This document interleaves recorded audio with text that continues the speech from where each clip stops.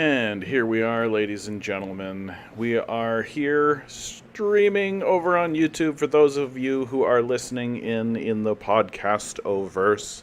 I am streaming on YouTube. You can find it at thecanadiancommie.com. If you would like to participate in the chat, the people that I'll be talking to today will be the regulars who show up in my YouTube chat and over on twitch.com. I read articles and catch you up on the daily news from the Marxist perspective because, as we all know, the mainstream media lies to you and omits facts and doesn't pay any attention to what's actually going on in the world. They simply want to uphold a narrative in the hopes that you'll gullibly go along with it.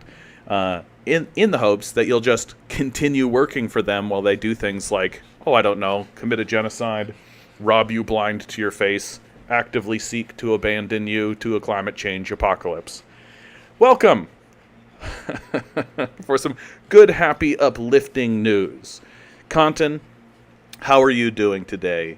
Also worth saying, if you would like to donate to the cause, you can do so at patreon.com/thecanadiancommie. Even $1 helps. Thank you for being here. And a big, big, big shout out to my Patreons and to my regular viewers. I know that there's a lot of people out there that you could be listening to, and I'm very, very grateful that you spend the time with me. Bless you, each and every one. Eggs D, good to see you. Peanut Butter Beatrice, absolutely a pleasure to see you guys. Thank you for coming in. Thank you for being here. Yeah, I have up on the screen right now a picture from Environment and Climate Change Canada. It was produced on the 31st of May, and it is a prediction for the June, July, August period. Probability of above normal temperatures. And the country is essentially just one big, giant red blob.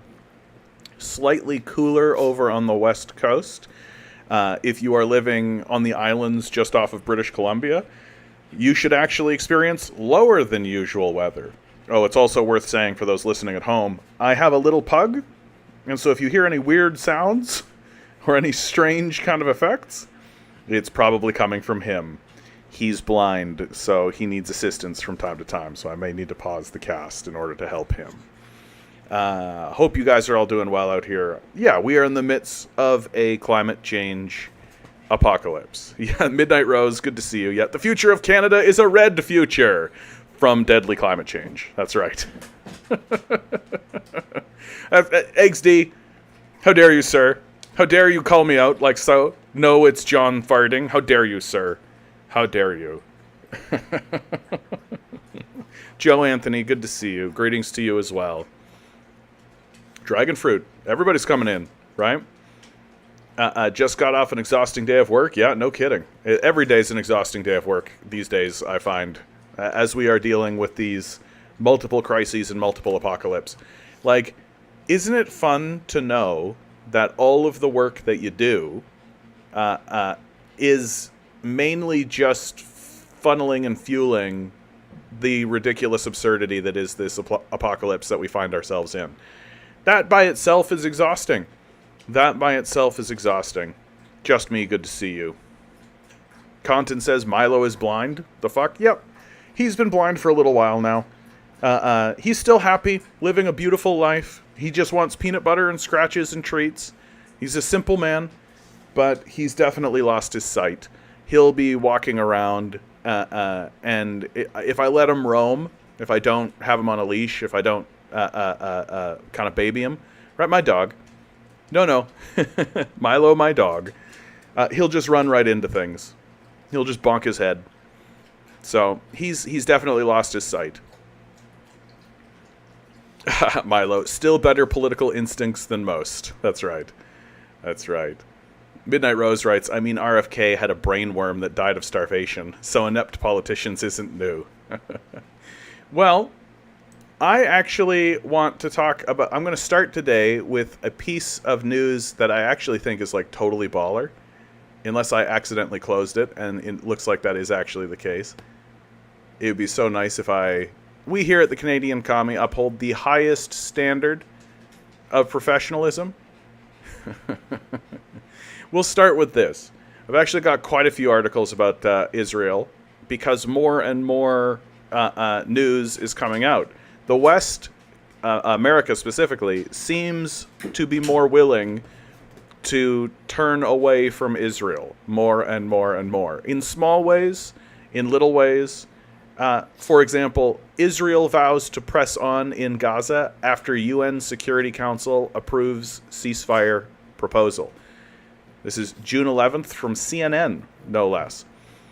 Israel has vowed to persist with its military operation in Gaza, saying it won't engage in meaningless negotiations with Hamas, shortly after the United Nations Security Council overwhelmingly approved a U.S.-backed ceasefire plan intended to bring an end to the 8-month war. So the United States is actually getting more and more keen to bring an end to this conflict. And I think that there's good reasons for this. And I think a big reason why that's happening is because the conflict is beginning to spiral out of control. The United States is beginning to see they're going to have to begin putting in more and more and more and more resources into the region in order to stabilize it. And the United States doesn't want to get bogged down in the Middle East again. It's been trying to extract itself from the Middle East. It's been trying to get out of this quagmire that it has created for itself so that it can actually pivot meaningfully towards bigger targets. Bigger target, in this case, meaning China, without a doubt. Unfortunately, the Netanyahu regime seems hell-bent on pursuing, what is it that they called it? Yeah, to press on in Gaza, even as the United States says, hey, quit that. Of course, we all know what it will take for Israel to actually sit up straight and say, oh dear, the Americans are actually serious. Oh dear, we have to actually do something, which is to defund them, to no longer send them weapons, to say to their faces, quit what you're doing or no more free healthcare. Quit what you're doing or no more free education. Quit what you're doing or we're simply going to withdraw our funds from you. So far, the Biden administration has seemed unable to grow a spine and actually do something along those lines. Hardly surprising given how spineless they are in the first place. Biden himself being one of these pathetic Zionists. One of the big things that I've been paying attention to more and more is what is going on in northern Israel on the Lebanese border. This is not very well reported at all. The only outlet that I have seen that has done any reporting on it thus far is The Cradle, thecradle.co. Blind and Deaf, How Israel Lost the North. It's fascinatingly boring how Hezbollah has decimated Israel's eyes and ears. For months, the Lebanese resistance's videos have been methodically mundane, blowing up this communication tower, that building, that listening station. It seemed like a bunch of nothing, but it adds up. Hezbollah had a list of Israelis' intelligence gathering posts in the north and has spent months methodically eye-poking them, like Odysseus and the Cyclops. Now, however big the Israeli military might be, they're effectively blinded. As Hezbollah opens bigger and bigger gaps in the occupation state's air defenses, they can fire larger missiles with more frequency into Israel, with better and deeper penetration. For Israel, this attrition is a compounding problem. Their air defenses are a connected system, and the network is increasingly returning 404. Take, for example, the destruction of the $230 million Skydo blimp/spy balloon. This balloon is designed to detect low-flying drones and missiles, especially important as this is the vector most used by the resistance. Skydo can stay up much longer and is relatively cheaper than planes, and can see much further than ground-based systems. It was also placed in a highly strategic area that allowed them to cover attacks from Syria, Iraq, and to a lesser degree, from Hezbollah, specifically on the port of Haifa. But now the party's over. Look at the balloon now. Here's a picture of a well-deflated balloon, the before and the after. Skydew is now shriveled and useless, a big loss, which also signals a big breakdown. As the Skydew target card from Hezbollah intelligence says, it was protected by an electronic monitoring and jamming system against drones and UAVs, and secured by 3 layers of missile interception systems, Iron Dome, David's Sling, and Het's Arrow, that all got sliced through like the layers of an onion, leaving Israeli defenses naked. The northern front is porous now, as Israeli settlers know better than anybody. To quote Moshe Devovitz, head of the Asher Regional Council, 10 rockets fell in the center of the county, and the media is in an uproar. The country is in turmoil, he wrote, but every day dozens of rockets are fired towards the confrontation line settlements and the Galilee, including anti-tank missiles and suicide drones, and the country remains silent. Once again, it's proof that the North is not being counted. Hezbollah, of course, has counted the North. They have a list of Israeli military targets, and they go through them one by one. Take, for example, the Mount Meron air surveillance base, one of the 2 main bases in the occupation state. This is what a senior Israeli Air Force official says about the base in a 2016 article by Merev. The air control system is crucial for the operational capability of the Air Force. Its main duty is to protect the occupied airspace. Through the control system, we activate all capabilities to protect the sky, including helicopters, aircraft, missiles, and other classified systems. And this is what Hezbollah intelligence released as they were bombing it. Firstly, the Meron air surveillance base is located on the summit of Mount Jarmuth, Mount Meron, in northern occupied Palestine, the highest peak in occupied Palestine. Meron Base is the sole center for administration, surveillance, and air control in the northern part of the usurping entity, and there is no major alternative to it. It is one of 2 main bases in the entire usurping entity, Meron in the north, and the second being Mitzpe Ramon in the south. The Meron base is responsible for organizing, coordinating, and managing all air operations towards Syria, Lebanon, Turkey, Cyprus, and the northern part of the eastern basin of the Mediterranean Sea. Additionally, this base is a main center for electronic jamming operations in the aforementioned directions, and is staffed by a large number of elite officers and soldiers of the Zionist forces. Secondly, the fighters of the Islamic Resistance at 7 a.m. Saturday, January 6, 2024, as part of the preliminary response to the crime of assassinating the great leader, Sheikh Saleh al-Aruri, and his martyr brothers in the southern suburb of Beirut, targeted the Meron air surveillance base with 62 missiles of various types, inflicting direct and confirmed hits. Hezbollah has aired its attacks on Meron Air Base in countless videos now, and they have been relentless. It can get boring because the whole thing never fireballs, but each small hit adds up. Every time a hole in Israeli air defenses opens, the hole widens, because Hezbollah is damaging complex, interconnected systems. Today, the Meron base can barely defend itself, let alone the region. Tel Aviv has responded by assassinating Hezbollah and allied leaders, but the resistance just names missiles after those martyrs and send more. This is a battle of attrition, and Hezbollah is paying attention while Israel is mindlessly lashing out. Completely distracted by its brutal military assault on civilians in Gaza, in the south, Israel has lost the battle for the north. After months of this boring, de-administrative work, Hezbollah has finally arrived at the good stuff. The occupation state's northern air defenses today are like a ragged old mosquito net that the dog chased the cat through. It's full of holes, and big ones. Hezbollah can increasingly fire at will, with increasingly accurate weapons. For example, here is Hezbollah taking down a Sky Star 330 by drone striking its Battalion 869 operator. In this case, Hezbollah targeted not just the spy balloon itself, but the balloon controllers, in 3 locations at the same time. With the operators eliminated, the balloon drifted out of control, landing in Lebanon, where some kids recovered it. This is the state of Israel's eyes and ears in the north. They're on the ground.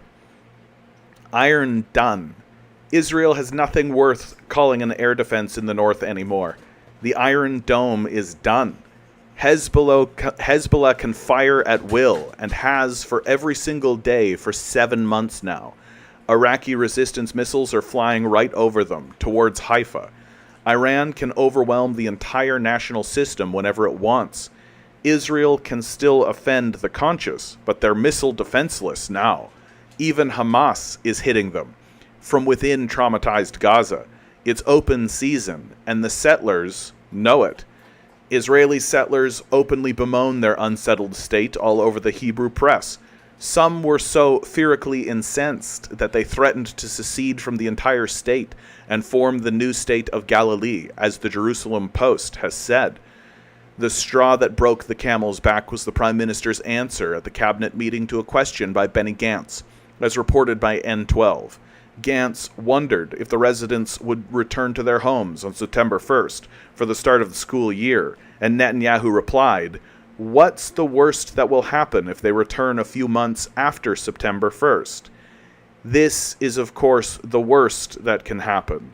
The entire premise of Israel's decades of grooming international actors to accept and expect bad behavior from Tel Aviv is that they can do whatever they want.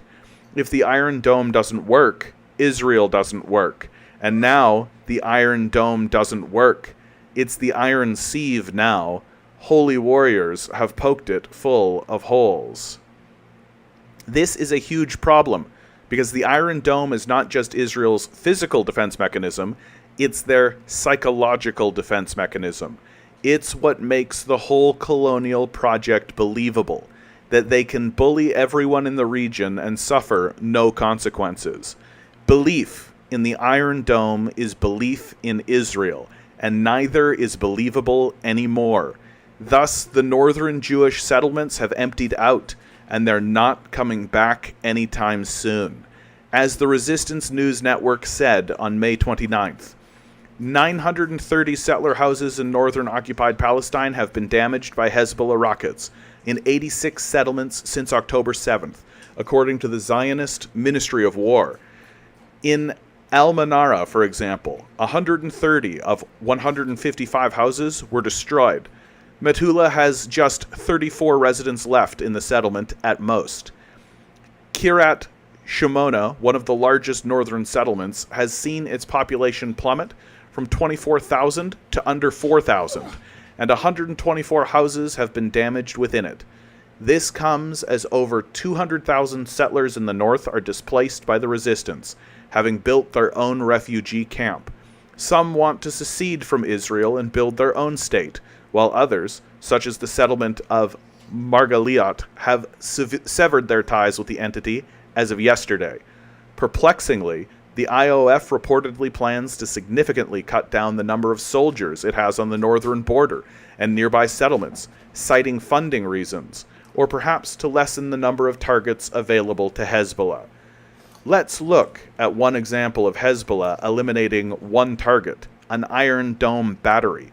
They systematically do this over and over. This report describes how Hezbollah first gets the battery to reveal itself by firing rubbish at it, and then hits it with drones. The exclusive footage reveals the monitoring and reconnaissance operations that enabled Hezbollah to uncover the positions of Iron Dome battery stations near the settlement of Kfar Blum, using a tactic called fire luring. The footage shows Hezbollah launching munitions towards the sites and documenting the interception process carried out by the Iron Dome, which enabled Hezbollah to execute a high-precision, qualitative operation. The scenes at 425 show a successful targeting of the Iron Dome batteries, without them being able to detect, track, or thwart the attack. Published photos also reveal Hezbollah's intelligence penetration of the Israeli soldiers in these newly established sites, and their ability to document the geographical details and size of the fortifications used. Hezbollah has done this over and over, methodically hunting and seeking Iron Dome batteries one by one.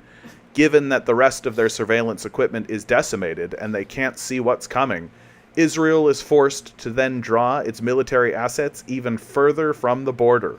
Otherwise, this is what happens. And of course, it's a picture of a just about to be blown up building. This is the moment Hezbollah hits the garrison unit of Barka Risha with an Iranian Almas top attack ATGM anti-tank guided missile. Unlike Hezbollah and Hamas, Israel has not spent the past 20 years tunneling underground, so their troops are all exposed without the Iron Dome. Take also, for example, the IOF's 769th Brigade headquarters, or what's left of it. A before and after picture of the headquarters. It is well destroyed. The colonial project will shrink rapidly without air defenses. When the soldiers leave, the settlers have to leave. This is not a strategic retreat. It's a strategic defeat. This is not a solution, just dissolution. But it's all Israel can do. It hasn't simply lost control of the north.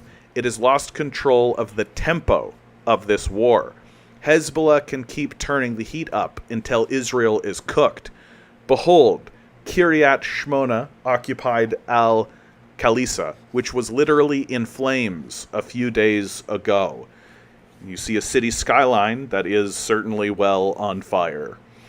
This is directly because the Iron Dome is not intercepting drones and Hezbollah has fire control of the whole region. Hence, it burns. Settlers now see a welcome board that has literally melted. As Israel retreats further and further from its border with Lebanon, the collapse of the Northern Front also opens up the occupation state to attacks from Syria and Iraq, which can fly straight through. This is all causing massive psychological damage to Israel because the Iron Dome was their primary safety blanket. Hezbollah has reportedly destroyed over 1,650 pieces of intelligence, surveillance, and target acquisition equipment since the 8th of October, 2023.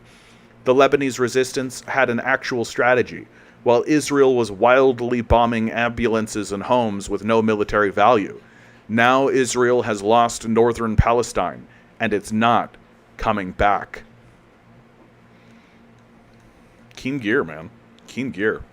That's just like a kick-ass article, right? That's just like a kick-ass article to read. Like, get totally bent, Zionists. Eat it. Just eat it completely. Like, you effed around and you found out. Check it out. Check it out. You're just eating it. I'm so happy I just read that. Right? It just made me so happy to read this. Just me. If I didn't say hello, good to see you again. Gabriel, always a pleasure. I had a written exam today. The first example was a quote from Ayn Rand. Oh my God. I wonder what's going on in our education system, eh? I wonder why everybody that keeps getting out of these education systems are so dumb. Maybe it's because we use third-rate hack authors as, like, icons. Like, just imagine if in 200 years people are like, oh yes, the Twilight series. Yes, I base my political opinion on the Twilight series. I have a whole political philosophy of thought based on the works of Stephanie Myers. Yes, when Edward said this, it really resonated with me. Like, it's the exact same, right? These Ayn Randists are just like hacks of the highest order, and the fact that you're having to see them in your educational facilities at all tells you that the society is in a major and swift decline. Midnight Rose writes, the double speak is crazy. I was just seeing an article from AP, I think, about how Israel has already accepted the ceasefire deal, and they're worried Hamas won't. Yeah, we've already accepted the ceasefire deal, which is why we're continuously dropping bombs. Yep, we accepted it. By bombing. Maybe that's how they communicate. Maybe that's the basis of their communication, right? That there's a code somehow within the bombing. They're bombing in Morse code. That's what they're doing, right? And they're bombing, we accept the deal. Yeah. The Transylvanian responds, that's not doublespeak, it's just a lie. It's the opposite of reality. It was Hamas that accepted and Israel rejected it. Yeah, and Midnight Rose says, yeah, that's what I meant. Some news says one thing while the opposite is true, and some other media openly say as much. Yeah. Transylvanian, maybe gaslighting would be a better word. Yes, I should say so. Gaslighting is basically what we're experiencing these days, right? Like in the climate change conversation. What are you doing about climate change? What are you doing? What have you done in your life in order, like, it's what Jordan Peterson did to all of us, right? You have to clean up your room, clean up your act. You can't criticize the state as it commits a genocide until your bedroom is clean, right? It's just gaslighting, and it's all they have. Like, it is. All they've got is different types of lies, right? Just omission, deception, outright lies, and like it's obvious now, right? They have no credibility left. And big shocker, the very people who were saying to us, "Well, what are you doing? What are you doing?" are now denying the existence of the genocide in the first place. Like, why should we take these people seriously at all? Like, they can't actually call a genocide what it is while it's being live streamed directly into our eyeballs, right? While we can see it happening directly in front of our faces. Like, you go on any social media platform and you're like swiping, and it's like a cute girl doing a dance, a guy trying to throw a card into a very tiny hole, some celebrity saying something funny, a kid that's been beheaded and burnt alive. It's just like you swipe it, there it is, and you can't miss it. It's impossible to miss these days. And then they have the absolute gall and the absolute audacity to tell us that what you're seeing with your own eyes in reality isn't happening. Get completely bent, right? Every single person who you have ever thought had anything interesting to say, if they are denying the existence of this genocide, flush anything they ever said to you out of your consciousness. They are frauds, liars, they have no credibility. There's no reason to uphold anything that they consider to be virtuous as a virtue at all. Transylvanian continues, frankly, I don't think that either the U.S. or any other Western country have any interest in stopping the genocide. Yeah, of course not. They only want to protect their own reputation by pretending to try and do something. Well, I think that there is the genuine concern at this point that the ICC and the ICJ will pursue criminal action against politicians in the system, right? That we could, like, straight up, we could watch the international system actually grow a spine on this issue and actually say, hey, Joe Biden sent an awful lot of money and weapons to this genocide. Maybe he's culpable, right? Maybe he's culpable, right? And so I think there's a lot of concern within the system, right? The fact that they're talking about sanctioning the ICC, the fact that they're talking about that shows you how desperate they are and how pathetically dumb they are, frankly. Yeah, there will be no diplomatic solution, and certainly not one coming from the West. No amount of UN resolutions will change a single thing because they will never be enforced. The US won't allow it. Yeah, and the ultimate purpose of all of this, like the reason why the Israelis don't really care about the North, is that there's no resources there. Right? They're interested in the natural gas reserves that exist in the Gaza Strip.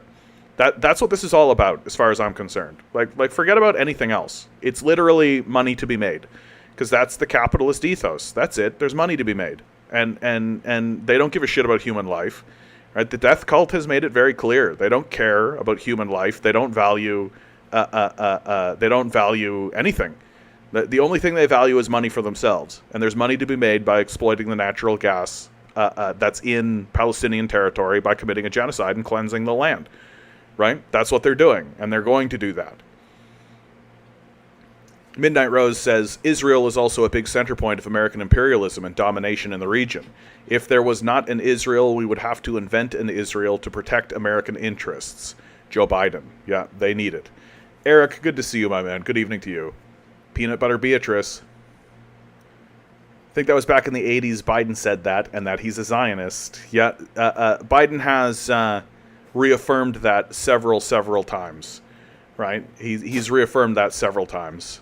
Long Defiant, good to see you. Peanut Butter Beatrice writes, U.S. will always be there, thick or thin, because the Israel lobby, Jewish and Christian evangelical alike, and the U.S. military will always be there. Absolutely. Absolutely. Like, we are... And of course, we're seeing over and over and over again, as the international system begins to discredit itself and begins to reveal to everyone on the world stage that they are not to be trusted at all.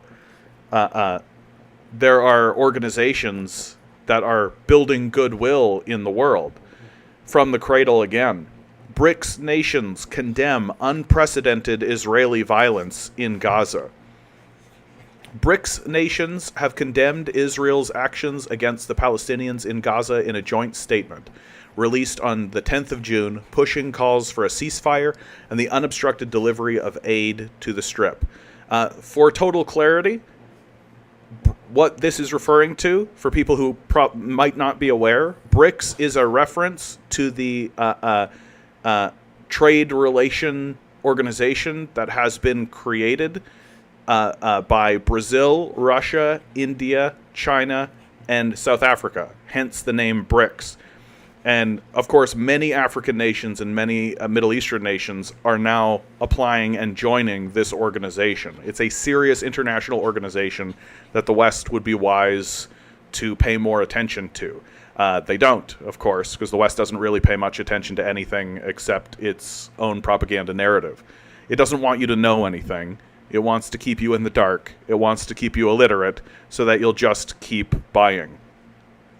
The ministers expressed grave concern at the deterioration of the situation in the occupied Palestinian territory, in particular the unprecedented escalation of violence in the Gaza Strip as a result of the Israeli military operation that led to mass civilian displacement, death and casualties, and destruction of civilian infrastructure, the BRICS minister said in a joint statement. The ministers demanded the implementation of relevant UN General Assembly resolutions and UN Security Council Resolution 2720, which calls for the unhindered delivery of humanitarian aid to Gaza. BRICS ministers also called for the effective implementation of UNSC Resolution 2728, which calls for an immediate, durable, and sustained ceasefire. They further called for the immediate and unconditional release of all captives. Ministers expressed grave concern over Israel's increased attacks on the southern Gaza city of Rafah, saying they condemned the Israeli military operation in Rafah and its ramifications that directly impact the civilian lives, especially in view of the high density of Palestinian civilians in this location, and the humanitarian catastrophic results due to the suspension of the Rafah crossing from the Palestinian side. They acknowledged the provisional measures of the International Court of Justice in the legal proceedings instituted by the South Africa against Israel. The statement continued. The ministers expressed serious concern at Israel's continued blatant disregard of international law, the UN Charter, UN resolutions, and court orders. BRICS ministers reaffirmed they reject the attempts at forcefully displacing Palestinians from their land, cautioning against the spillover effects of increasing tensions in West Asia. The ministers reaffirmed their support for Palestine's full membership at the United Nations and reiterated their unwavering commitment to the vision of the two-state solution, the joint statement read. On Monday, BRICS ministers met in the Russian city of Nizhny Novgorod to exchange views on global and regional trends and issues. They reaffirmed the goals of strengthening the bloc's strategic partnership under political, economic, and cultural pillars of cooperation. During a sideline meeting between Russian Foreign Minister Sergei Lavrov and his Egyptian counterpart Sameh Shoukry, the two agreed to hold a meeting between Russia and 5 other Arab nations to discuss ways to stop the war on Gaza. More and more we're seeing that there's very clear lines being drawn. There's very, very clear lines being drawn. And that there's 2 larger organizations that are growing out of this particular conflict. There is what's called the international rules-based order. That would be the United States, Canada, the EU, and Australia. And then most of the rest of the world, which is steadily funneling itself under this banner of BRICS. And that should the BRICS organization continue forward unhindered, it will absolutely become the stronger force in international and global politics. Mainly because the United States and Europe have done everything they possibly can to set themselves up for economic failure. That there's no foundation to the American empire.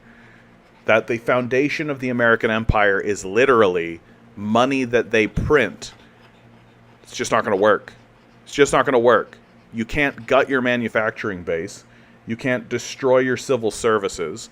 You can't destroy yourself internally. You can't collapse into internal civil war, which, incidentally, oh goodness, yes, there was an article. Hold on. I'm going to definitely find that. Hold on. There was an article in the Discord, I can't believe I forgot about it, that the Canadian government, or the RCMP, has actually become quite worried about a civil war in the United States. Oh, where the heck was that? That's so frustrating. It's okay. I'll find it for tomorrow. When you see articles like this, when you see organizations like this coming out of Canada, you see you see in the general. Thank you. I think that's a really important one, actually. And I'd like to thank whoever put that in there. Let's get that found out. Yeah, here we go. This is a government report from the government of Canada. Disruptions on the horizon. Yeah, this is from the government of Canada. His Majesty the King in Right of Canada, 2024. Right? I'm not going to read the whole thing. I mean, maybe I will, actually. It's not that big. It's a bit big. It's a bit big. Let's see if we just get the conclusion. And conclusion. What could the future look like if Canadians cannot meet their basic needs? Or if the healthcare system collapses, democracies break down globally, or cyber attacks regularly disrupt everyday life? What if these disruptions occur at the same time, creating a perfect storm and a unique set of combined circumstances for Canada to face? More than ever, the world is filled with uncertainty and unpredictability. A disruption's impact could depend on the scale and speed with which it occurs, and how it interacts with other disruptions. Being aware of possible future disruptions and prepared for various scenarios can help mitigate risk and help anticipate what is on the horizon. While the disruptions in this report are not guaranteed to take place, they are plausible, and overlooking them may carry risks in various policy areas. These disruptions can help decision makers think through what could occur and prepare for a wide range of possibilities. They can also facilitate conversation about policy decision making and how these situations might play out.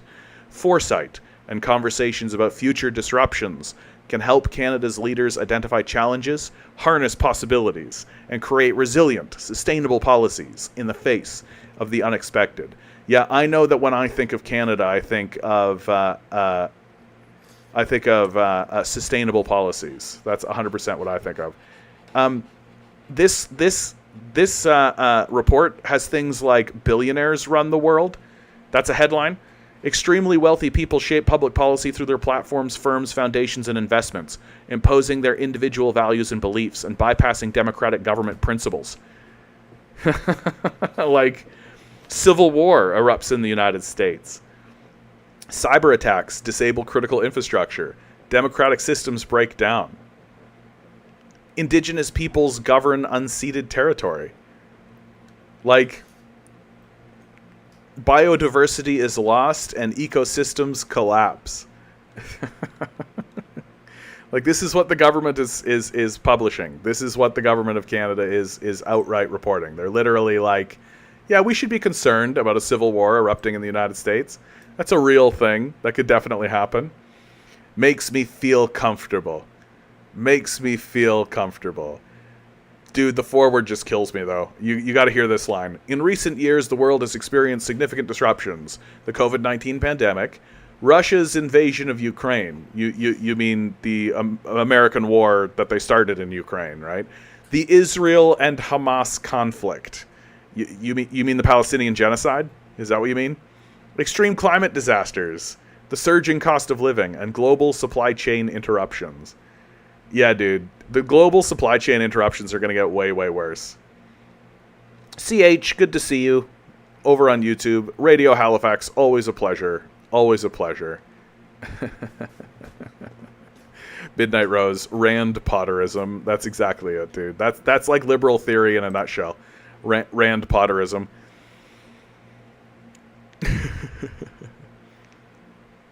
Transylvanian writes, the ICC charged Putin and it was totally meaningless virtue signaling. It made absolutely no difference and will never be enforced.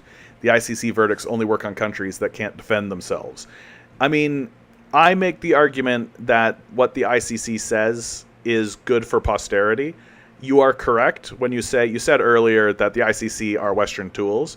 That's why what the ICC says about Putin is like almost completely irrelevant, because Russia is not part of the ICC. Like, the ICC can say whatever it wants. It could be like, we condemn space. Who cares, right? But why it matters, and it matters for historical posterity, is that this is an organization that ostensibly is within the international rules-based order. And when it turns inward and says, hey, you members that are within the international rules-based orders are breaking laws, that's significant. That's a significant development. And I don't think it should be pushed aside. I think that what it reveals to... I'll put it this way. It might not seem significant for you or me, right? Because you and I have a more... I don't want to sound arrogant when I say this, but you and I have a more advanced way of thinking about global international politics, right? We have a clearer understanding. You're a regular listener of mine, so you already have a clearer understanding of international politics. Regular people do not. And so when the ICC makes a statement about Israel or the United States, it has significant sway within the consciousness of someone who does not otherwise understand what's going on. You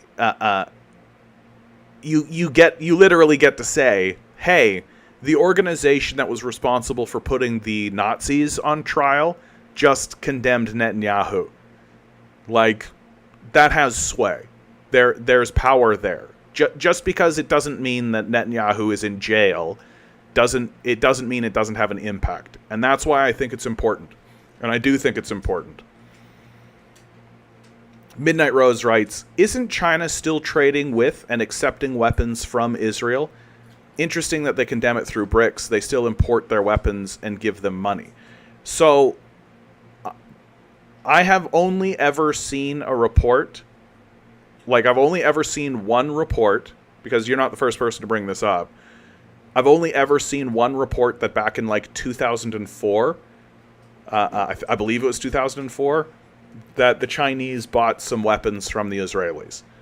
And that's literally the only report I've ever seen. That the Chinese did not sell weapons to the Israelis, that they purchased weapon systems from the Israelis.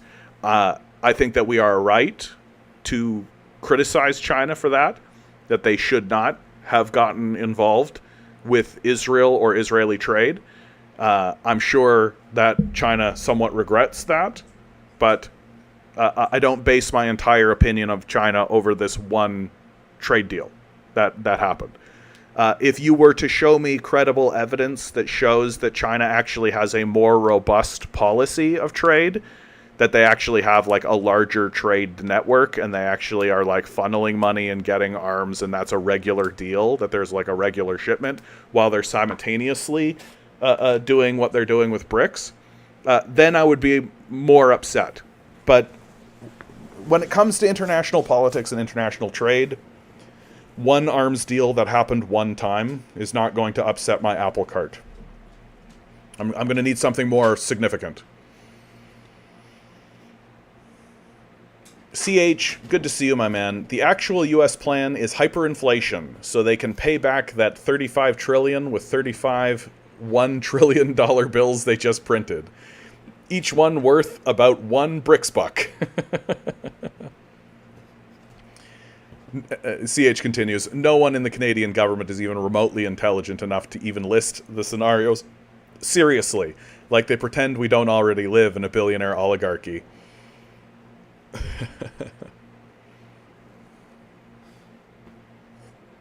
Well, Jay Perez, how are you doing, my friend? I feel like it's been a long time since you've been in the chat. Always a pleasure to see you, my man. Just me right. UN put Israel on the blacklist of countries that kill children. Yeah, good. Santora, good to see you. Is Not Real is a major arms dealer across the world and has been working to become a monopoly of imperial power, structure, and systems. Of course. Yeah, absolutely. Isaac, good to see you. I usually see the show at the top of the list, but today I had to search for it. Also, it doesn't appear on the live option. Yep. We here at the Canadian Commie, for obvious reasons, are being shadow banned. I've known that all along, right? I've known that from day one, that this was going to be shadow banned. I'm surprised I haven't been explicitly banned, like I got explicitly banned on TikTok. So, good opportunity to say, like, share, subscribe. Fight the algorithm. Be sure to hit the like button. Be sure to hit subscribe. Be sure to hit notifications. Be sure to donate to the Patreon. Patreon.com/thecanadiancommie. Please consider actually donating. Every little scrap helps, not just from the financial side of things, but because it makes me feel good about myself and it encourages me. And then on top of all of that, more importantly than anything else, and I do think that this is the most important part, you have to tell people I exist. That word of mouth is still the most effective way to spread news. It still is the most effective way to spread things around. It still is even more effective than the algorithm. So please, please, I encourage each and every one of you, tell someone I exist. If you have a friend, if you have a family member who is saying, yeah, I'm just looking for something to listen to, something that's different, something that's informative, but I don't believe any of this media shit anymore, yabba yabba. Well, bring me up. Bring me up and let them give me a chance. Thank you, each and every one. And also, I'm going to finish this off, and I'm really trying to train myself to remind myself to do this because I'm so grateful for it. Thank you to each and every one of my supporters. There are people out there who I know want to support more, but are in a bad financial position, and so they can't. I want to let you know that I consider your contribution to be extremely valuable.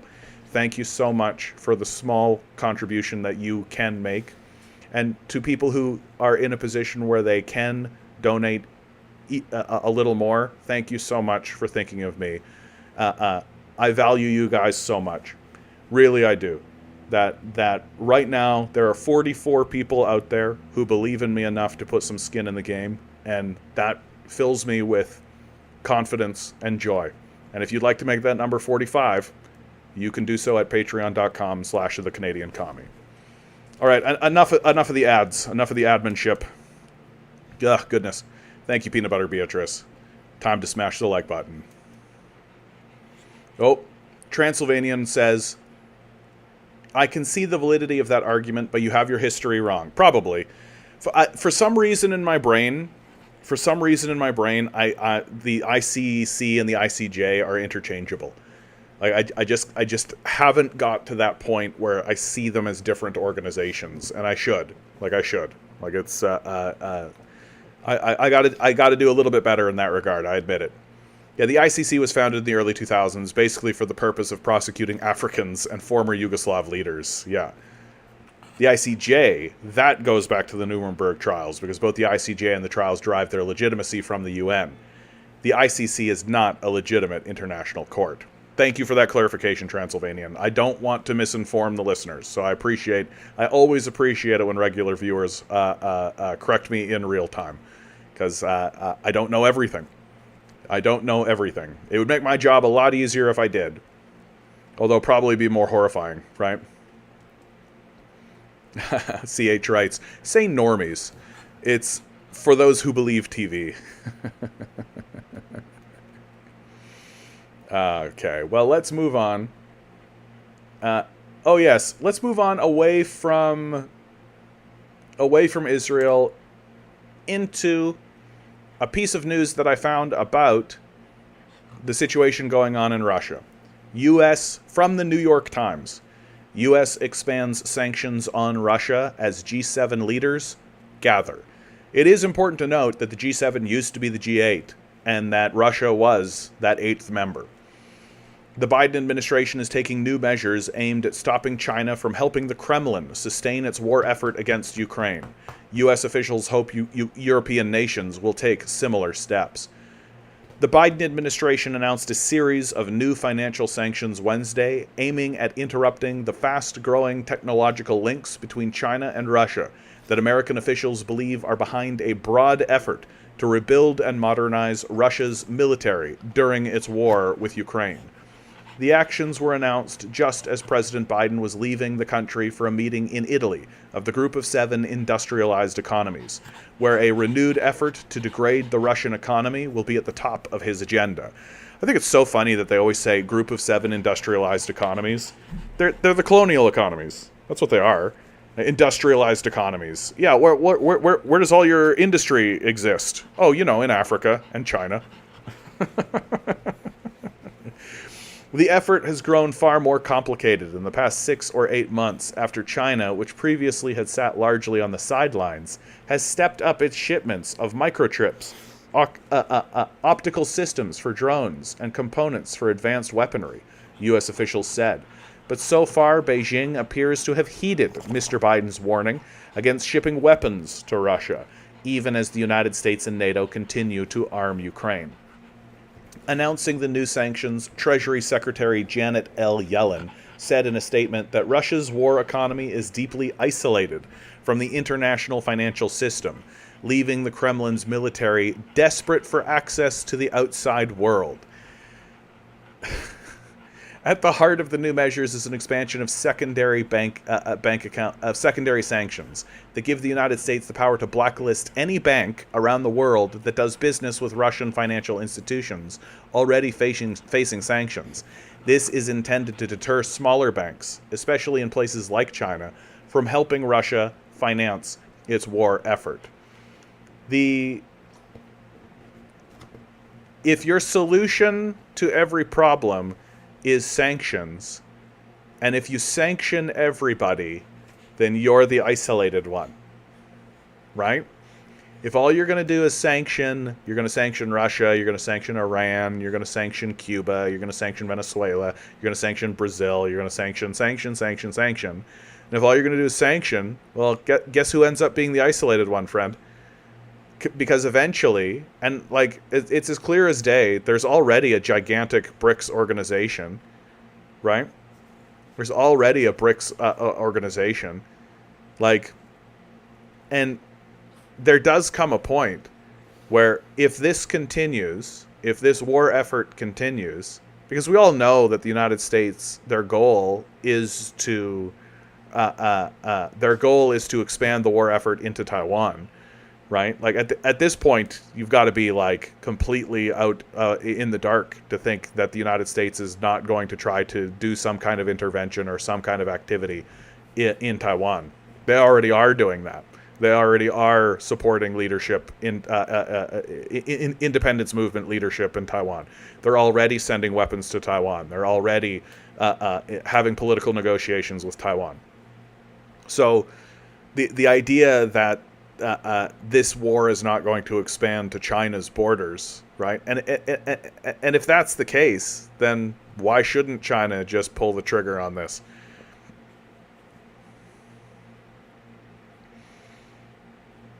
CH writes, all the real commies get banned on TikTok. Only cultural Marxists based on the USA itself seem to stay on TikTok.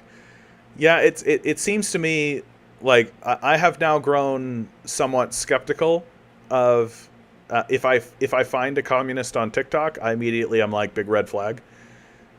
Like if you're on TikTok and you're a communist and you're not getting banned off TikTok, I'm like, why not? Why is it that Rathbone is still around? Why is it that Midwestern Marx is still around? Why is it that these guys are still allowed to be on a platform that seems to ban every communist that gets on it, right? Like even communists that aren't actually spreading any doctrine. There was one communist fellow that literally all of his videos were just him with the communist symbol flexing. He was like a bodybuilder, and he just had the communist symbol with like some music or something, and he would flex, and that was it. That was the whole video. Banned. Like that guy gets banned, but Midwestern Marx is still around. Rathbone still around.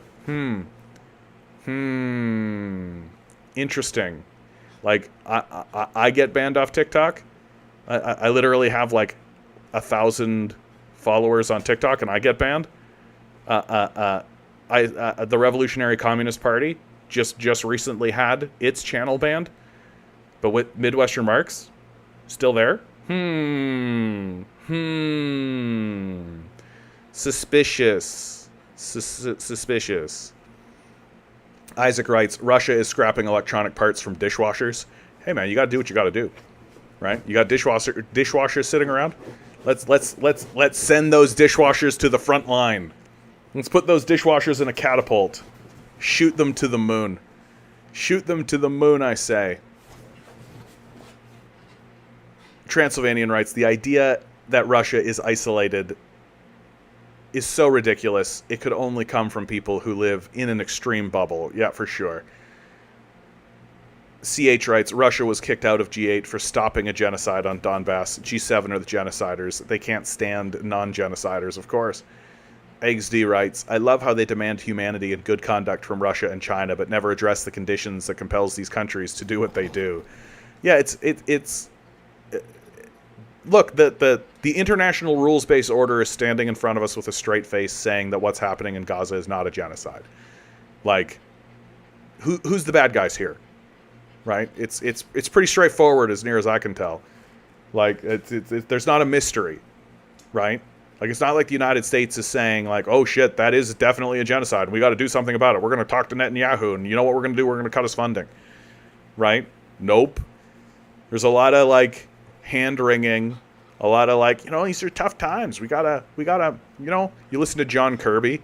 Oh my God, man. Just listen to this guy, right? Whenever he stands up in front of people, he's just like, look, I understand that, you know, say it's war, and sometimes you got to behead some babies. It's really tough, you know. You know, I understand that it's grotesque and difficult to understand, but sometimes you do got to shove a red hot poker up someone's ass. You know, you just got to do it.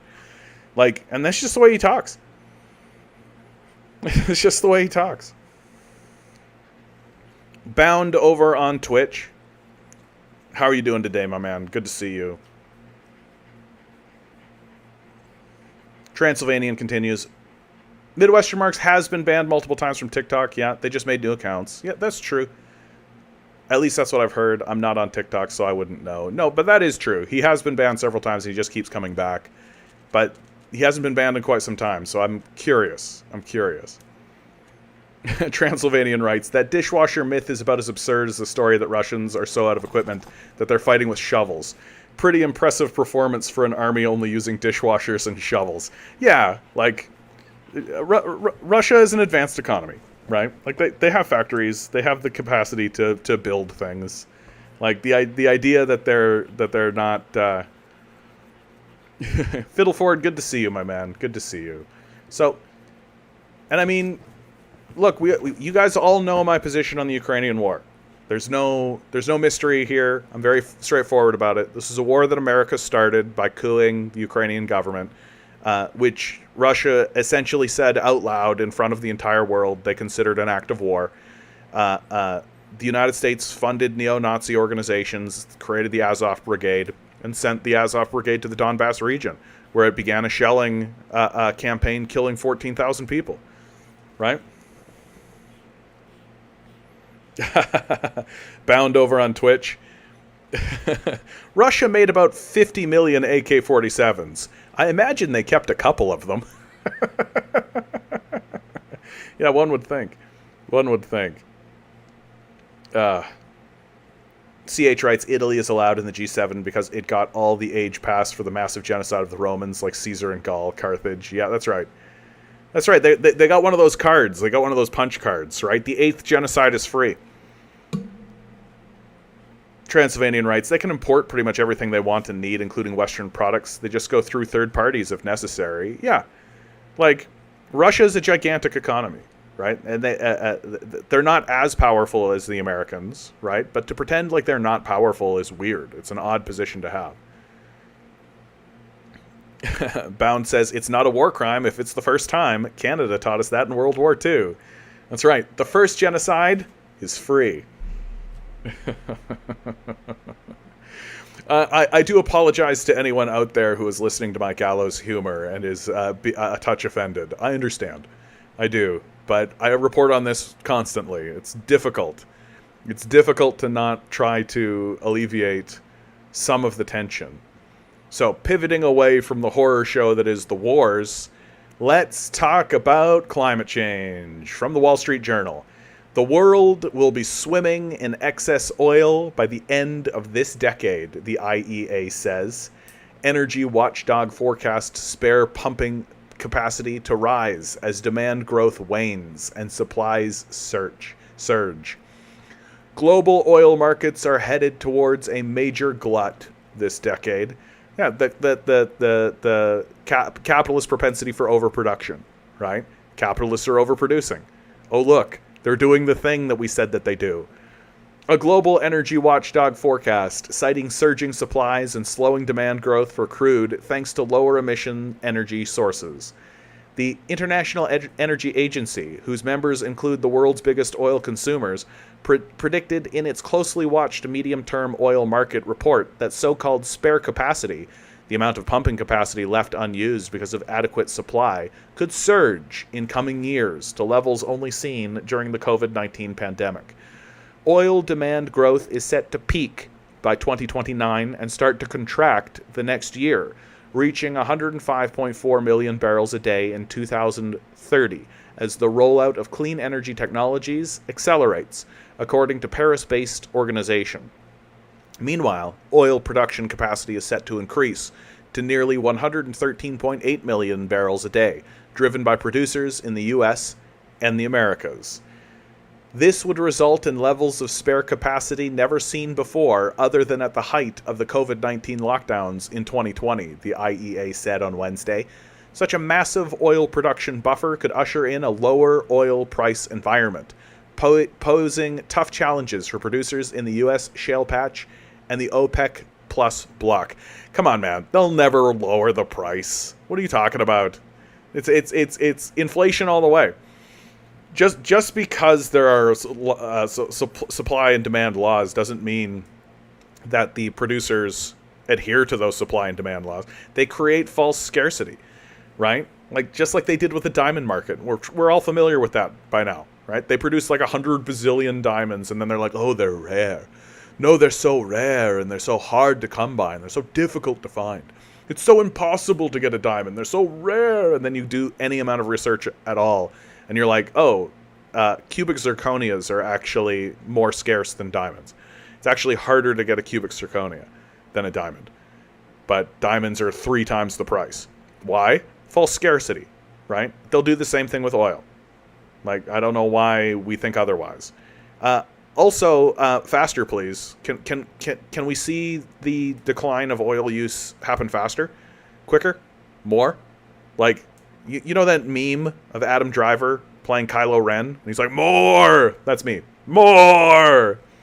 Despite the slowdown, global oil demand in 2030 is still forecast to rise by 3.2 million barrels a day from 2023, the agency said.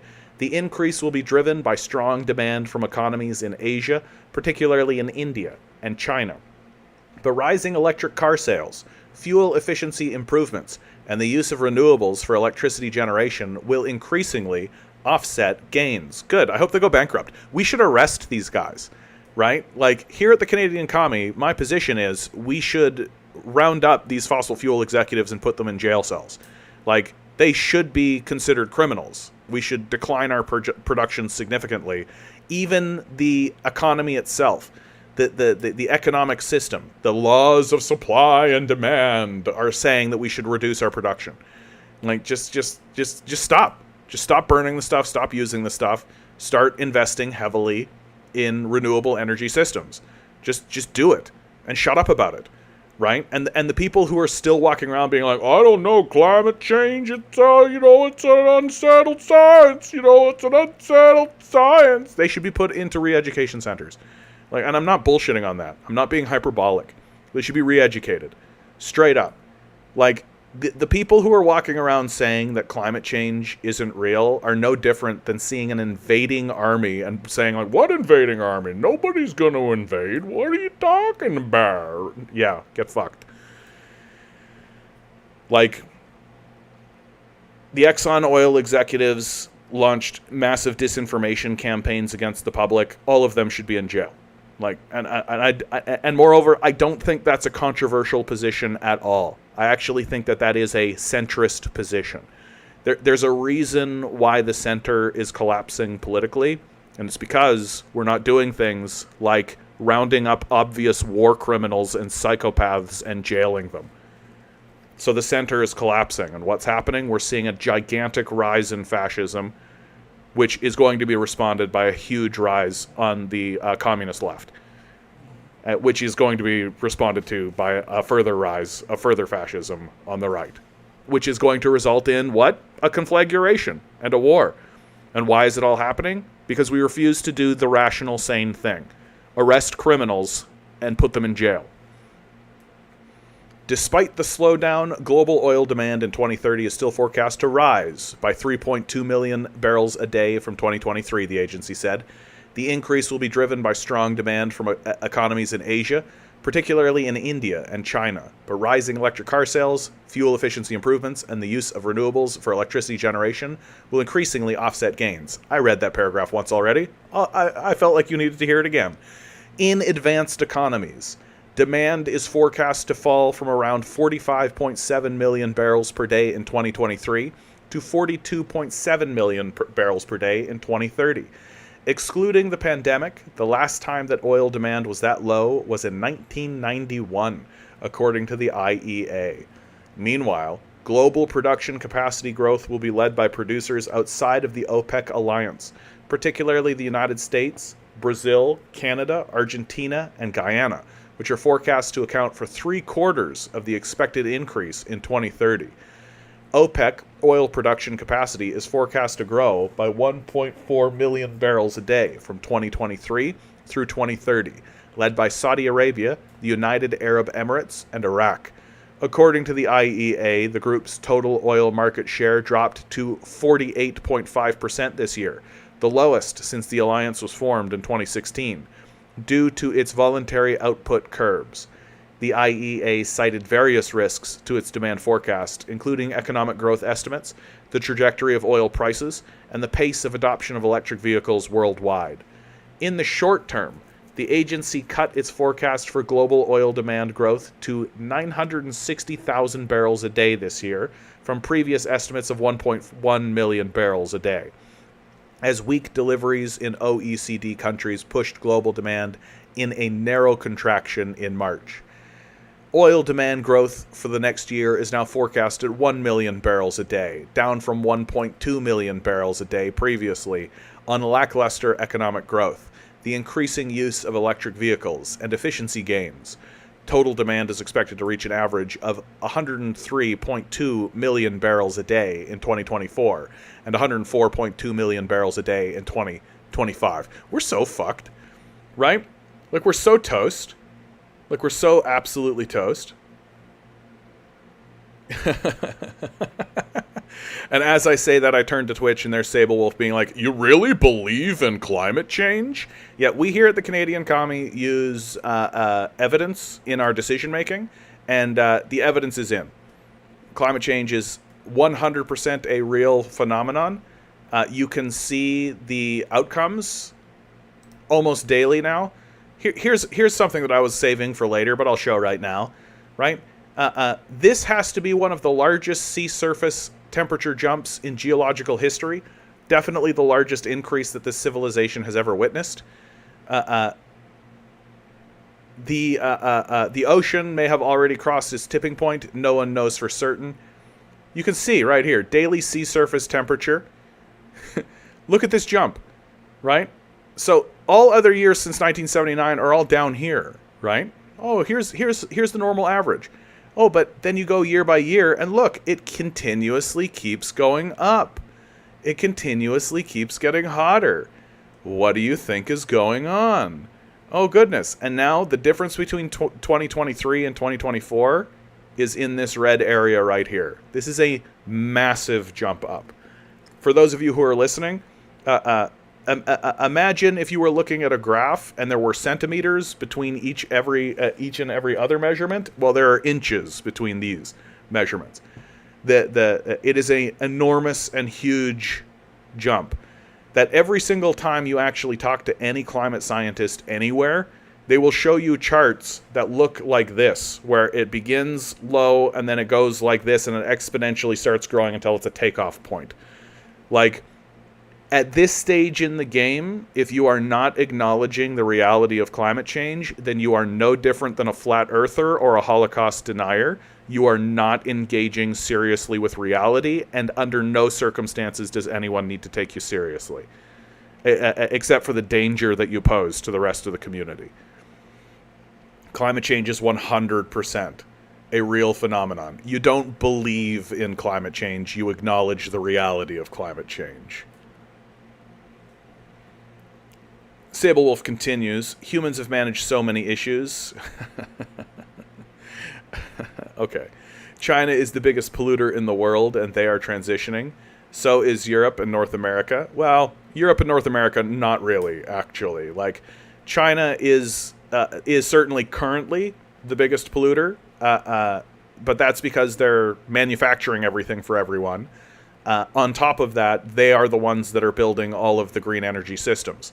They're the ones manufacturing the solar panels. They're the ones that are manufacturing the next generation of renewables, while we do nothing, right? The Biden administration very recently put on like 100% tariff on EV cars that come out of China because he knows that America cannot compete because we're so far behind, because we still kowtow to the fossil fuel industry.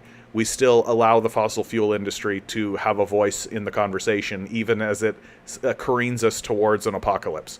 So this notion, incidentally, that, oh, well, humans have dealt with other things before. Sure we have. The point that we're making is that we don't need to literally deal with a literal apocalypse. Like, we could get ahead of it, maybe, right? We could maybe do things to mitigate. Maybe, right? Maybe we don't need to plunge face first into like an apocalyptic death spiral. It's the uncertainty that it brings. It's that we don't know really what's going to happen. But I have a theory or an idea that take a pot of water, put it on a stove, right? Now, you don't exactly know when that pot is going to boil, right? But you do know it's going to boil, right? You put the heat up, it's going to boil.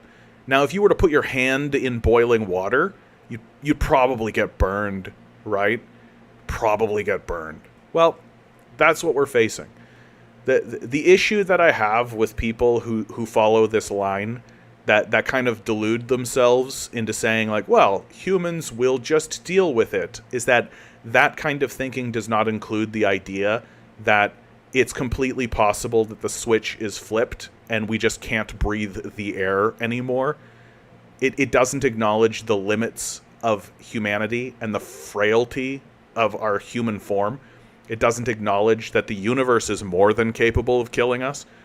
It pretends as though the strongest force in reality is humanity, when that's false to the highest possible degree. Like, if the temperature rises by 4 degrees, 5 degrees, 6 degrees, we don't survive that. Flatly, there's no human survivors in that kind of circumstance, and it's completely possible. And don't fool yourself. Don't trick yourself into believing, like, yeah, humanity can survive and increase. If the atmosphere disappears and all plant life is scoured off of the planet because of UV radiation, humanity could survive. What a joke. What a total joke.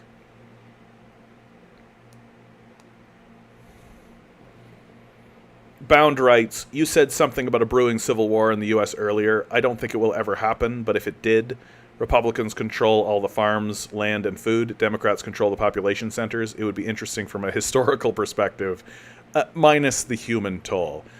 I mean, there are lots of signs to show that a civil war is brewing, right? I mean, for goodness sakes, there was an insurrection that occurred. I find that the people who say that the civil war is not likely or not possible like to kind of hand wave away things, right? That insurrection should be taken seriously. That is a moment when a bunch of people decided to storm the Capitol. The next time they do it, they'll be better organized, especially after, like, there was no real serious punishments that happened. Some people got arrested, but it wasn't like a serious crackdown that happened. Like, why didn't the Democrats and the Biden administration do like a serious crackdown of this? Why wasn't there like a mass show, like a mass trial of some kind? Like, it's sort of weird to me that this insurrection happened and we all just kind of like went along our way and we're told to kind of just forget about it. And the whole thing kind of just got hand waved away. Well, the next time they try, they'll be better armed, better prepared. They'll know more about what they're doing. And I mean, you can see signs of of this civil war brewing in places like Texas, where a secessionist government has taken control or has gained power. You have the current governor, Greg Abbott, literally writing the first line of a letter he wrote about the Biden administration was, the pact between the states and the federal government has been broken. Like, these are serious signs and serious shows that a civil war is extremely possible in the United States. That especially as climate change takes hold and especially as the economy declines in serious and significant ways, that people are going to cling to cults and cling to gun cults and cling to whatever they can in order to just try to get by. And the mood is going to become more and more revolutionary and more secessionist as time moves forward. The center has collapsed. I think that's what's important to understand, that the political center has collapsed. And when the political center collapses in political systems, the end result is war, because everyone is pushed to the extremes and the circumstances around them get more and more extreme. Rich people and powerful people drive wedges within the populace and galvanize the populace against one another. And the inevitable outcome is an internal war and an internal fight, right? That it might not be a war. It could very well be one armed group eliminating another group. That absolutely could happen. But to pretend as though there are not going to be significant outbreaks of violence in the United States. I mean, Kyle Rittenhouse is a good example of this, right? Like, and the fact that Kyle Rittenhouse is actually venerated as some kind of icon amongst Southern Republicans, right? Should be a telltale sign.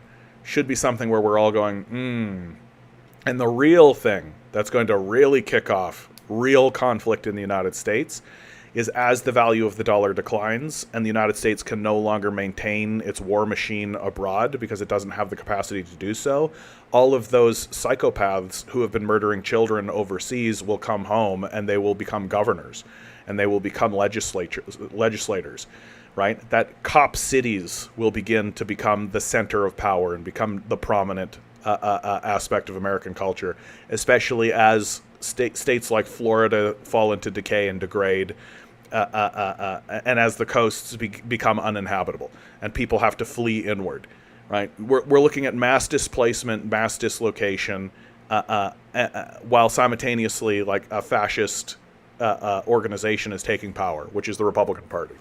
So it seems to me that the United States is rife for a civil war, and that to pretend like it could not happen, I think is kind of cosplaying, frankly, just kind of like playing pretend.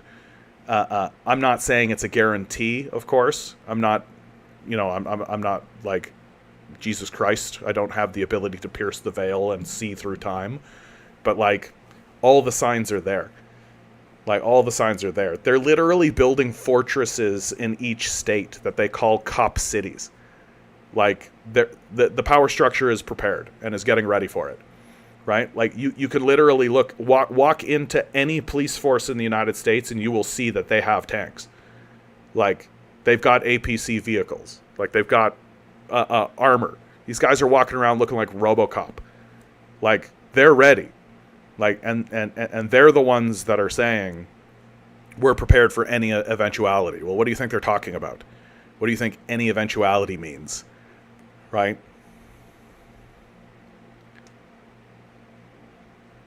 Sable Wolf chimes in on the climate change issue. As climate change, which we can't see, we obviously can see it. We've been measuring it.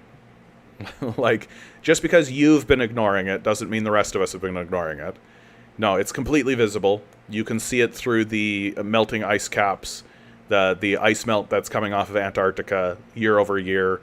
You can see it off of the... Oh, you know what? Here, I've even got this. Like, you can see it through the declining sea levels and the declining water levels, right? Here's a picture of the Great Salt Lake, right? And the what's called Farmington Bay, right? 2011, 2016, 11, 16, 11, 16. America is experiencing huge environmental change. The Colorado River is drying up. There's massive ecological change that is occurring because of climate change. And it is measurable and it is visible. It is possible to see. So just because you're not seeing it, and just because you're not going out of your way to find that information, doesn't mean it isn't happening.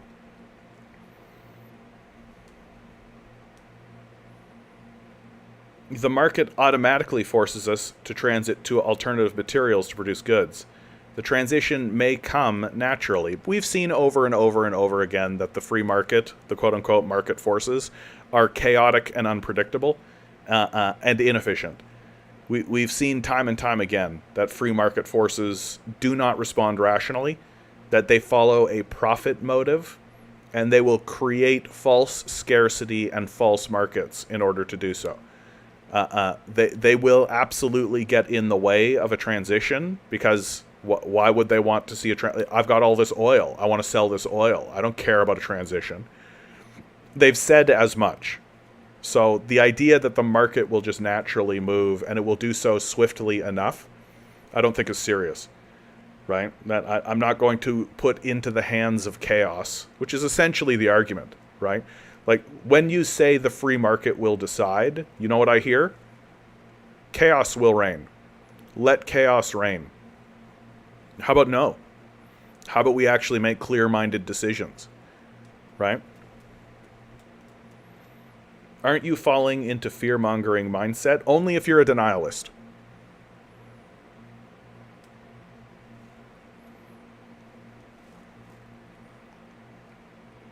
CH writes...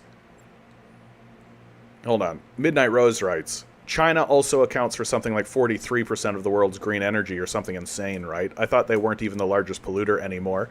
At least it's nowhere near as bad. No, I think that's right. I mean, it's natural that China would become... And incidentally, it's worth pointing out, China is not the #1 overall polluter. That still goes to the United States. The United States military alone, right? Like, you don't get to run these war machines and these war vessels and these aircraft carriers without polluting, right? You don't get to have this enormous military apparatus without polluting.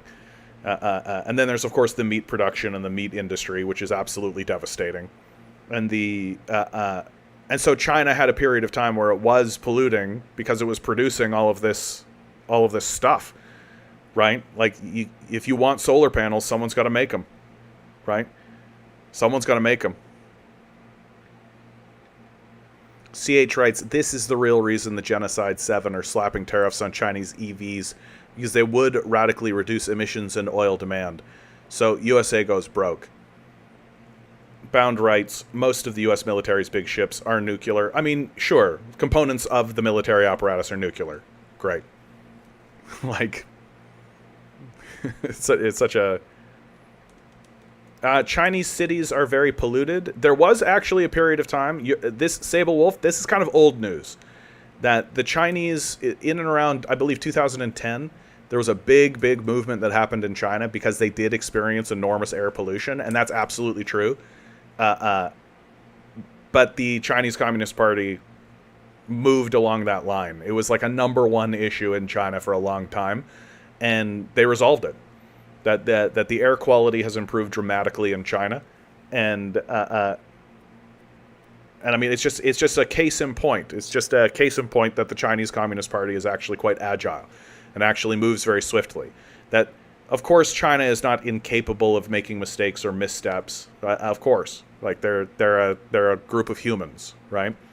But the agility that the Chinese Communist Party shows and the National People's Congress shows is a real testament to the strength of its organization.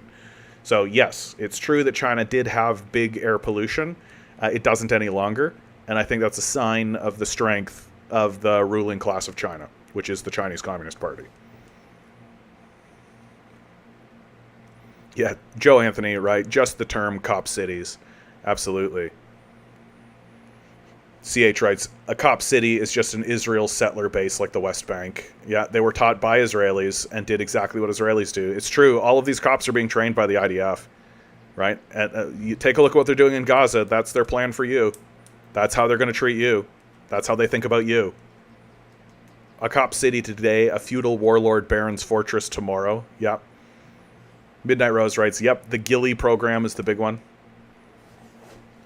CH writes, I wonder how well the water and power supply to Cop City is backed up. Probably pretty huge, dude. Eggs D writes, China is making all your shit, so it's proportional. They also have a huge population base. Right? It's like 1.4 billion people. So, of course, they're going to have more pollution. CH writes, there's a 1980s Howard Chaykin comic, America's Flag, that's absolutely prescient. All that's happening now. Yeah, XD, many people's perception of China is still stuck in the 2000s. I'd argue that many people's perception of China is still stuck in the 40s. Like, I think that when most people think about China, they think Kung Fu Panda, frankly. Like, the amount of times that I have shown the walk-around videos... Incidentally, if you're listening at home and you don't have access to the video, do yourself a favor. Type into YouTube China walk-around video.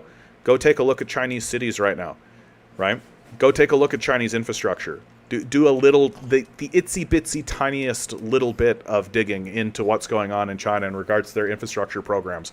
It is embarrassing the West. We have not built anything like the Chinese have built in the last 5 years, the last 2 years. We've built absolutely nothing on that scale in the last 40 years.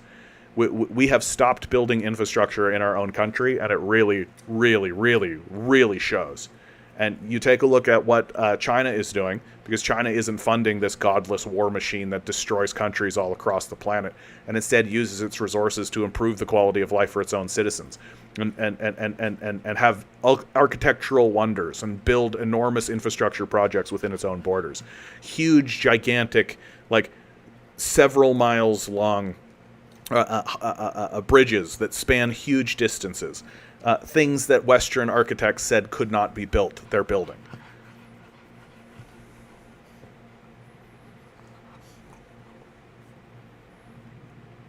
Technology will be enough to move to another planet. The universe is infinite. To me, that's copium of the highest possible level, to say that kind of thing. We are not going to be able to terraform a dead planet to sustain life while we de-terraform a planet that literally was created for us to be sustained in. Like, we did not create these conditions. The universe created, like mystically, quite seriously, in a way that can be described as very mystical and unknowable. The universe created the conditions for life to thrive, and here we are. We don't know how it did it. We don't know how this place was formed in the way that it was. We don't know what force drove it to be this way. We don't understand it. We just know that it did, and we know that we're here. And so the idea that we're going to go to Mars and terraform Mars while we actively de-terraform the planet so it can't sustain life, I don't take that seriously at all. I don't take that seriously even one tiny little bit. That until we actually master the ability to live sustainably on our own planet, we will never terraform anything. And incidentally, this narrative that's coming out of Elon Musk is so clearly a cover. So that he can help the United States military militarize space. That's what Elon Musk is actually doing. He doesn't give a fuck about going to Mars. He doesn't care about going to Mars and building a civilization on Mars as if that would be successful. He is allowing the United States to militarize space, and he acts as a cover for it. That if you saw the United States military do one of the things that Elon Musk is doing, you'd be sending huge red flags up. You'd be screaming at the top of your lungs. But, oh, it's a private guy, and oh, he's like Tony Stark. He's the new Edison. What an inventor. What an intelligent, smart, genius, private entrepreneur, a success of capitalism, all of this nonsense. He's a cover for the United States military to militarize space, and that's all he ever was. He was nothing other than that. Which is why everything he does fails, except the militarization of space. When it comes to militarizing space, well, those projects seem to be working out just fine. He seems to be doing a great job of militarizing space. But when it comes to, like, anything else that he's ever done, he's mainly a con man. He mainly exists in order to prevent actual infrastructure from being built in a serious way. So please stop getting your worldview from obvious, overt, crazed con men. Just type Kensington, Philadelphia to learn about the progress in the West, says Isaac. I mean, Camden, New Jersey is another good one. CH writes, nuclear is an uneconomic joke. It's useful now only for military vessels. Nuclear reactors of all types and sizes cost 5 to 100 times more than clean power like floating wind, solar. CH, here's the truth. I don't know enough about it. I just don't know enough about it, honestly. And I feel like there are strong arguments on all sides.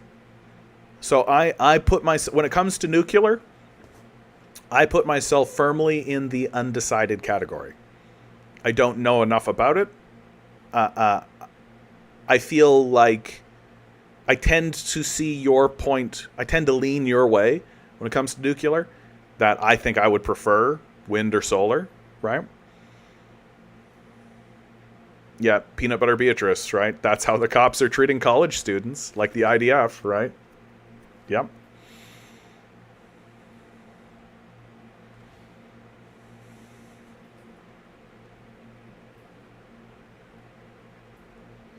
Oh, buddy. Sable. No, dude.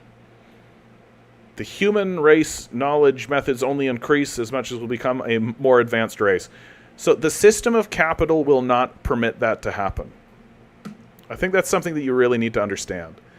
That the system of capital is not actually interested in advancing the human race in any significant way. And in fact, the system of capital gets in the way of the technological advancement of humanity. And it gets in the way for the most obvious reasons that you can possibly imagine. They want money for themselves, right? They don't want the guy next to them to make money. They want money for themselves. And so they're going to take a lot of effort to destroy, undercut. You can take a look at the rivalry between Tesla and Edison to see this in action. How how Edison got in the way of Tesla and how Edison suppressed a lot of Tesla's work. We know for a fact that the oil industry has tons of green technology and tons of innovation and tons of inventions that have come out of the populace that they buy and just bury because they know that technology works against the interests of the oil and fossil fuel industries. Like we know these things as just to be factually true. So the idea that the system of capital is going to actually promote genuine human growth, I don't take it seriously at all. And I don't think there's any evidence of it. I don't think there's any proof of it. That when it comes to making iPhones and little toys and baubles, right? Sure. But when it comes to serious advancement and serious growth, you got to look to communist nations for that. Midnight Rose writes, Musk literally got his high start through government contracts with NASA making rockets for them. Yeah. Isaac writes, it takes 300 years to create a barrel of oil, and that was before deforestation, and now it will never be created. That's right. We are harvesting the bones of our ancestors. That's my favorite part about it. We are harvesting the bones of our ancestors, squeezing their essence through an alchemical process so that we can get an elixir that we pour into infernal machines and burn to grant us superpowers. The dead are changed into a gas and go into the atmosphere where they stare down at us and say, for your sin, you will burn. And that's what's happening.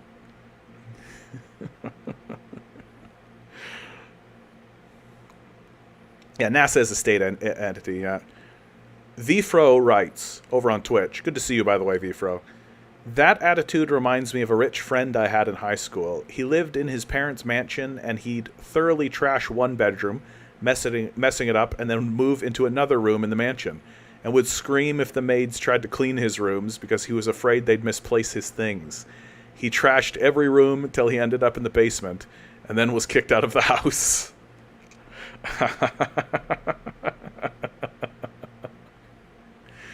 Maybe that's who Jordan Peterson was talking to.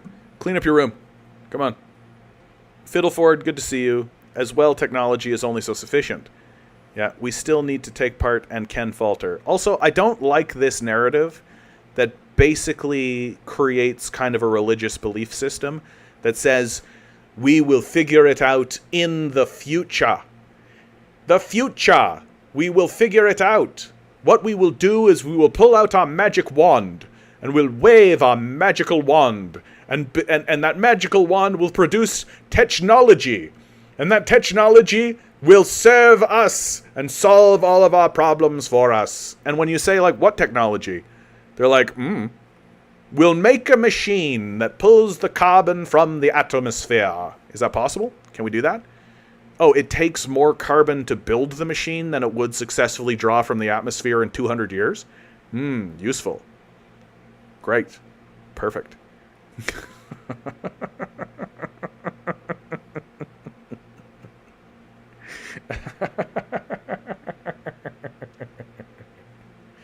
Yeah, CH, this is a good quote. If you could terraform another planet, you could restore this one far more easily. Neil deGrasse Tyson. Yeah, absolutely. Joe, the existential absurdity of it all. Now you're talking, Joe. Now you're talking. The existential absurdity of it all. That's why we're here, right? To deal with the existential dread that exists within our hearts and within our minds and within our balls, right? That we all know that we're careening towards total disaster in some subconscious way. We know. Right? That the reason, and I do got to tell you, like, God bless people for airing or challenging my worldview, right? Because the reason why you're doing that, right? The reason why people challenge my worldview and come in here, right, and present their cope and present that kind of thing is because in their heart, they know that it is cope. They know that they are dealing in hopium. They know that they are creating a false image, right? Else they would hear what I have to say and simply go, idiot, and leave, right? But they feel that they need to have their cope and their hopium challenged, and they feel that they need to listen to somebody who's going to tell them the straight skinny about what's actually coming for humanity. And I'm going to be real straight with you. Like, We deserve it so hard. Like, we deserve it so hard. Humanity deserves, especially the West, especially America, absolutely deserves the universe to come on by and just be like, get wrecked. Get completely, totally wrecked. Like, the COVID-19 pandemic was literally the Earth shooting a bullet across the bow. Straight up just going like, pew, right? Just reminding us, hey, you guys are like little and mortal and not very good at this. Look at what happened in America when like a slightly more infectious version of the flu showed up. It was like the flu 2, Electric Boogaloo. And we all fucking lost our minds. The system of capital literally collapsed and ceased functioning. All of the governments had to turn to socialism to resolve its problems, right? Which they swiftly dismantled because they were too effective at destroying capitalist systems. And that was literally like the Earth sending something our way that made us go, that's it. You think that's all? You think that's all the Earth's got? You think that's the highest level shit that the Earth can send our way? You think our systems, which instantly collapse the minute that somebody gets the sniffles, is going to survive the shit that the universe has planned for us? Get the fuck out of here. What? You think you tiny, little, insignificant mortals that are up in your own ass because you found a way to be little necromancers? You found a little way to be like little necromancers, harvesting the dead and using their essence to get kind of little superpowers? You think that's impressive? You think the Earth is like, oh, well, I guess you're in charge. Fuck off. Like, fuck right off. And the longer we fuck around, the harder we're going to find out. The longer we fuck around, the harder we're going to find out. The Earth is going to absolutely smite us. And incidentally, when it does so, it's barely going to notice. I think that's really important for us to understand. That when the Earth finally says, all right, that's enough, right? It's going to do so because its own internal systems are going to be like, there's a problem. We got a problem on the surface, boss. Oh, there's a problem on the surface? Well, what's the problem that's going on the surface? Heat's going right out of crazy. It's going absolutely nuts. The heat's going absolutely crazy, going absolutely nuts. You know what we should do? Just strip it. And then we'll stay here for 100 million years and rebuild, and maybe we'll spit out another garden and see what happens. What do you think? Good job, boss. Thanks. All right. The Earth has been here for hundreds of millions of years. We are like a little tiny blip. We're like fleas on the back of a dog. Right? And we're drilling into the dog like it's not an organism that could completely kick the shit out of us. It absolutely can. It absolutely will. That our survival is essentially based exclusively on grace at this point. That I like to think that the Earth is looking at us being like, oh, they're just making a mess of everything, aren't they? That it's got to look at us like we're like a little baby just squalling on the ground, shitting our brains out. And like we tried to get up on our feet and then we fall on our face and it's like, right? So it's not like it wants to murder us. But if a baby suddenly pulled out a machine gun and tried to kill its mother, I mean, any mother's going to fight back against that baby, right? Like if your baby ended up being Chucky or something, you're going to fight. And guess what? The Earth's going to win. And it's and it's not going to be close at all. We are not even going to register. Like even a tiny little bit. Santora, we are experiencing an extinction similar to the ones which brought the arthropods, bugs, from apex millions of years ago to having a chance to rise again. Dude, big giant bugs. Ugh.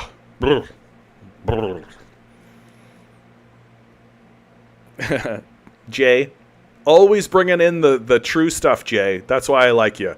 Tacos always make things better. That's right. That's right. I think actually woke CIA drone pilot over on Twitch is correct. No, John, the plastics are going to win. You're right. I think that's true, actually. I think that the plastics, like, that George Carlin actually kind of got it right, I think. That George Carlin outright said, humans are here to create plastic. And that we're going to create that plastic, right? We're going to create we're going to create robotics. We're going to create all of this kind of stuff. And then the process of the creation of those things, the Earth will change its environment. We will be eliminated. And then it's going to grab hold of these plastics and this robotics and this AI and all this stuff and do whatever it wants with it. That we are here to produce plastic. And that if humans survive the coming apocalypse, we'll be like a species in a zoo, right? We'll have like a little enclosure, and whatever creature exists in that will like keep us in that enclosure, and that's the positive outcome for us. The negative outcome is that we end up as food. That humans essentially become the way we treat pigs, right? Just in little tiny enclosures and little tiny boxes, and that's our whole life. And you just live there, and then you die, and you get eaten. Good opportunities to say like, share, subscribe, guys. Please hit the bells. Please hit the whistles. Please consider donating to the Patreon. You can find me at patreon.com/thecanadiancommie. The link is in the description. Please consider donating. Even $1 helps. Big shout out to my Patreons. Thank you so much for donating. Thank you so much for participating. Thank you so much for being here. I know this is heavy subjects. I know this is a heavy subject, but the reason why you keep coming back over and over again is because you want to deal with the heavy subjects. And you're sick and tired of people dickering. You're sick and tired of people pretending like this shit's not happening. So here you are at the Canadian Commie, where we're actually trying to deal with hard issues and be real and realistic about what can be done and what should be done about them. And more importantly than any of that, please God, tell people I exist. Let a friend know. Let a buddy know. Let somebody know. Thank you so much for being here, guys. I know you could be literally anywhere else doing literally anything else, and you choose to be here. I value that more than anything else. Thank you so much. Yorkshire Pudding. Love your name, dude. Yorkshire Pudding over on Twitch. We do need to look into reducing pollution. The main country that is polluting the most in the world is communist China. So, and you also point out they're also building more coal power plants than anyone else. So there's two things going on there. Thing number one, it's true that China did peak its pollution, but the overall polluter is still the United States. China is also responsible for that pollution because they're building the next generation of power, right? Like they're the ones building the solar power. They're the ones building the electric vehicles. They're the ones building all of that infrastructure, and no one else is. Right? No one else is. Certainly not on the scale that they are. Right? So, yeah, of course their pollution is higher. And what it means, because we have lagged so far behind in this way, it means that when it comes time for us to transition to green energy grids, we're going to be buying all of that stuff from China. And the Americans know it. The Americans are well aware of it. Yeah. Woke CIA drone pilot says China is building more electric vehicles and solar panels than the rest of the world, actually doing something to reduce carbon emissions. Meanwhile, the West has only offshored its production to China and has done nothing real to reduce pollution except move the production of your things to China, and then you blame them. Yep. My favorite part about that whole thing is that America moved the means of production to China and then scratches his head about why it's in decline. Oh, but all our billionaires are richer. I don't get it.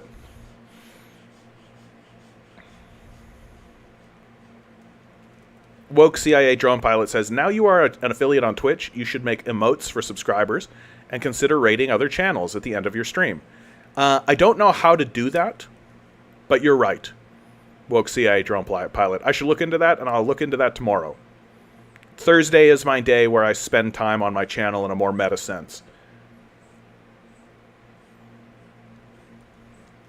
Yorkshire Pudding says, it's not just higher, they pollute twice as much as the United States. I mean, first of all, there's a couple of things, right? China has literally 4, maybe 5 times the population of America. So the fact that they're only polluting twice as much as the United States should tell you something.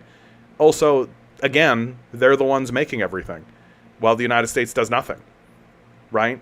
Like, you sound like a guy who is blaming the people pursuing a solution while sitting in an armchair. Like, this is armchair quarterbacking at the highest possible level. That the people who are actually trying to solve the problem and the people who are actually doing something about it, right? Yeah, of course they're going to pollute more, right? While they actively try to do something about the problem. And your country does fucking nothing, right? Like nothing. 0%. So until your country actually starts doing something, I don't see why I should take your comments that seriously, honestly.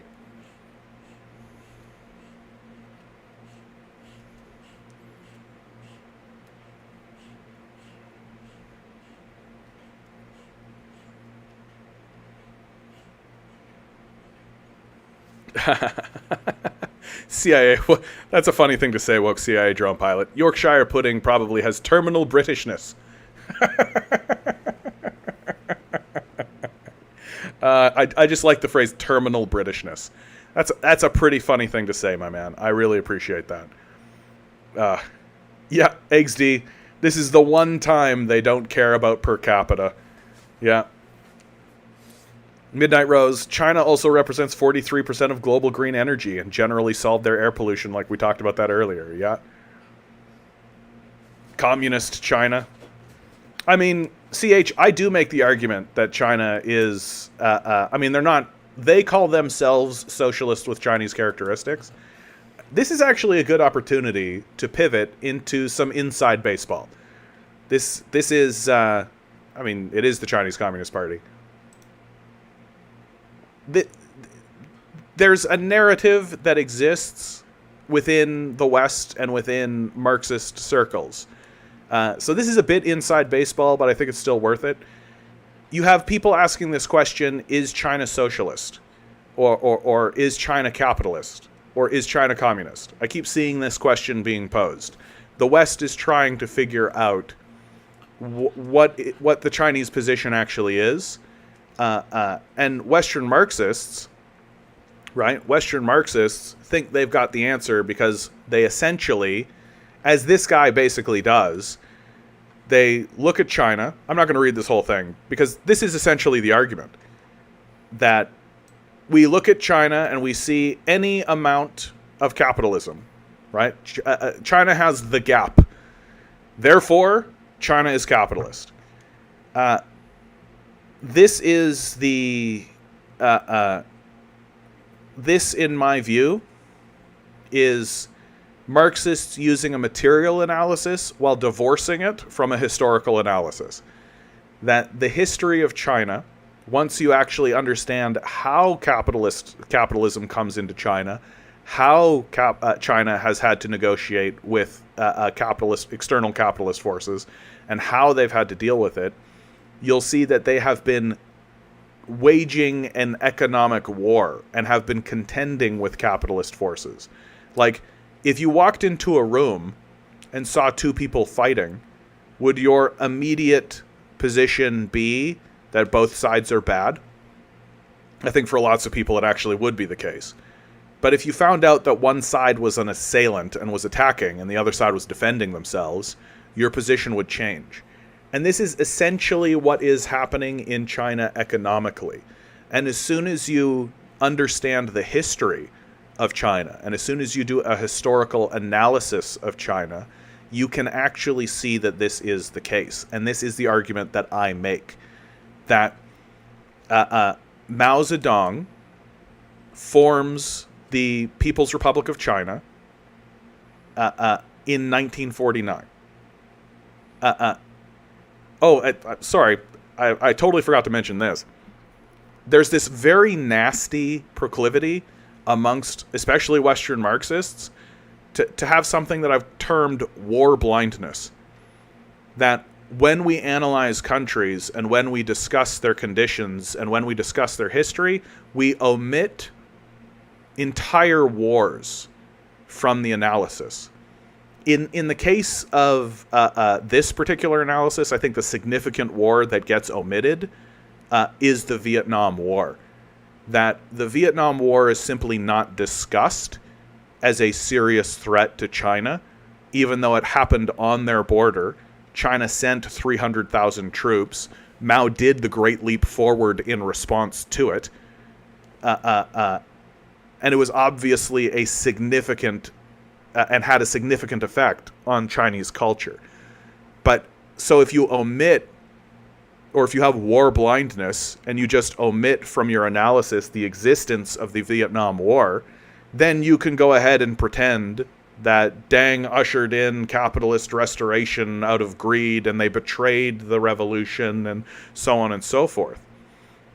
When what actually happens, if you actually study the history and do a historical analysis and not just a material analysis, is you find that the Chinese came to realize that they couldn't win. They couldn't win the Vietnam War. That the Americans were more than happy to continue their bombing campaigns. The Americans were more than happy to continue their bombing campaigns. And how do we know that's true? Because after they stopped bombing in Vietnam, they turned around and started bombing somewhere else. They're completely fine with waging that kind of war on China's border and pushing that war into China. Right? And so the Chinese people find themselves faced with the reality that they need to capitulate. They need to surrender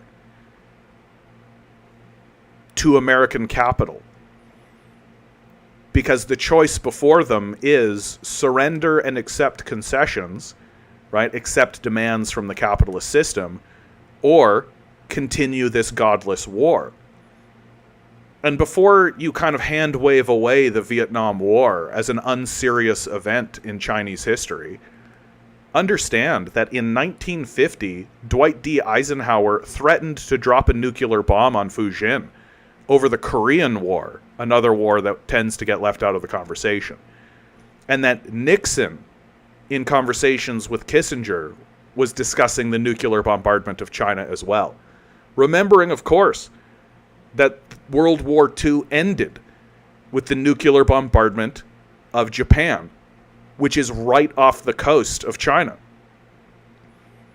That it's very obvious that the Chinese are in a heightened state of concern. They're obviously in a war mentality, and they obviously experience war exhaustion.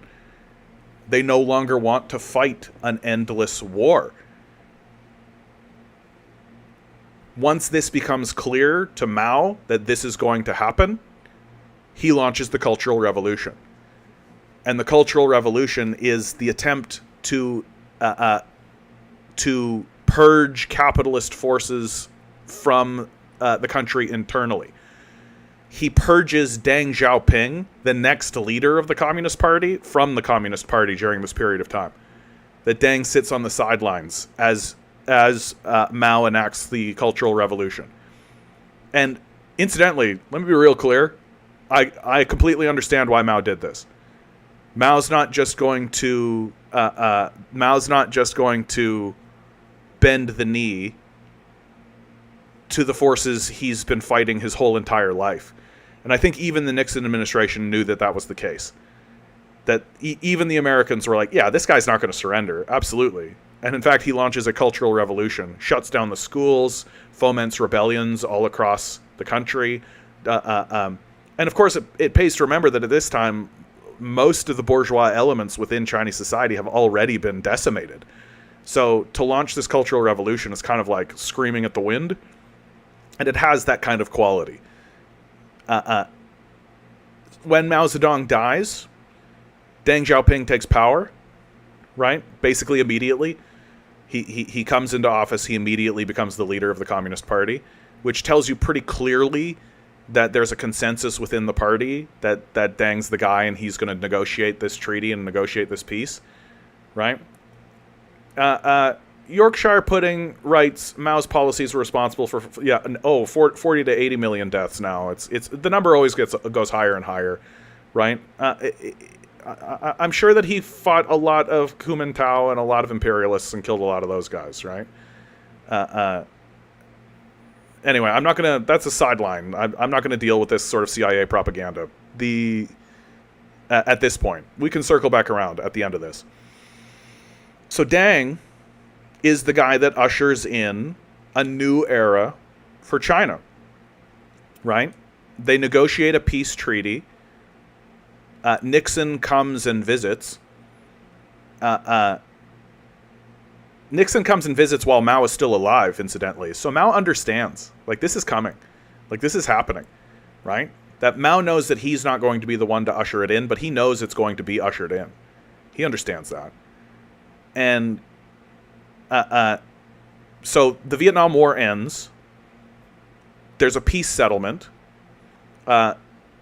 Nixon declares Taiwan part of China. It's a huge win from the Chinese perspective.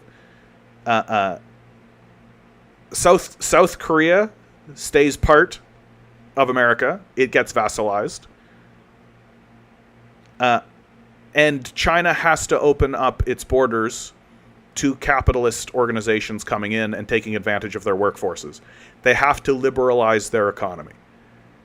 Right? That's part of the deal.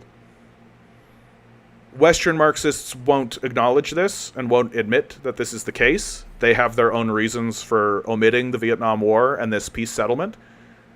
And what we have seen from that point forward, under Deng and then Zemin and then Tao and now Xi Jinping, is a revolutionary communist government that has been managing the system of capital by force under the threat of literally like nuclear bombardment and apocalyptic war, right? Yorkshire Pudding. Do any search online for CIA propaganda. It's a fact.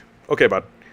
Again, dude, I'll deal with you in a minute if you want. If you want to get into specifics, why don't you just put into the chat what event you'd like to talk about, right?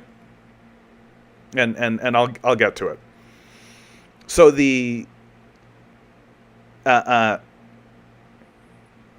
and initially, Deng's initial policies, right, they get regressed under Zemin. When Zemin finally comes to power, and Zemin is, of course, he works with Deng, he knows his Deng. So when the third generation of revolutionary communist leaders take power in China, even they say, yeah, Deng went a little too far in his reforms, and they regress them backwards a little, right?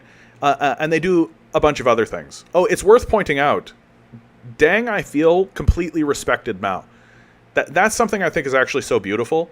Like, unlike other communist organizations where there was a lot of treachery, clearly, like Khrushchev denounced Stalin the moment he died in a speech, it's very clear that Deng Xiaoping respected, at the very least, respected Mao. One of the first things that he said was, we have to uphold Mao Zedong thought. Anytime he got into any conversation about Mao Zedong, he rose to the defense of Mao. I think that he, like many Chinese people, truly respected Mao Zedong and saw Mao Zedong for what he was, which is a revolutionary leader that freed China from the 100 years of humiliation. I think that that's absolutely crucial to understand, that what the Chinese are experiencing, what the Revolutionary Communist Party, the Chinese Communist Party, the Communist Party of China, is doing successfully is passing the baton of leadership from one generation to the next, while simultaneously defending itself from the external threat of the international bourgeoisie. That all of the concerns that Western Marxists have about the capitalist forces within China are also shared by the Chinese. That the Chinese are not illiterate or stupid about this. They understand what's going on. And they understand what's going on better than we do. By a lot. And And their policies and their management of this have been enormously successful. The key thing that has happened because of this is, and I think this is historically important, just overwhelmingly historically important, is that during this period of time, the two economic theories, the economic theory of the West, which was dollar primacy, the profit motive, was pitted up against Marxism. The means of production is the center of power. That these two theories were brought together, and it is very obvious that the theory that wins, the theory that bears out to be true, that aligns more truly with reality, is Marxism. Because during this period of time, the West, in its zeal to pursue profits, literally deindustrialized itself and handed the means of production over to a nation whose economic motto was seize the means of production. This is what has allowed China to rise. This is what has allowed China to become strong and powerful. And this is what is going to continue to allow China to be strong and powerful. And that by the time we get to Xi Jinping's a really interesting figure. Xi Jinping, his family was actually extremely victimized by the Cultural Revolution. His sister died in the Cultural Revolution because of the Cultural Revolution. So he was outright and explicitly a victim of this policy of Mao's, the Cultural Revolution. And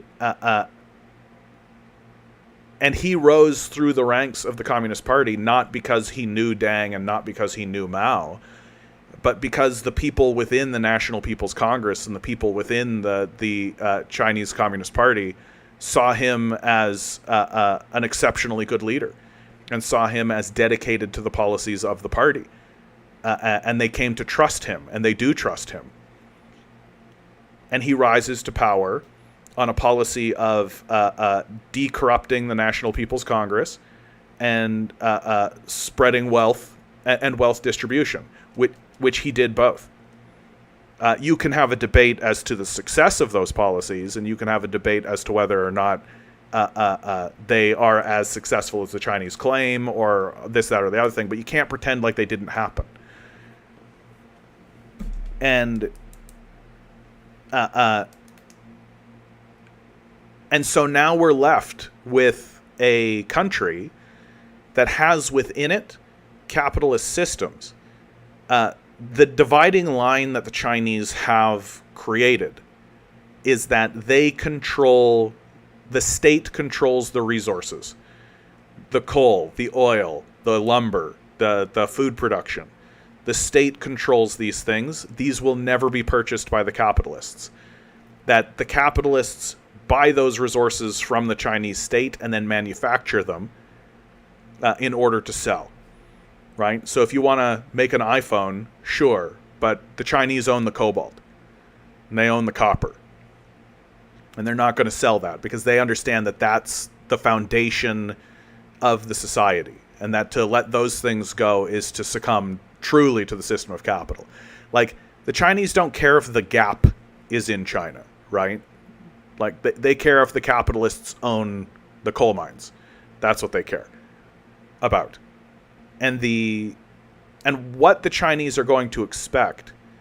And it's so funny because you talk to Western Marxists and they say, oh, well, they're going to experience the same kind of systems collapse that we experience here. And they say it as if the Chinese are not aware of that.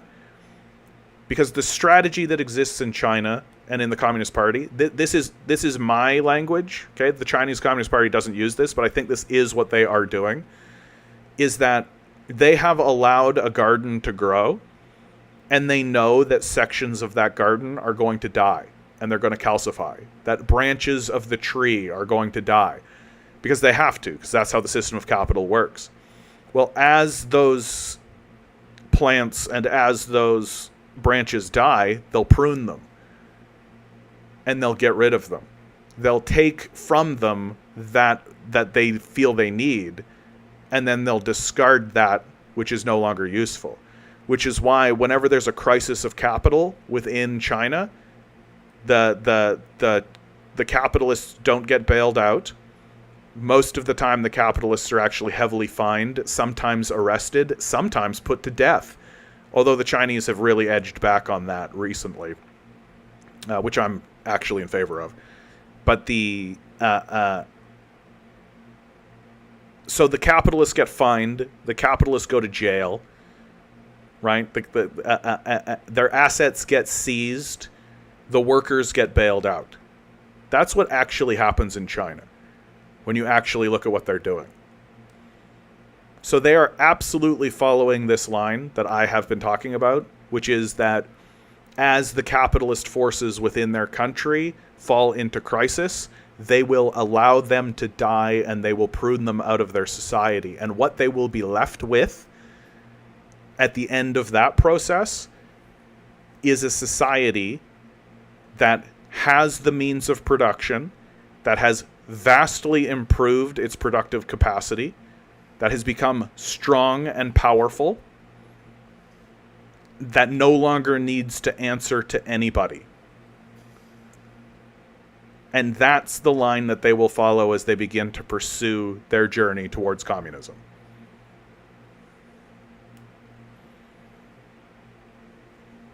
And that's how I view what's happening in China.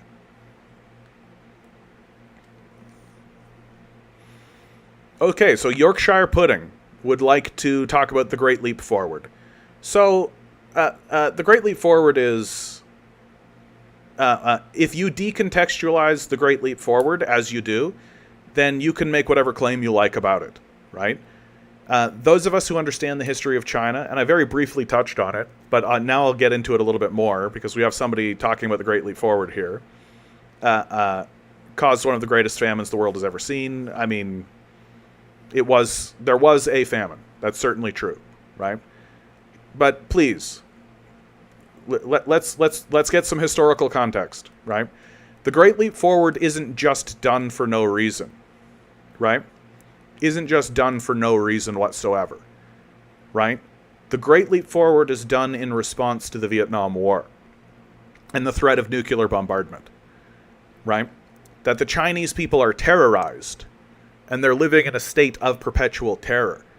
That they have just fought an internal war, an internal revolution, in order to overthrow imperial powers, including Yorkshire. I'm going to just tell you right now, man.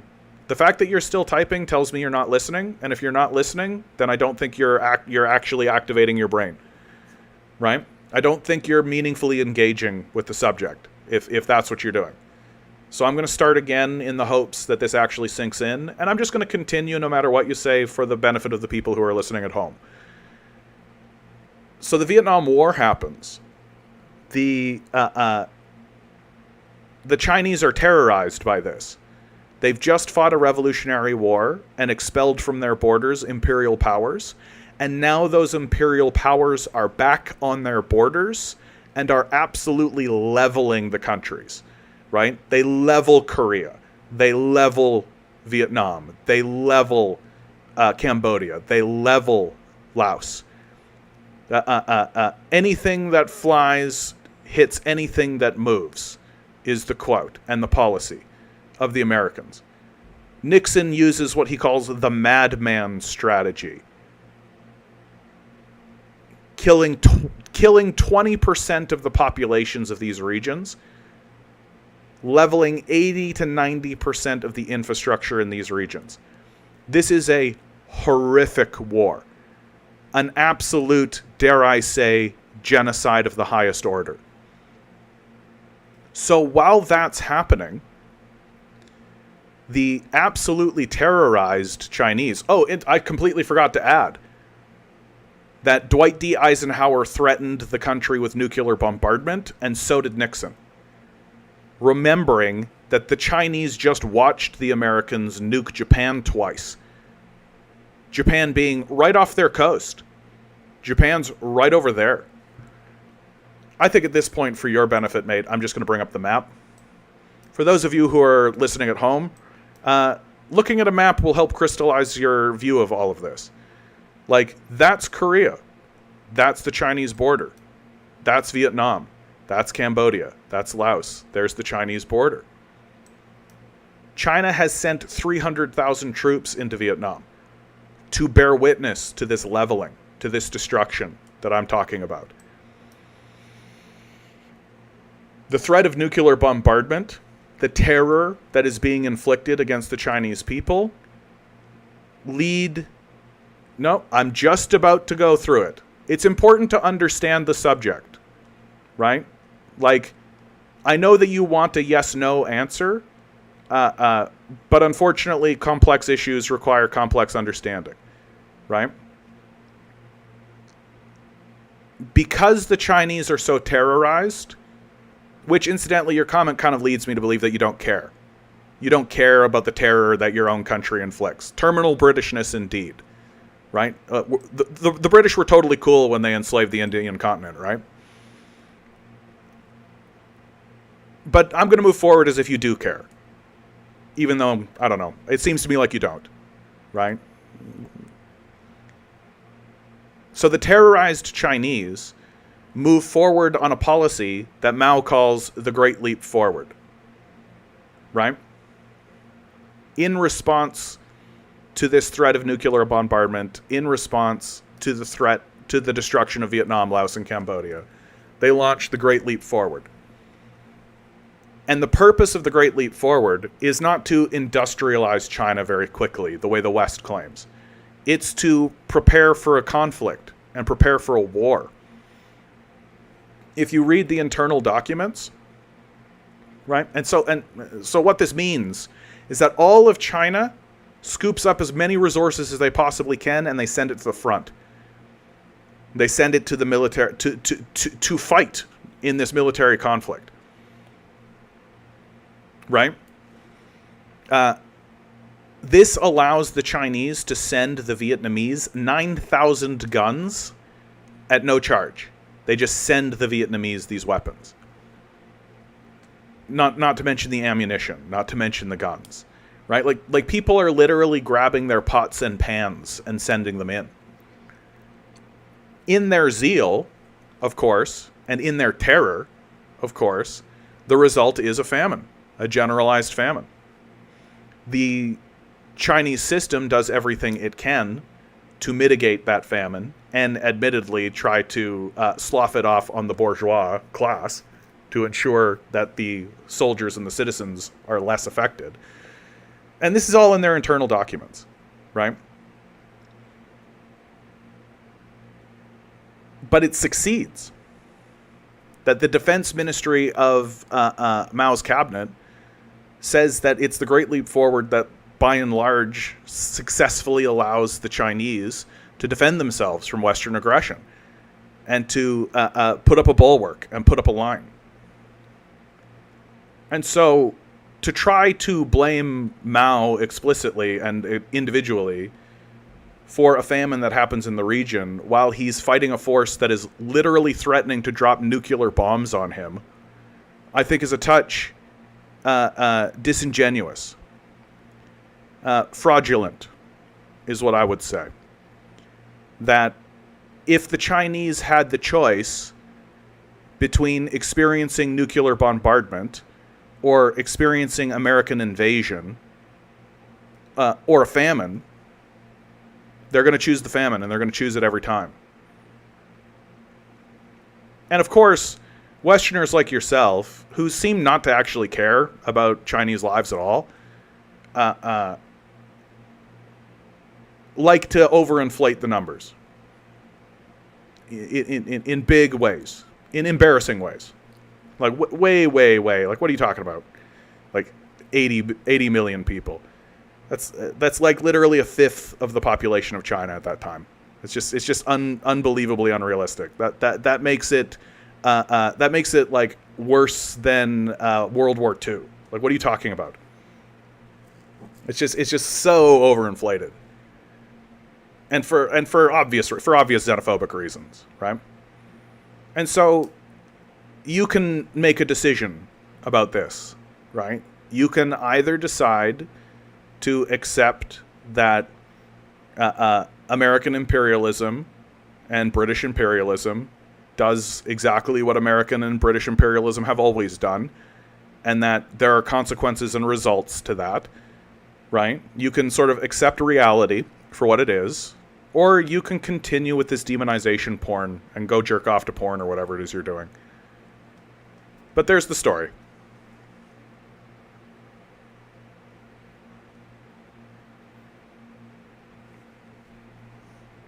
Yeah, Transylvanian. What the communists did is A, managed to put an end to the cycle of famines that China had been experiencing for thousands of years. I mean, there's also this. And B, rapidly industrialize a backwards feudal agrarian society. The latter was particularly important considering that China, just like the USSR in the 1930s, when there was also a similar ultra-rapid industrialization, was under threat of imperialist invasion.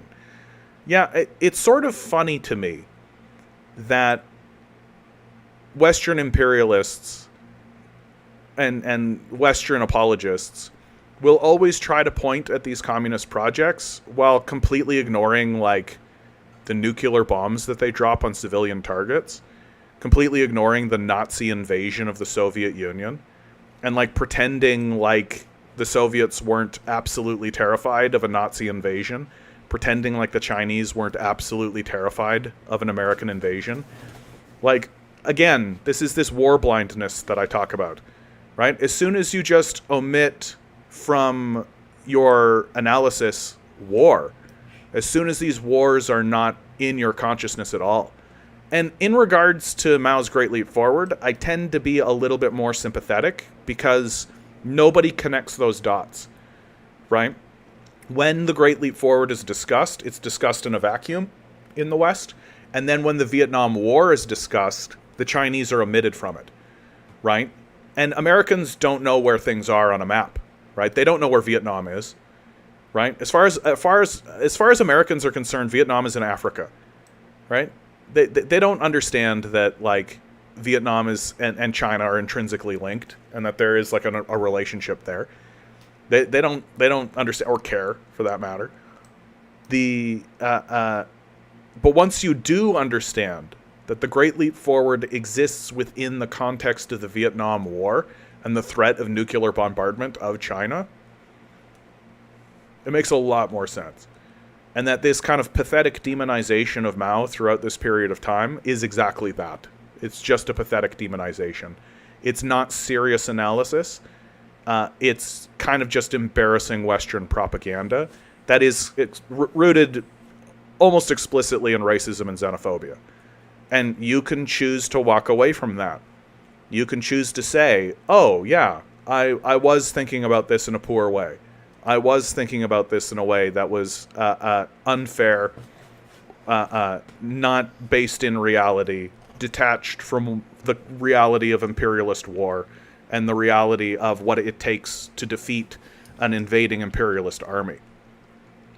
Like, what's so funny to me about people who want to uphold that narrative is that they fundamentally have to confess that the destruction of Vietnam, Laos, Cambodia, and Korea, the murder of 20% of their populations, the decimation of 80 to 90% of their infrastructure is fine. That the real problem in the region was a famine that was created because of the response to those conditions. That's the real evil. That's not a position that I can take very seriously. And people who hold that position, I think that that's kind of an evil thing to do. That our aggression is fine, but your response to that aggression is not. It's very similar to how someone like Sam Harris will attempt to critique the Muslim world while completely not mentioning that we're utterly destroying their countries because he's an overt and crazed racist. So you didn't answer my question. Did Mao's policy kill tens of millions of people? I mean, they killed lots of imperialists, right? Just how, like, the Soviet policies killed millions of people. They killed lots of Nazis, right? So now I'm just going to be straight with you, Yorkshire. After I did all of that, I don't think you're a serious person. I don't think you're worth responding to anymore. Because if that's your response to that, then I basically think you're a pro-imperialist coward. Maybe grow some empathy, some compassion. Maybe try to actually care about the people you discuss and you talk about, because that response to that is very creepy. It's a very creepy, odd, and strange thing to say. Empathy is stored in the balls. Thanks, Oddity. No, Oddity, that's where I keep my plastic. I keep plastic in my balls now, don't you know? Yeah, Transylvanian continues, the British ripped entire chunks out of China and literally forced drugs on China at gunpoint. The British have no right to criticize anything that China did or does. And the British especially should not be talking about famines, considering they purposefully engineered horrific famines in Ireland, India, Bangladesh, and many other colonies. Not only are the numbers absurdly overinflated, the entire methodology used to arrive at these numbers is totally nonsensical. They never measure actual deaths, but rather people who were never born. Yeah, that's a part of it. That's a part of it.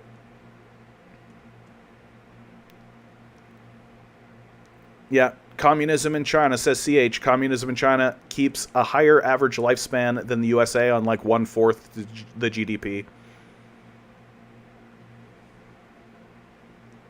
CH writes, Britain isn't a think. I think you mean thing. But Britain just isn't a thing. Free Scotland, unify Ireland, free Wales, make City of London a pirate capital like Singapore. Yeah, Midnight Rose continues, yeah, British colonialism literally killed 100 million Indians in 40 years, but that's never blamed on capitalism. If any communist country did that, you would literally never hear the end of it. Yeah, I mean, if you want to talk about the British Empire, you should be talking about India, right? India at one point represented 25%, between 20 and 25% of the world's GDP. 1 out of every 4 dollar was made in India. They had enormous textile mills. There was huge productivity in India. They had a very advanced industrial economy. The myth that capitalists were responsible for industrializing first is totally fake. It's utter nonsense. Places like India prove that to be the case. So the British come over and they essentially plunder it. They essentially plunder India. And from the time that the British show up and destroy the textile mills, they literally cut off people's thumbs, throw them into cotton fields to produce cotton to ship back to Britain. By the time the Indians are able to throw the British off of them, and able to reclaim their own sovereignty, their GDP goes down from 25% to something like 2 to 3%. And in that same period of time, miracle of miracles, the United Kingdom's GDP goes from its paltry 3 or 4% at that point to 20 to 30%. Oh, wow, what do you think happened? What do you think happened? That's how capitalism actually grows itself. They go to thriving countries, right? They destroy them and steal their prosperity.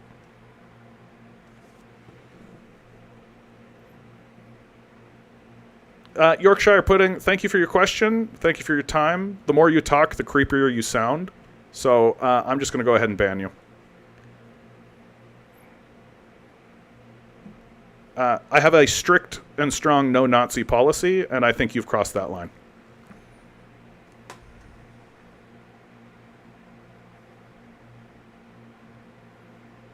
Just don't even read history in English. It's too corrupt. Yeah. Ask ChatGTP about history with prefix consulting originally non-English language sources. Yeah. Well, I've asked ChatGTP about, like, don't bother asking it about anything that comes out of the University of India, for example. Right? Don't bother. Like, it's, it just doesn't know. Right? They literally don't show ChatGTP communist sources, right? They've shown it like the Communist Manifesto, obviously, because like it needs to have some clarity, but it's obviously with this very Western slant. Transylvanian continues, they use poorly estimated population numbers and dubious growth rate projections to extrapolate missing people. it doesn't take a statistical genius to figure out how this is nonsense. It's also very indicative of a deeply rooted chauvinism and racism that they never go to actual Chinese sources that have extensively studied this period in their history. Instead, they always reference some white guys who pretend to be quote-unquote China experts. Oh yeah, there's a bunch of those guys floating around. One of my favorite is, I believe his name is like Frank Dicoder. Eggs D, you're gonna tell me what it is. I know. But this guy is like the biographer for Mao said that it's strange that his inaccuracies always seem so consistent. Yeah, have you seen the buildings Indians built 4,000 and 5,000 years ago? Yeah. Those Chinese are dishonest, scheming liars, don't you know? Yeah. My favorite thing that gets said about China is, yeah, of course their own citizens don't say it. You'll be tortured to death if you do. As if the CCP would be capable of doing it. Like, imagine believing that a revolutionary people who literally fought revolutionary wars and are a highly militant culture and, like, overthrew leaders and fought a war against the Americans would suddenly allow their government to terrorize them. Like, really imagine that. Really think, like, yeah, we literally overthrew huge sections of imperial... Like, China is a huge country. There's 1.4 billion people in it. If the Chinese government acted in the way that that Westerners say that they do, the people of China would overthrow it. Very straightforwardly. But instead of that, every single time we poll the Chinese, we find an approval rating of about 90% for the government. Like, Harvard did a massive poll, a 17-year-long poll of China, and not only was the government of China popular, it grew in popularity over time. So they're doing something right. Meanwhile, our approval rating is like 30%. Andrew, good to see you, my man. Hello, did you hear the news about the Russian warships approaching Cuba the other day? Reminds me of the days of the Caribbean crisis. I did not hear about that, my man. I did not hear about that. Thank you for sharing that. Yeah, China overthrew the West out of their borders. Exactly. Midnight Rose writes, it really reminds me, it's really just the narrative that communist revolutions happen because of a small group of people that misled the masses, as opposed to a popular movement and of and for the masses. Exactly. But that's exactly true. Like, the people of China, like, are on board. Like, they're on board. They were on board with Mao. They were on board with Deng. They were on board with Zemin. They were on board with Tao. They're on board with Xi Jinping.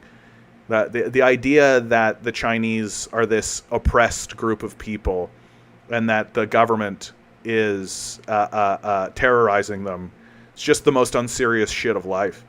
Like, it's just so unserious, right? Like, and this unseriousness, like, when I read articles that China is supposedly this imperialist nation, as this article that I had up previously, it actually claims this, right? Its closing paragraph is literally, this is not socialism. This is late-stage capitalism. This is imperialism. This is the face of reaction. In what way is China imperialist? Are they imperialist because they're trading? Are they imperialist because they're having conversations with their neighbors?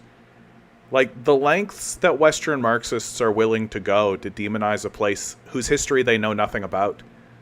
That's what's shocking, right? That it's very clear that these guys don't know the first thing about China. All they know is their theory books that they read, where they create a fictional vision of a reality that they want to see, and then criticize everything for not adhering to that fictional reality. Well, history doesn't work that way. That if you want to actually live in reality, if you want to actually take the side of a country and understand its perspective, then you have to research its history, and you've got to know something about its history, and you've got to kind of walk alongside the people, at least within the confines of your own imagination.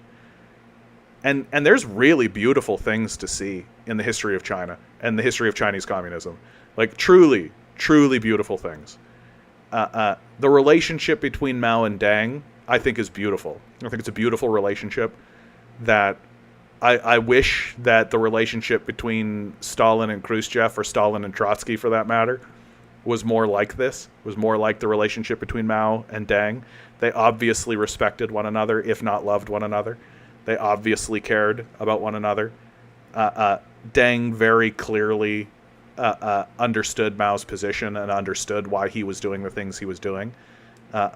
You cannot find him saying one bad thing about Deng, even as Mao purges Deng from the party. Like, I think Deng fully understood what was going on, and I think most of the people in China also fully understood and knew what was going on. But they just loved Mao, and they had every reason to love Mao, and they had every single reason to allow Mao in the last 10 years of his life to launch this cultural revolution and to withstand this. Like, the Chinese call that the 10 years of chaos, or the 10 years of havoc. And then the path from Deng to Zemin to Tao to Xi Jinping is glorious. It is an absolutely glorious ascension. And you cannot take that away from China. You can't fearmonger and point fingers and condemn and try to shake that away. China has lifted huge segments of its population out of poverty. It's built enormous amounts of public infrastructure. It has modernized itself and industrialized itself at a rate that is absolutely insane. You cannot take this away from China. And they're doing it because they are simultaneously building up their productive forces along Marxist lines while also contending with an aggressive, imperialist, capitalist force that has proven to them time and time again that that if China doesn't also seek to enrich the American bourgeoisie, the capitalist bourgeoisie, the international bourgeoisie, that those bourgeois will go to war with China. I think that China's done a magnificent job, an absolutely magnificent job of contending with all of that. And so I find it very, I'll use this language even though it's kind of strong. I find it kind of insulting when Western Marxists look at glance over at China, literally give it a glance, see that they have a gap, and then say China is imperialist. We need to have a revolution. It's pretty cringy and embarrassing, actually. And I feel like it's a bit xenophobic, actually. That no, the people who actually did a revolution, who actually negotiated a peace with imperial capital, who are actually enacting a revolutionary communist government, who are actually within a revolutionary government, no less than some Western twerp who's never experienced a revolution, probably isn't even in a revolutionary party in the first place, doesn't know anything about China, and who considers him an expert because he's read the Communist Manifesto. I just don't think I need to take this seriously at all. And it's strange to me that the people who hold these views expect to be taken seriously. The Chinese will not take you seriously. Actual revolutionaries are not going to take that seriously. And I can't imagine why I should have sympathy. Can you imagine a white Westerner going over to China and trying to foment a revolution based on this idea that China is capitalist? Thanks for helping the imperialists, dude. Like, and that's where it gets really strange, is that because of this critique of China, many of the ideas and the thoughts that come out of these Marxists are essentially CIA propaganda line. Like, they just are in lockstep with what the CIA would like. Yeah, the CIA would love to see a revolution in China. They would love to see a color revolution in China and love to see China get overthrown. That's what they've been trying to do the whole time. And here you are, a Western Marxist with literally no knowledge of China whatsoever, saying, let's have a revolution. Well, you're looking at it. You're looking at the 5th generation of revolutionary communist leaders. His name is Xi Jinping. I'd say he's doing a pretty good job. I'm very, very curious to see what the 6th generation looks like.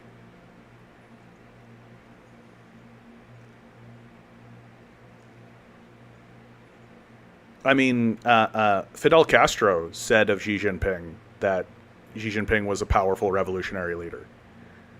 Like,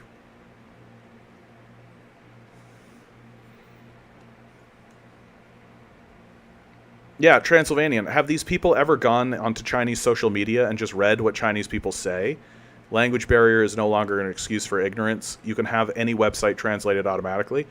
Dude, I've had like Western Marxists say to me that because I think the Chinese have a better idea of what's going on in their own country, that I'm using identity politics. Just the most embarrassing take I've ever heard. Like, no. The Chinese people know more about what's going on in their country than you do, and it's not identity politics to say so.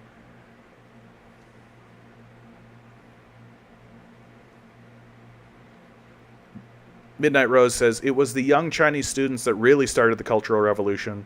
They saw life to be great for their elders, and they had all these benefits, and things for them weren't looking good. So they started the Cultural Revolution and actual protests to fight for what they were promised, and Mao sided with them. Yeah, I mean, there's a real chicken and the egg thing going on with that. Like, was it Mao or was it the students? Like, which one? But, like, what I really think, and why I think the Cultural Revolution is important, because I completely understand why the Cultural Revolution happened, right? I'm not one of these guys that picks a side in this. I'm not a Dangist or a Maoist, right? Like, I really try to take a wider view of that and really try to understand these people and really try to understand their perspective and try to treat everybody as if they were acting in good faith. This is my big complaint with anybody who takes an ist position. Like, if you're a Maoist, right, chances are good that you demonize Deng, right? And I just don't think that's helpful. I think the best thing to do is to assume that everybody is acting in good faith and for the benefit of their own country, right? And that they're trying to do what's right for their own country and to criticize them along those lines. Because if you treat somebody like a demon, then I don't think you can have a serious analysis of them. Just how I think that if you treat somebody like a saint, I don't think you can have a serious analysis of them, right? And the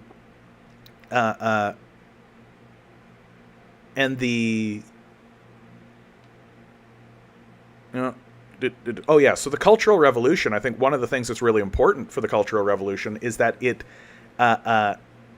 maintains the idea of a revolutionary communist spirit within the youth. And I think that that's very important because everybody knew what was coming. Everybody in China understood what was happening, right? And that Deng Xiaoping, you can see it in all of his writing, and you can see it in the way he talks about it, right? One of the first things he said, on top of saying we need to uphold Mao Zedong thought, was we need to uphold the basic spirit of communism. Well, upholding the basic spirit of communism means that they are anticipating capitalism to come in as a concession to end the war. And that Deng was saying things like, we need stability to build our productive forces. We can't fight a war while also building our productive forces. So the Chinese people knew what they were getting into. And I feel like the Cultural Revolution stands as a cultural force. Like, it's such a strong cultural force in China that even today's leadership feels the need to talk about it. Like, really think about that, right? The Cultural Revolution happens in, like, the late 60s, early 70s, right? In the 60s and 70s. And today's leadership, Xi Jinping's leadership, still feels the need to talk about it. and still feels the need to discuss whether the Cultural Revolution was a positive force or a negative force in the society. Like, I think that really shows you that this revolutionary spirit and this revolutionary idea that certainly existed in China under Mao still persists and is still there. There's still an undercurrent of it. And that the Chinese leadership takes that seriously. I don't think that they're under any illusions. I think that even if they were hard-nosed capitalists, it would still be in their benefit to act in a way so as to encourage the success of their own people. Because if 1.4 billion people start organizing against you, you're not going to win that fight. You're just not.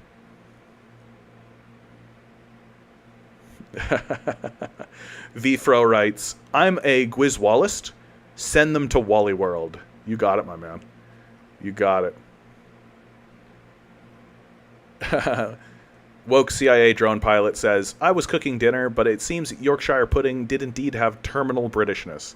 Yeah, it's pretty obvious when people, like, just don't care about non-white people. Like, I'll put the finest point on it. Like, it's pretty clear that people like this are just racists. Like, they just don't care about non-white people, right? Like, it's why the vast majority of the public doesn't actually give a shit about the war on terror, right? Everybody kind of has just like a shrugging, like, okay, war on terror, okay. Because it's brown people, we don't give a fuck about them.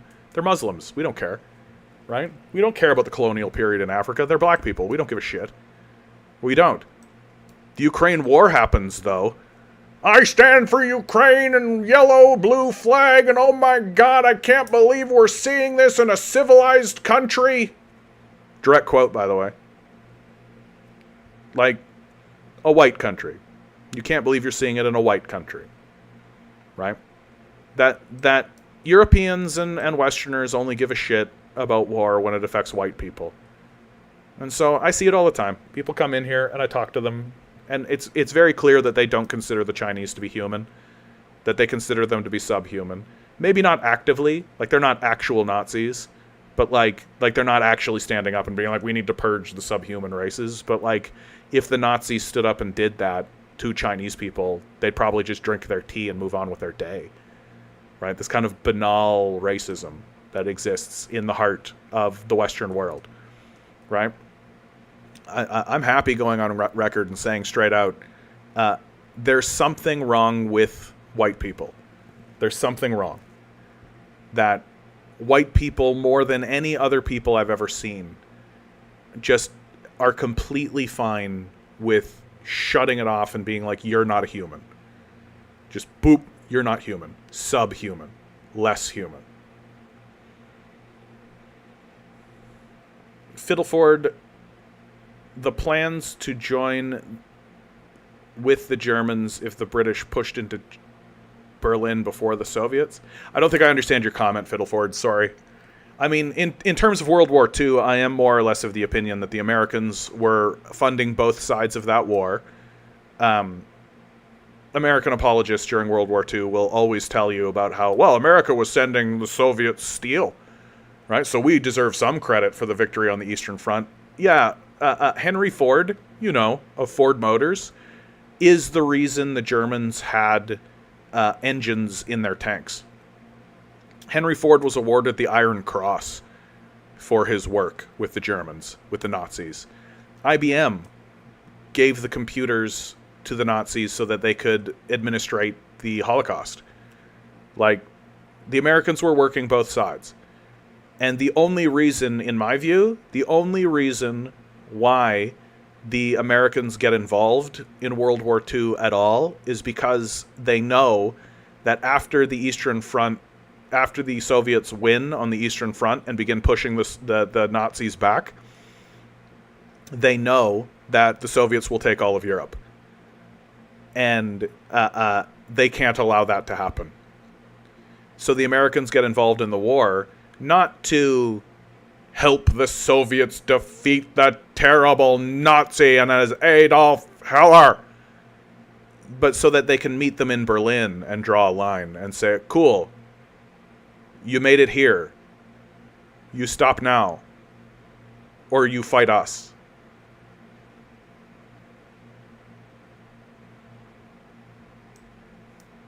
I think that's as clear as day. They didn't want the Soviets to take all of Germany. They didn't want the Soviets to take Italy. They didn't want the Soviets to take France, Spain, or Portugal.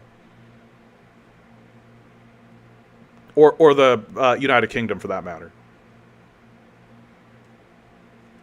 So, I think that's the primary reason the Americans got involved in World War II.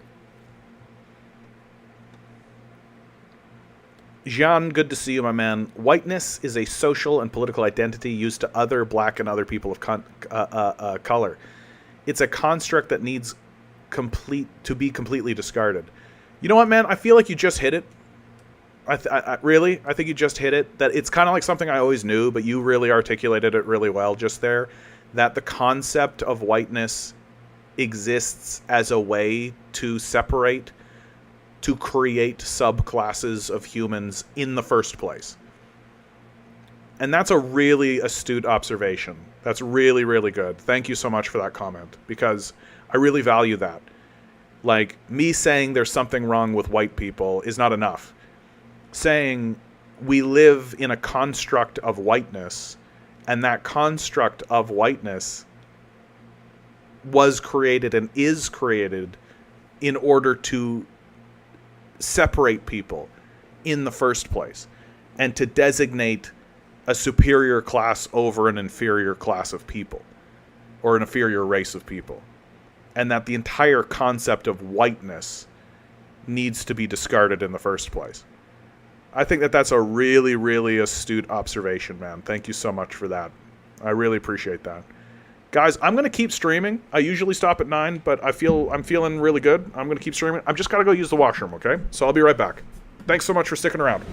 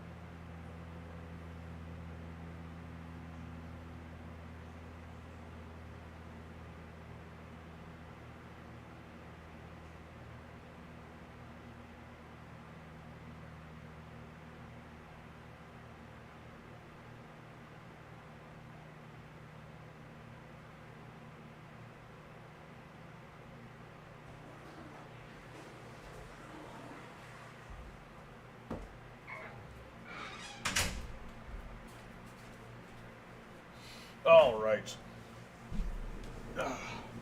And we're back. Oh. White people didn't exist prior to 1492. Yeah. Russians are not white to them. Russians freely intermarry with everyone in the empire and USSR sphere and neighborhoods. Well, I mean, Russia is one of the most ethnically diverse. I mean, look at it. Like, it's just one of the most ethnically diverse countries on the planet. I remember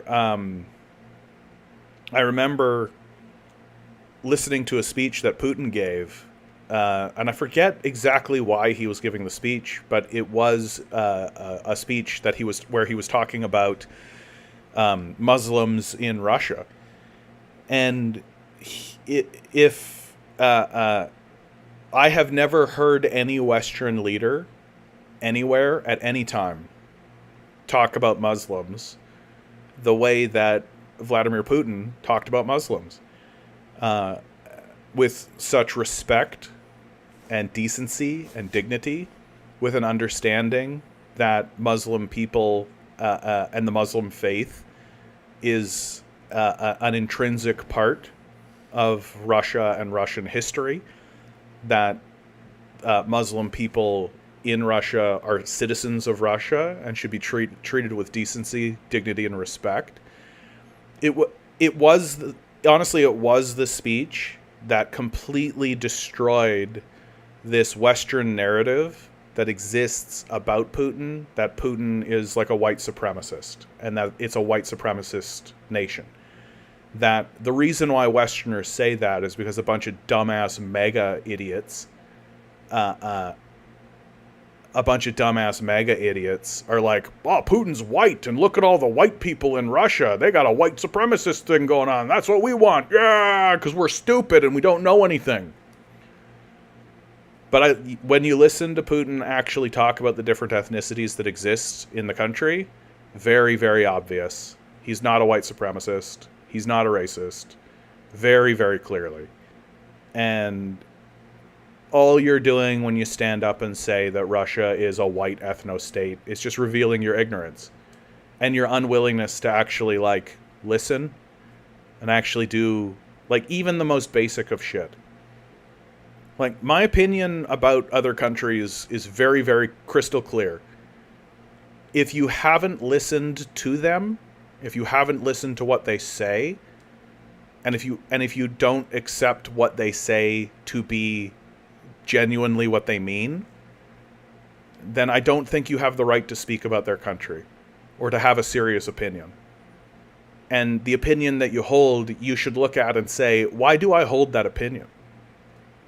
Why do I have that idea? Because I would argue that a lot of times the reason why you have that opinion is because you live in a xenophobic country that is a settler colonial country.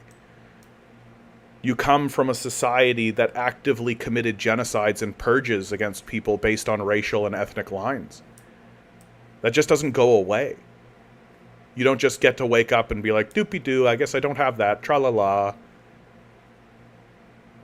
And you should confront that in yourself and be serious about that, because I think that that's a serious thing. And it's a serious affliction that exists throughout the Western world.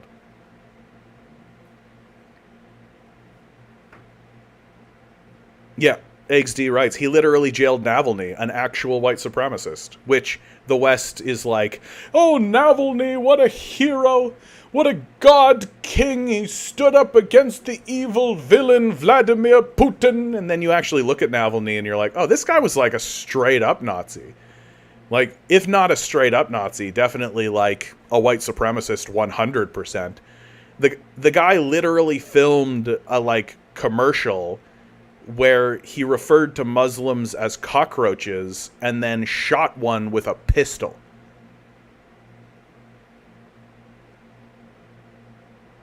Like, you don't just walk away from that one. You don't just brush it off and be like, oh, you know, boys will be boys. And this is the hero. But I mean, we're used here at the Canadian Commie, where we're used to seeing Westerners venerate Nazis. We do it in our parliament here in Canada. This may be a controversial take, but every socialist society probably needs a cultural revolution at some point in order to really solidify the ideals of the new society in the hearts and minds of people rather than just on paper. Yeah, I'd actually agree with that, Transylvanian. Like, I'm fine with that idea.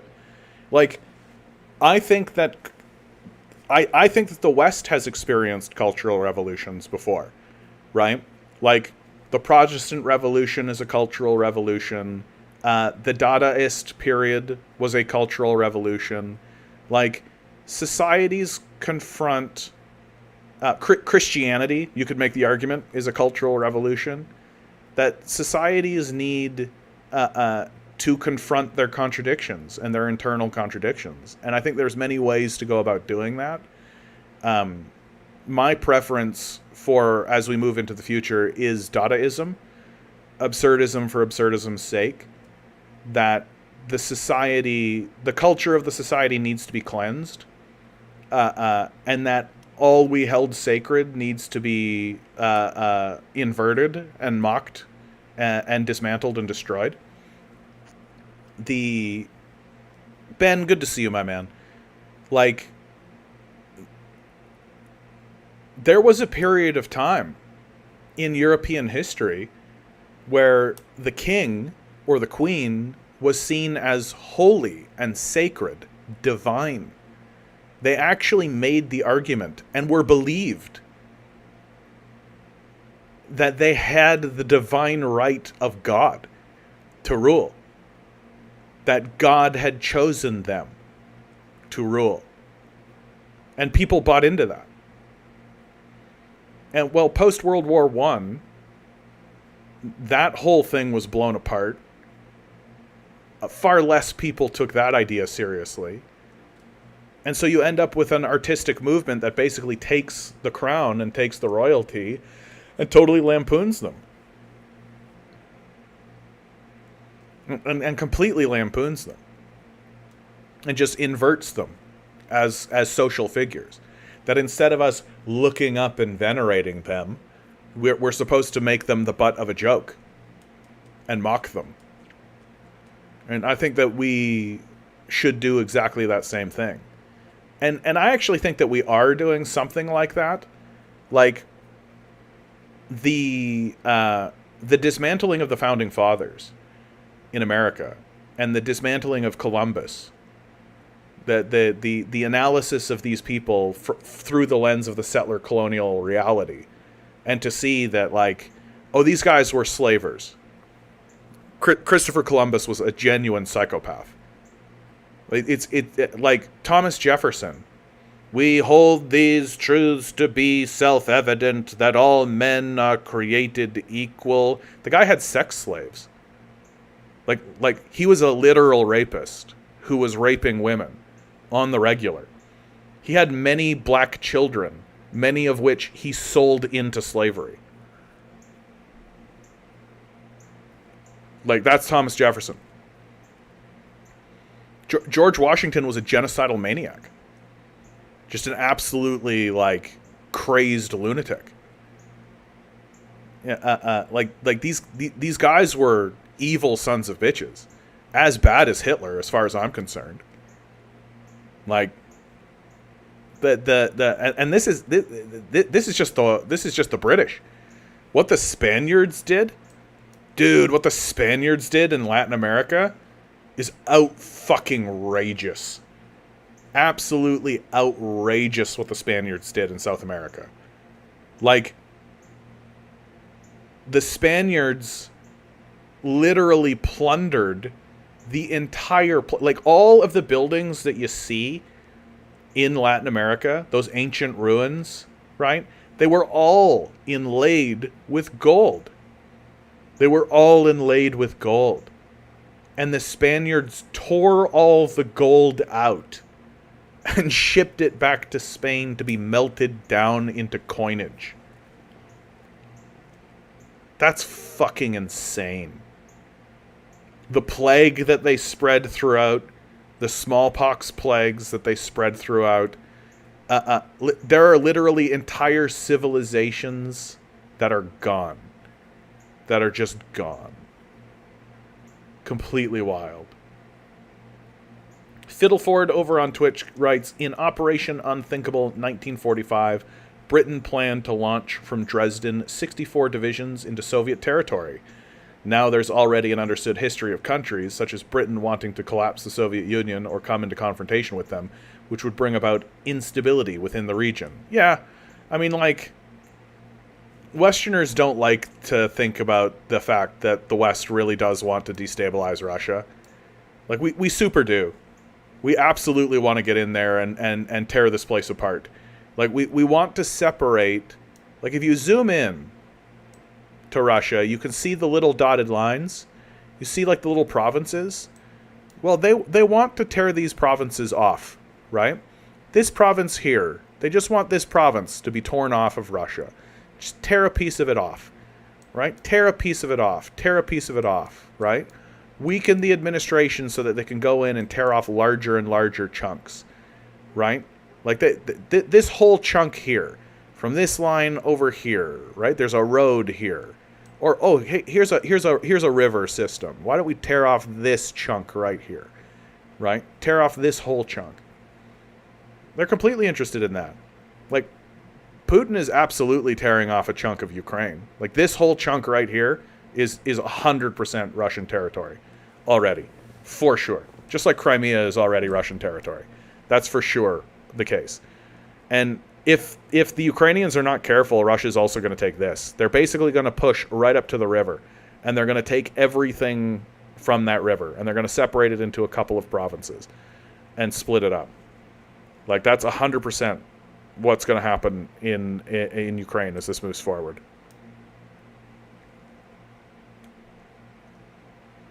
Yet Western Europe has always sought to destabilize Eastern Europe, even today, of course.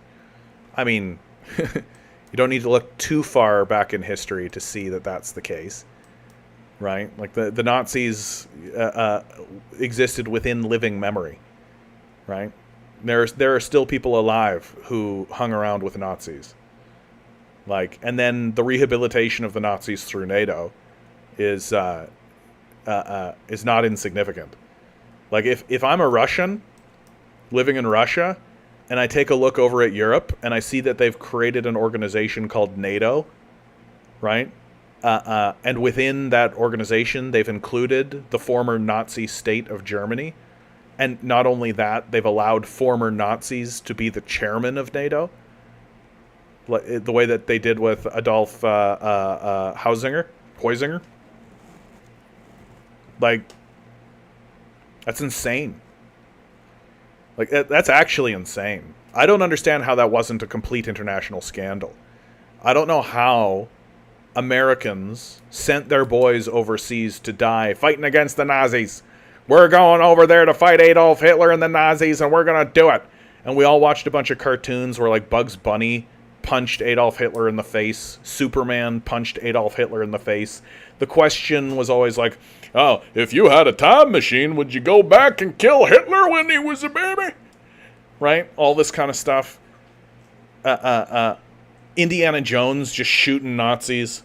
Wolfenstein, the video game, you've literally got a minigun and you're just like, Nazis, right? And while that's all happening, Europe has come together and formed an alliance with the former Nazi country of Germany, which is like, okay, fine, we need to move past it, right? Germany can be part of it, that's fine. But then they took Nazis, the people your grandparents died fighting against, and they took Nazis and they put them into prominent positions of power within their organization. Yeah, raises some red flags. Not just from the Western perspective, but certainly from the Russian perspective. Like, if I'm a Russian and I'm seeing that, I'm like, oh, fuck. That's a spicy meatball. That's a big problem.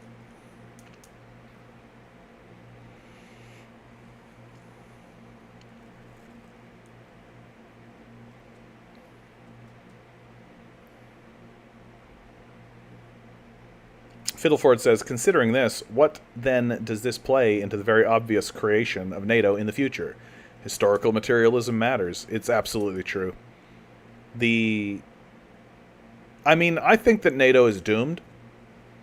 I think that as the West isolates itself and loses power on the stage, like, Africa is going through a period that can only be described as decolonialization. I don't know what else to call it. It seems that that's exactly what it is. That now that Africa has alternative trading partners and is actually able to pivot away from Europe in significant ways, the loser in all of that is going to be Europe for sure. Huge sections of the European economy is based on the idea that they get free stuff from Africa because they enslaved them during the colonial period. Right? Like, huge amounts of wealth have been transferred from Africa into Europe. For sure.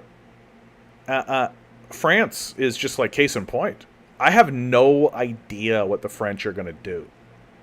Like, for real. Like, just on a very nuts and bolts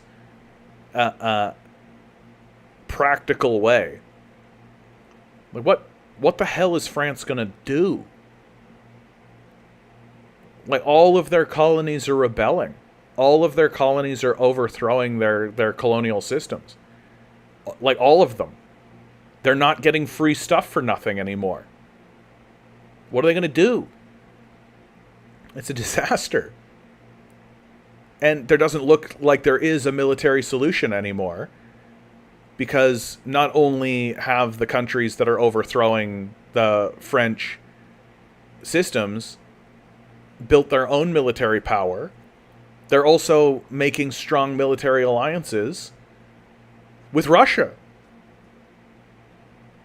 Like, very recently, huge sections of the African continent made big military agreements with Russia. Like, what the hell are these guys going to do? What's Italy going to do? What's Germany going to do? They don't have these colonial outposts anymore.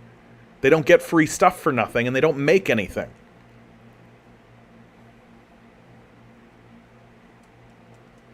So I don't think NATO survives this, because it can't win a war against Russia, right? It as an organization, right? It is showing us pretty nakedly that it cannot win a war against Russia. All right? It doesn't have the manpower. Nobody in Europe supports the war so much that they're willing to go to the front line to die against the Russians. They can't send enough weaponry to make it matter. They don't have the resources to be able to do it.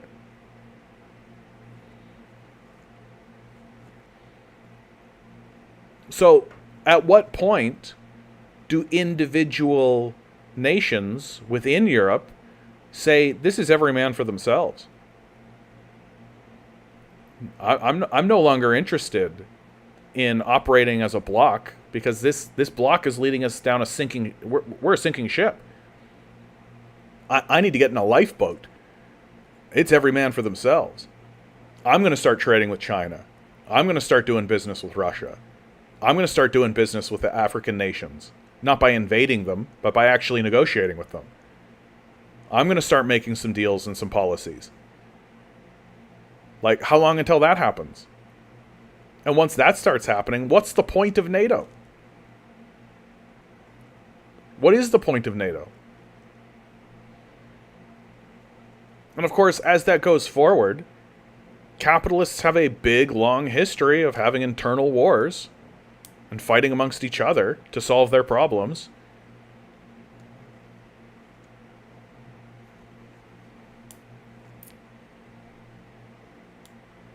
Yeah, NATO nations and EU nations already are. Look at Greece. Yeah, that's a good example. Like, Greece is a good example of that. Like, I don't know why Greece, like, just looks to me like it's like, just chill out, you know? Just go on your beaches, just chill out. Have tourism, right? Sell tourists espressos or whatever. And just chill out. I don't know why we have this whole capitalist line in the first place. Like, everybody needs to be as productive as possible. Move, move, move. Go, go, go, go, go, go, go. Oh, why? To what end? For what purpose? To achieve what?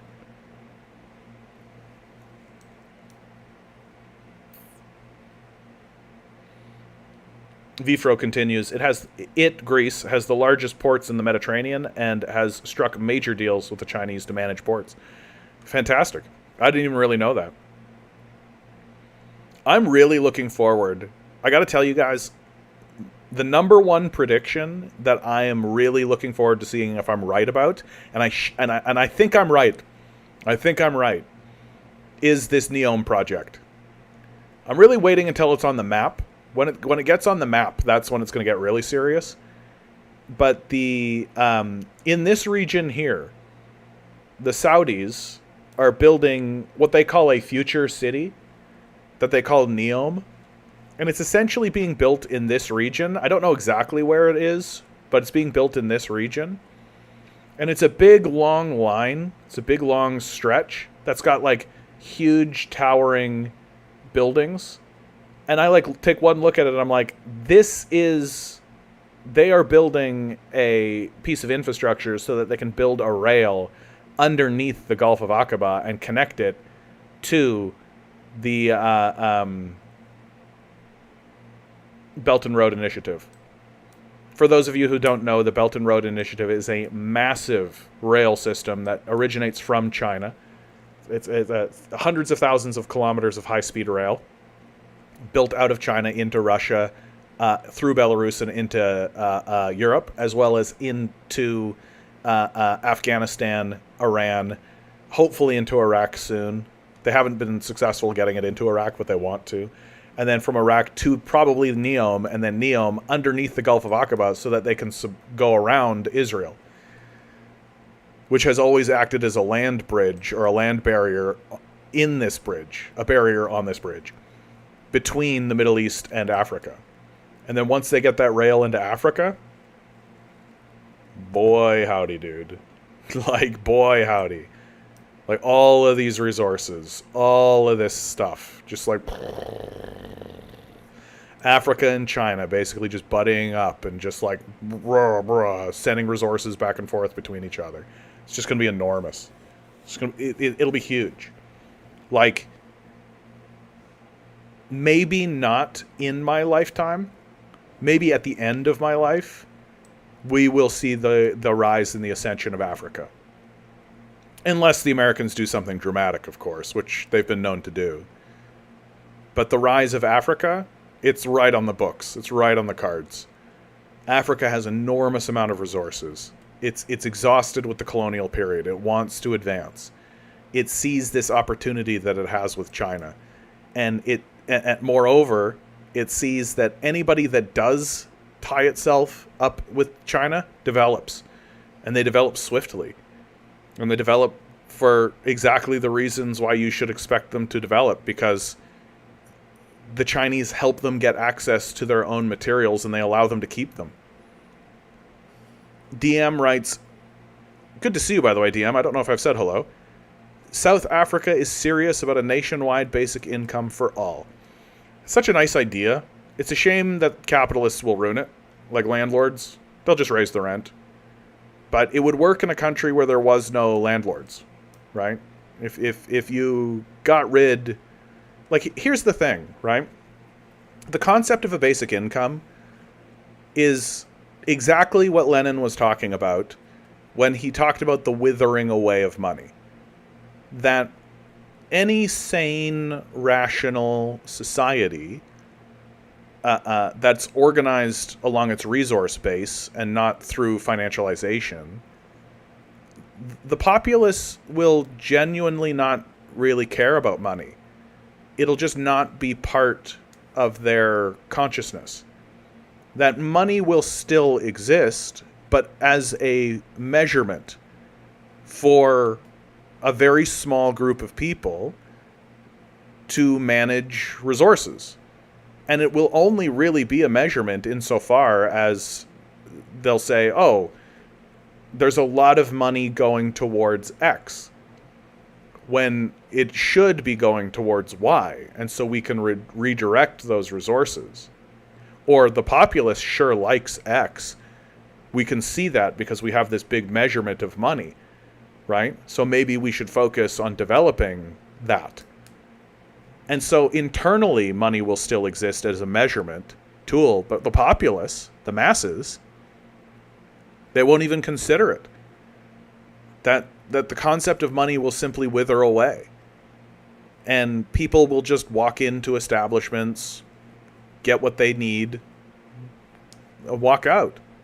And it'll all just kind of be taken care of in the back end. It's just not a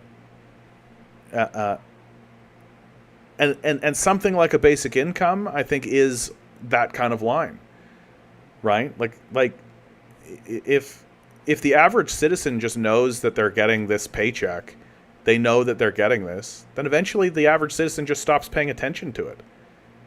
They don't need to nickel and dime. They don't need to worry about it. There's just no stress on their back for it, right? But of course, a basic income gets destroyed because of the system of capital. That the second capitalists realize, oh, you get $1,000 a month, rent's $1,000. Oh, you get $2,000 a month, rent's $2,000. right? So as long as we allow these psychopaths into our society, something like a basic income will never work. And that's the real problem with the basic income. Uh, uh,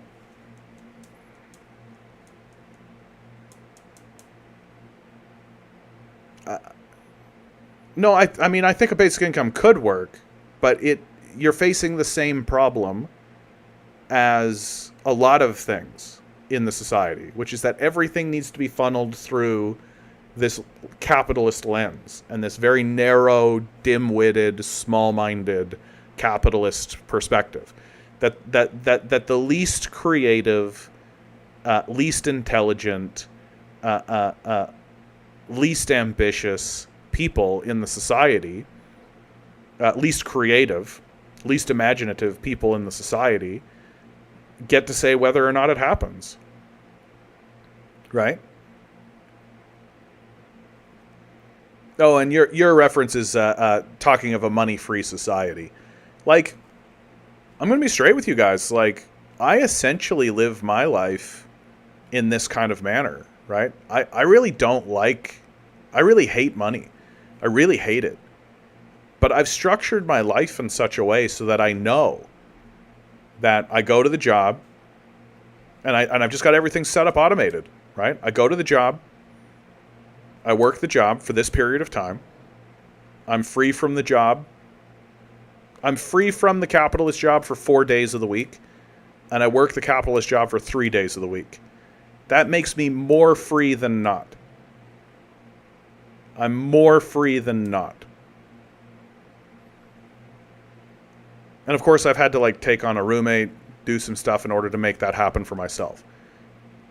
But I hold that in high value and high esteem for myself, that I am more a free man than I am a wage slave. And because I've structured my life in this way, I just don't need to actually look at my bank account that often. And that I personally have experienced this sort of withering away.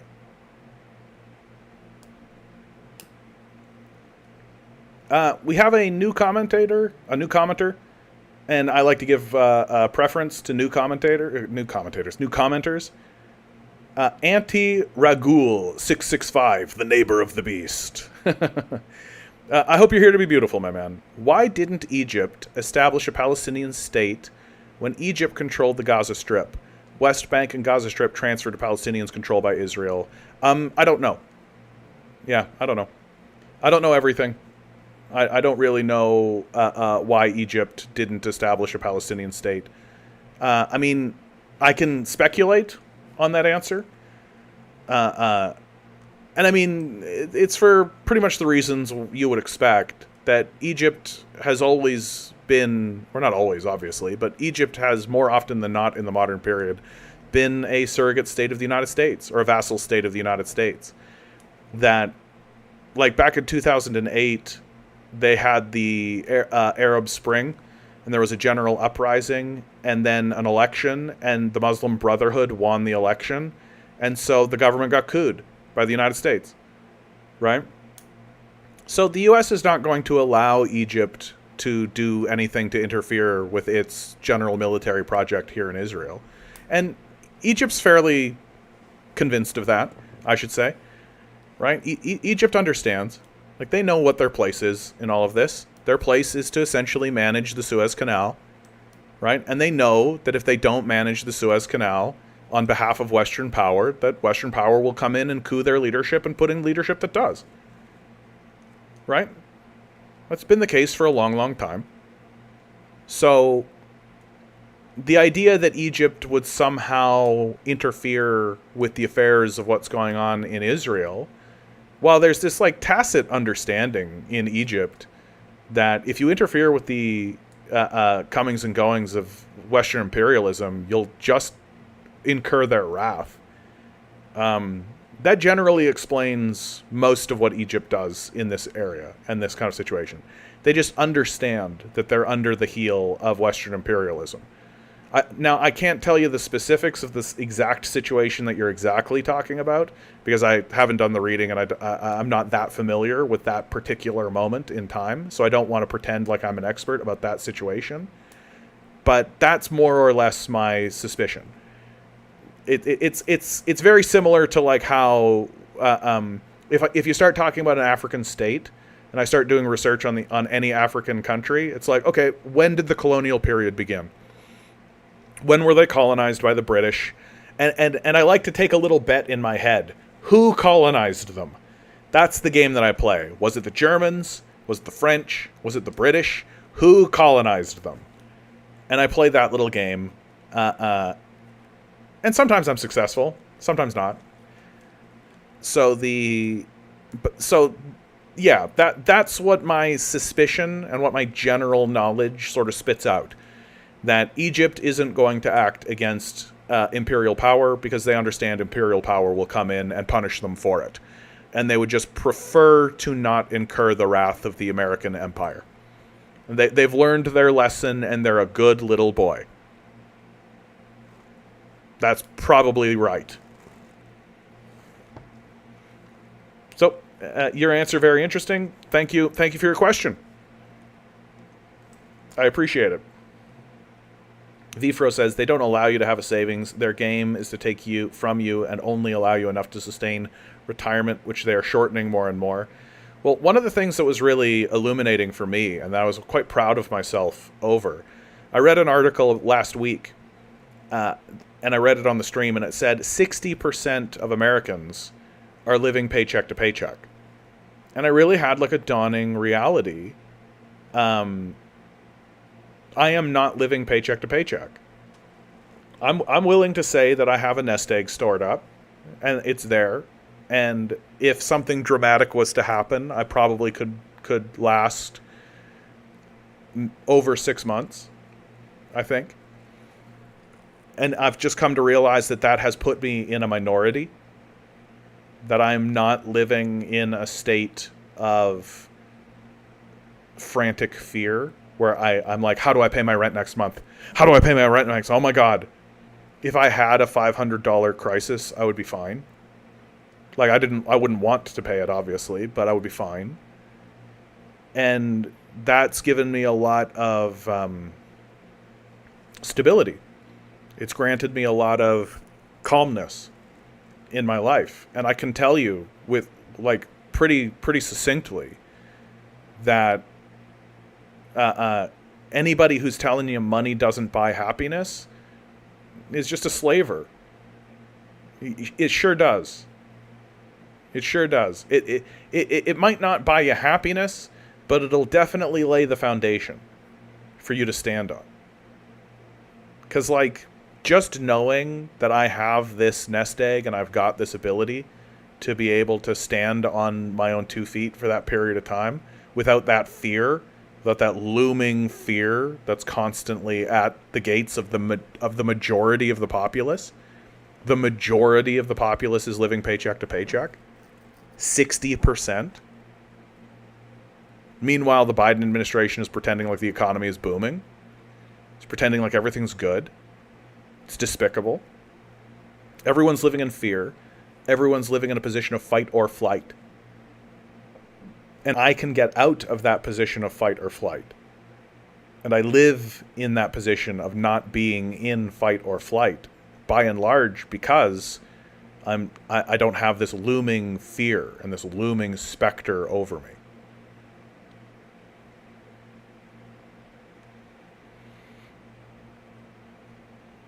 And so I'm quite grateful for it. And Anti-Regul continues, do you know anything about the unilateral disengagement plan? In 2005, Israel deported all Israeli settlements from the Gaza Strip, and transferred these lands to the Palestinians, and the Palestinians elected Hamas in the elections. Yep, that's correct. Look, Israel is a settler colonial project. Okay? Like, events don't happen in a vacuum. History didn't start in 2005. That the settler colonial project of Israel, you can trace that as far back as like 1890 if you really want. We've got like people in the Ottoman Empire commenting on these Israeli settlements popping up and saying, I don't know if that's a good idea. Initially, the Israeli settlements that pop up through Palestine are kind of seen as either innocuous or as, yeah, why not? Why not? It is their like ancient homeland. There's something kind of nice and wholesome about that, isn't there? That the Israelites would return to Israel. There's something kind of nice about that. Initially, Stalin even supported this idea. And as the project moves forward, though, it becomes very obvious that the plan and the policy of the Israeli leadership and the Israeli people is one of ethnic cleansing.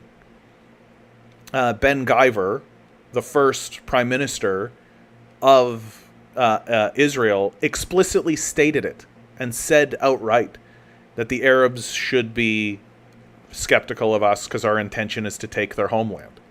That's not a direct quote, but that's the heart of it. That's the spirit of it. So Israel has always been a settler colonial project with the intention of the ethnic cleansing of Palestine, of the Arabs from Palestine. It's always been that way, and there's no reason to pretend like anything else is going on. And so you go through the Nakba, which is like the forced relocation of, I think, like 750,000 Arabs. The Nakba means catastrophe. And eventually this all culminates in 2005, where the Israelis are in Gaza after they have relocated people into Gaza. They're in Gaza committing atrocities and doing their ethnic cleansing job that they want to do. And finally the Americans say, you're receiving too much international attention. You got to quit this. And so the deal that the Israelis come up with at that point is, we are going to leave this territory. We'll quote unquote cede this territory to you, which I don't know how you cede the territory that already belongs to somebody, but okay. And essentially what they did is they built a wall around Gaza and turned it into the largest open-air prison in the world. Some go so far to say that it's an open-air concentration camp. Or it was, because now it no longer exists. And from 2005 forward, there's a really great documentary that I highly advise everybody watch, by the great and powerful and gloriously beautiful Abby Martin, who... I want to marry you, Abby. You're the best. And it's called Gaza Fights for Freedom. And she documents the rise of Israel and the rise of the Israelis in this region. And then she spends quite a bit of time talking about what's going on in Israel at, I believe, 2019 is when the documentary got released. I think that's correct. And essentially, like, Israelis were like, the IDF was essentially perched on top of the walls, sniping children, shooting people randomly, just random acts of violence, sniper fire, right? You can read article after article after article after article after article written about the terror that the Israelis were inflicting on the Palestinians in the Gaza Strip.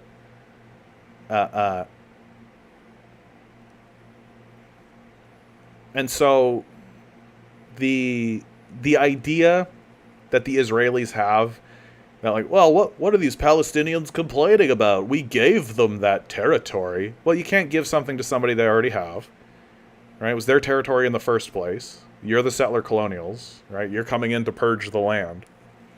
And then also, like, what's with this sniper fire? What's with this, like, this daily atrocity shit, right? Like, we straight up got recordings of the IDF bragging about sniping children, shit like this. Like, and of course, this attitude has now persisted into the modern era. that you can just go to the IDF's own social media and watch them confess openly to their many war crimes. They'll brag about it to you. They're fine with it. They'll put on racist minstrel shows. They'll brag about the massacres. They'll brag about murdering children. They'll tell you all about it. They'll show you corpses. They'll show you bodies. They'll pose with bodies. They'll pose with corpses. They'll do chants about how they're going to ethnically cleanse the land, right? And that's all on the IDF social medias, right? There was a moment. There was a moment where the Israeli leadership told the IDF to calm it down, to tone it down, because it was getting to be, like, literally it's used as evidence in the case against Israel at the ICC. South Africa is using it as evidence. Straight up their own social media. And a big reason why that's happening, like, people like to say, like, oh, well, it's the government. We just need a new government. Well, anytime the Israelis are polled, they have like a 95% support for this genocide that they're perpetuating in the region. And if you go into their school systems, right? If you go into the school systems in Israel and you listen to the children and you listen to what the teachers are teaching the children, it is extremely obvious that they are teaching these children how to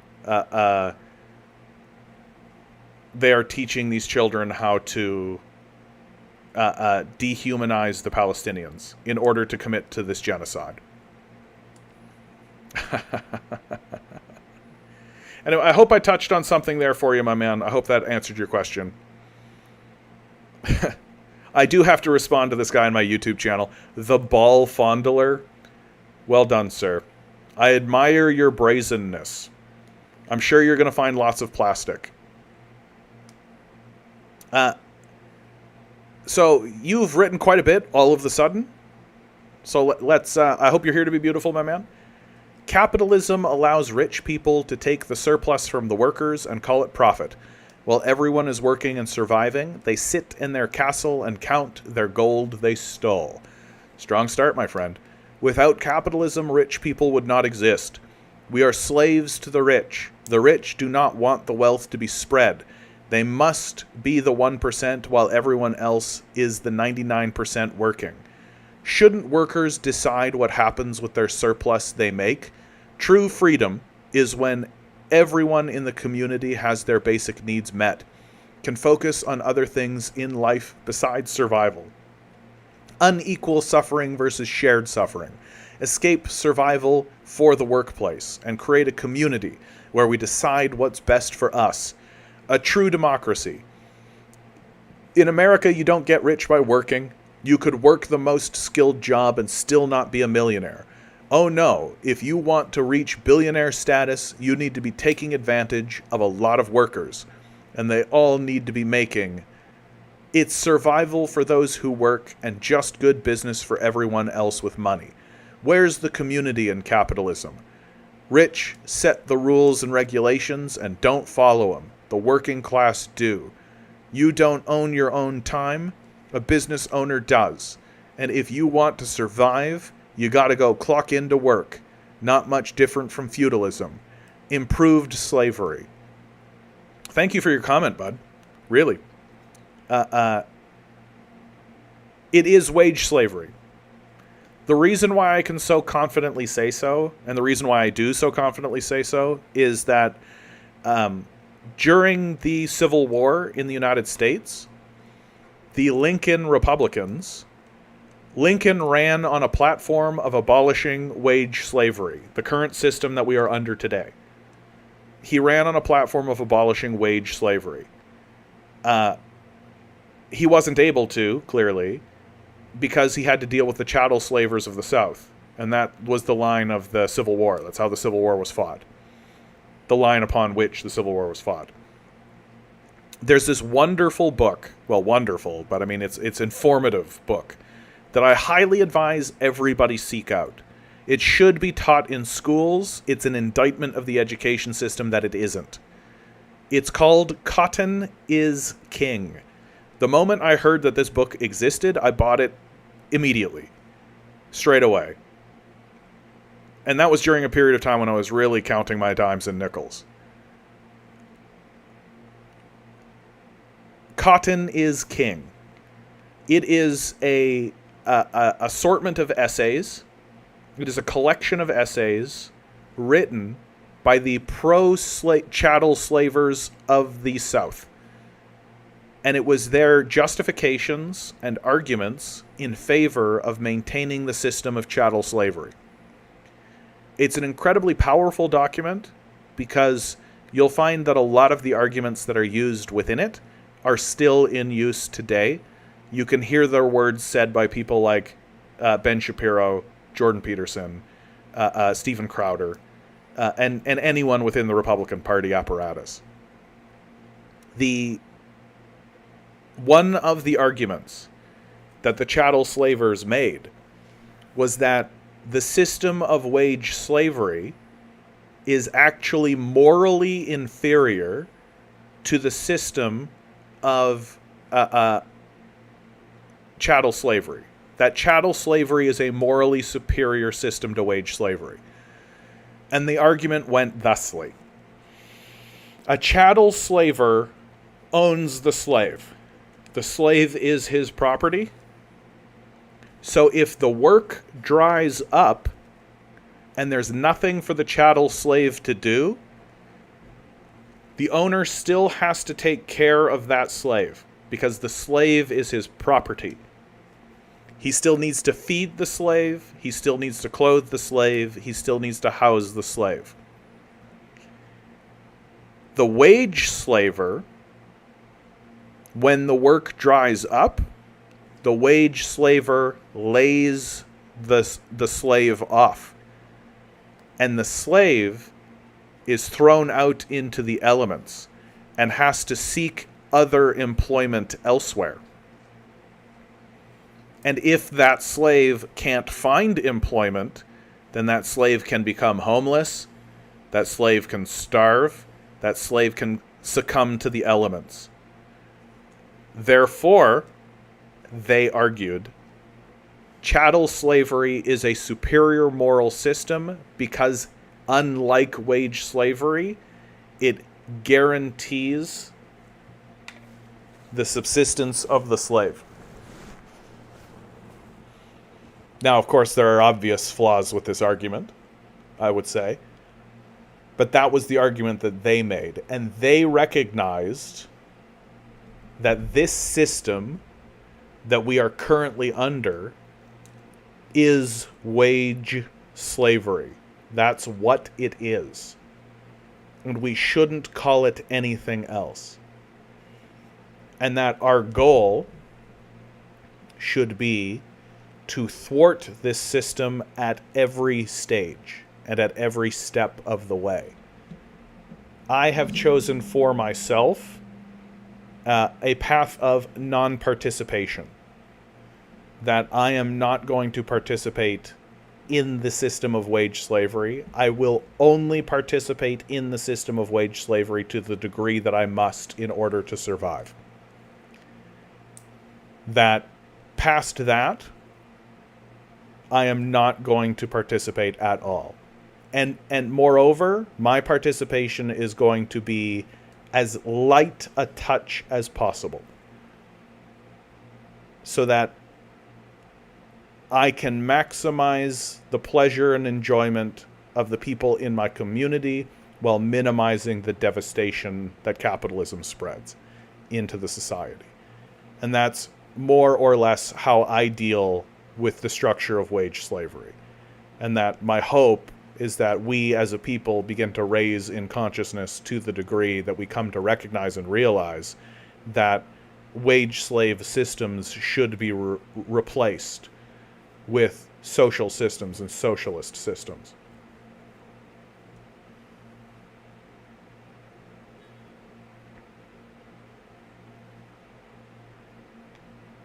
Anti-Regul continues. Bro, good start. Brah. Bro. Hey, brah. I'm just messing with you, dude. The problem with friendship is that Hamas is literally hiding among Palestinian civilians, under schools, hospitals, and other civilian infrastructure. They came under this Israeli airstrike. I'm not making excuses for Israel, but Hamas has made many mistakes. The problem of peace negotiate. Oh, I see what you're saying. That it's not the problem with friendship; it's the problem of peace negotiations. Yeah, you're familiar with Star Wars, right? Like, I'm going to be really clear about what my position on Hamas is, okay? Right? And what the position of the Palestinians is, as far as I'm concerned. Hamas is Luke Skywalker. Israel is the Empire. When Luke Skywalker blew up the Death Star, I didn't go, gasp, oh dearie me, oh goodness. I went, fuck yeah. Heck yeah. When Luke Skywalker returned home to find that his home had been burnt to the ground and that his family had been murdered, he immediately joined a resistance and fought in a rebellion against the Empire, and we all understood that that was right. And that was the right thing to do. And that was righteous.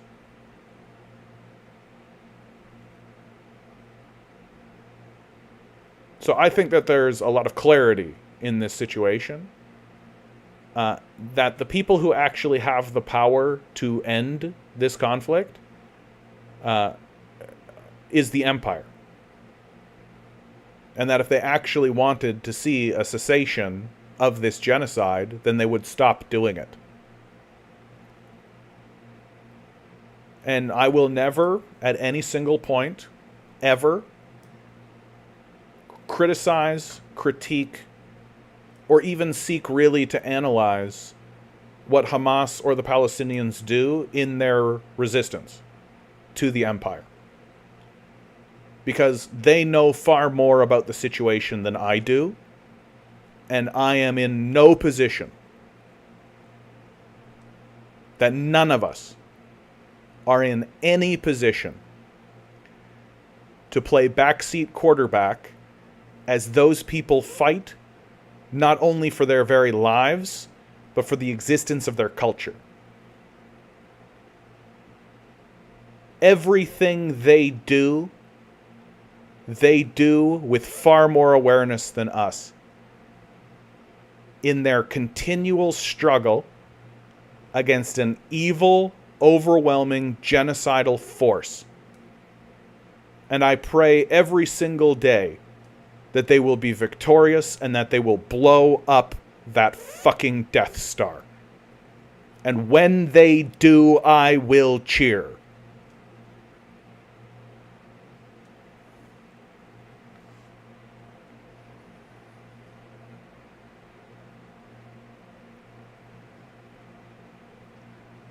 Fondler writes, capitalism is wage slavery, and if anyone calls it anything else, I'll correct them. Technically, Fondler, technically, capitalism is not wage slavery. That capitalism is defined by the relationship of who owns the means of production. That there's many ways to structure that relationship in terms, like, the chattel slavers were also capitalists. Right?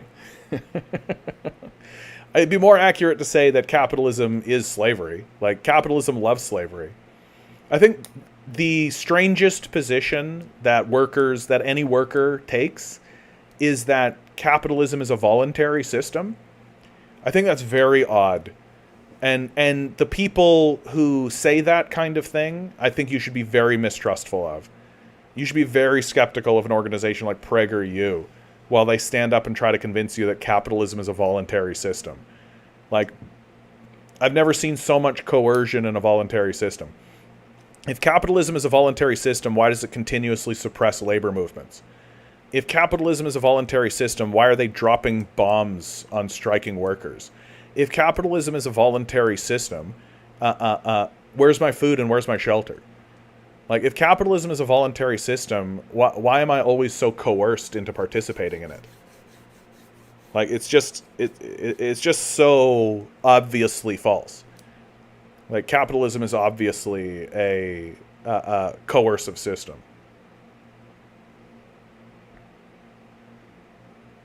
Armed with opinions. Yeah, this is a fair thing to say, I think, actually. Hamas is Luke Skywalker and Israel is the Empire. Even your seemingly revolutionary politics are infected by bourgeois consumerism. You got to use the language that people will understand. That's all, right? You got to speak the language that the people understand. I take your point. I'm not offended by it. Armed with opinions continues, what we need is to lock Palestinians and Israeli leaders in a room together, turn up the heater.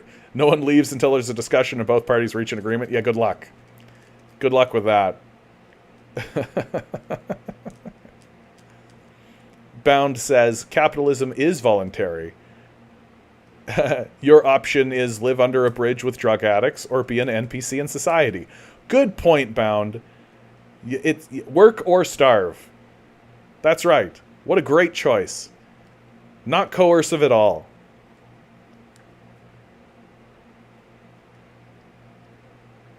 Yep, the oppressed have the right to defend themselves with whatever means possible, says Isaac. Absolutely.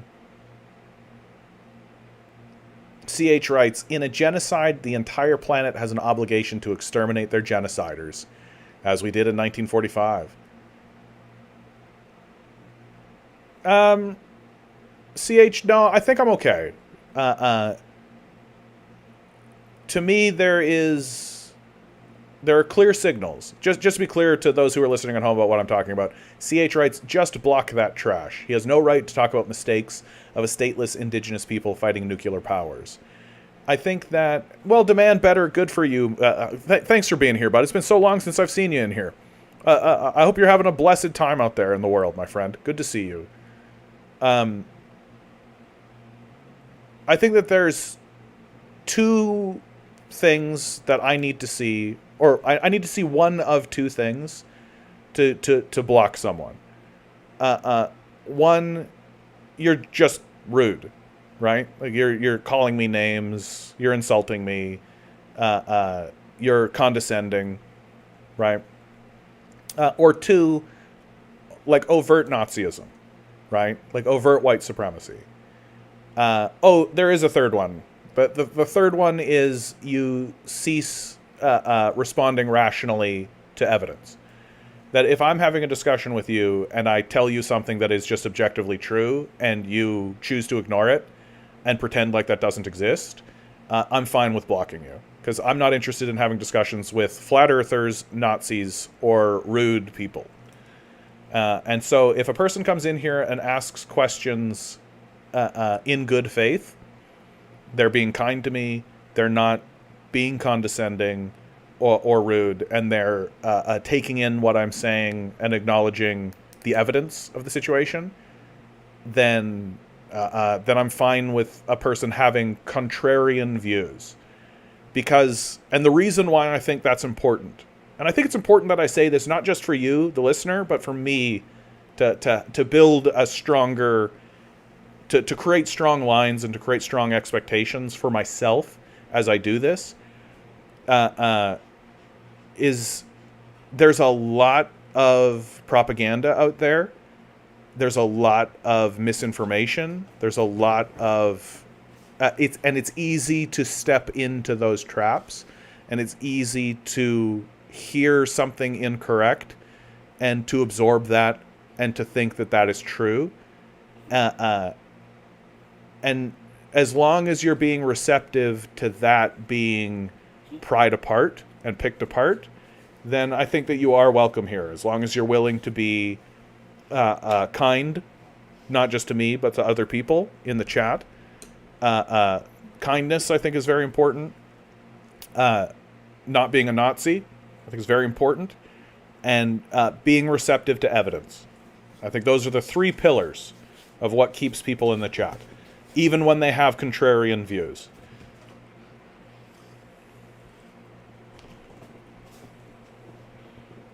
Sable Wolf, I'm really actually going to ask you to retract that comment. like straight up. Israel is not fascist. It is explicitly fascist. Like in a very like 1+1 = 2 sort of way. Zionism is a form of Nazism, and all Nazis are fascists. And all Zionists are fascists. Like Israel is for sure a fascist. Anti-Regul writes, I think Israel deliberately removed all its soldiers from the fence. Sorry. The chat pops down on me sometimes, and I don't like that. Israel deliberately removed all the soldiers from the fence with the Gaza Strip, October 7th, a very foggy day. On this day, the Israeli army deliberately did not act in order to later justify the genocide of the Palestinians. I think that that's a conspiracy theory. Yeah, that's what I think. And I also think that that gives Israel a lot more credit than they deserve. I think that they were caught off guard. I think that they were arrogant. I think they were relying on artificial intelligence systems to do predictive thinking for them. Norm Finkelstein is a great person to listen to on this particular subject. Because that is a question initially that comes out is did Israel intend for this to happen so that they could react? But I just think that imbues Israel with a little bit more foresight and intelligence than they're due. I certainly do think that they used this as an opportunity to launch their genocidal proclivities, definitely. But I think what's going on is far more emotional. There's more emotion going on than intellectual thinking. Like, if Israel had the intelligence that you imbue them with, they wouldn't be acting the way that they're acting. Because what they're doing is just absolutely outrageous. Completely unintelligent. Like, not wise or intelligent or smart at all. And so, to me, I think the more likely explanation is that Israel got cocky, became arrogant, which is easy to believe because they view the Palestinians as subhuman, right? They view them as lesser than. So they underestimated them. And they always will underestimate them because they view them as more like animals. And so I think it's hubris carries the day. And then once and then Hamas breaks through, and I think does a lot better than even Hamas thought that they were going to do, by the way. I think that Hamas really was like, oh shit, like we actually like, it was more than a jailbreak. We actually seized territory, and it was like a big deal. And this, of course, kicks off the genocide.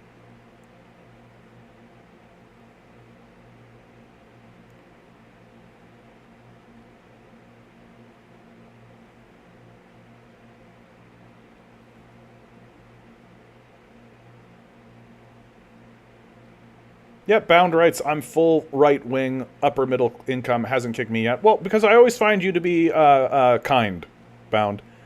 And I again, like, I am here to win hearts and minds.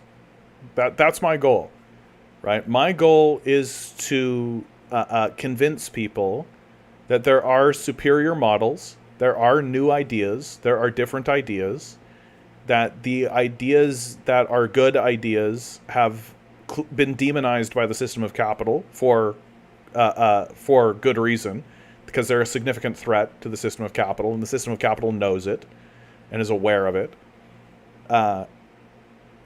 And I don't think that I can win hearts and mind by simply saying, oh, you're a right-wing bourgeois pig, fuck you, capitalist, get out of here.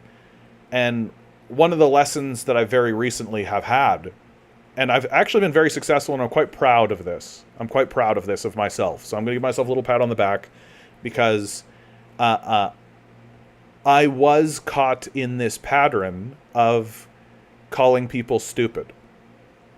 Once they stopped responding to evidence, I would just be like, you're too stupid to talk to. And then usually that would lead to them being banned. And I was putting some thought into that, and certain people were challenging me on that. And I'm glad that they did, and I'm glad that they were pushing back on me on that. because it made me start thinking about it and made me realize, is there a different way? Is there a new approach? Is there a lighter touch? Is there something better that I could do? And I really realized that I was just giving in to my own frustration and giving in to my own anger,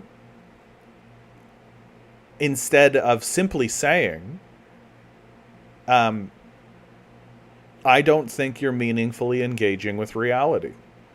And I'll be honest with you guys, whenever you hear me say that, I don't think you're meaningfully engaging with reality, there's definitely a little guy inside of me that's like, you're just so fucking stupid. You're just so fucking stupid. But the reality is that what it does, and I've used it several times over the last couple of days, last couple of casts, I've said, I don't think you're meaningfully engaging with reality, and here's why. And it's allowed the conversation to continue. And it's allowed the conversation to go on, where the person that I'm talking to certainly feels rebuffed. I think that's true, but isn't insulted. It doesn't get their hackles up in the same way, and it doesn't trigger them. And that, to me, I consider to be a massive success as I continue to grow and learn and discover how to best continue forward in this process of my desire to change hearts and minds. And so I think that a big part of that is that when I find people who disagree with me, well, as long as they're kind, as long as they aren't explicitly Nazi, right? There are subhumans and we should eradicate people and all that kind of crazy nonsense. And as long as they're willing to acknowledge that evidence exists, then that's good enough. I actually think I'm asking quite a lot, frankly. Given the configuration of our society and how deep the propaganda and how deep the ideology runs. So, yeah, and I'm going to say it again. I'm quite proud of myself for turning that corner, and I hope that evolves into something really lovely and really beautiful. And I know that every single time I've used that tactic, I've been far more satisfied with the outcome. I've been far more satisfied with the outcome, and it makes me feel better. It makes the other person feel better, I think.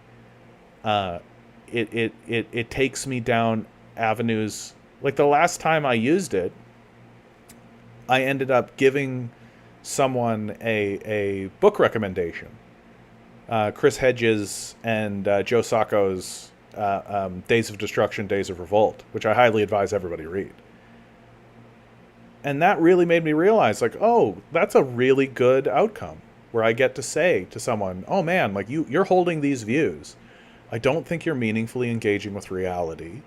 I think it might be because you're kind of living in a little bubble. I highly advise you read this text and this piece of literature that had a profound impact on my life. And all of Chris Hedges' work has had a profound impact on my life. I'm eternally grateful to him.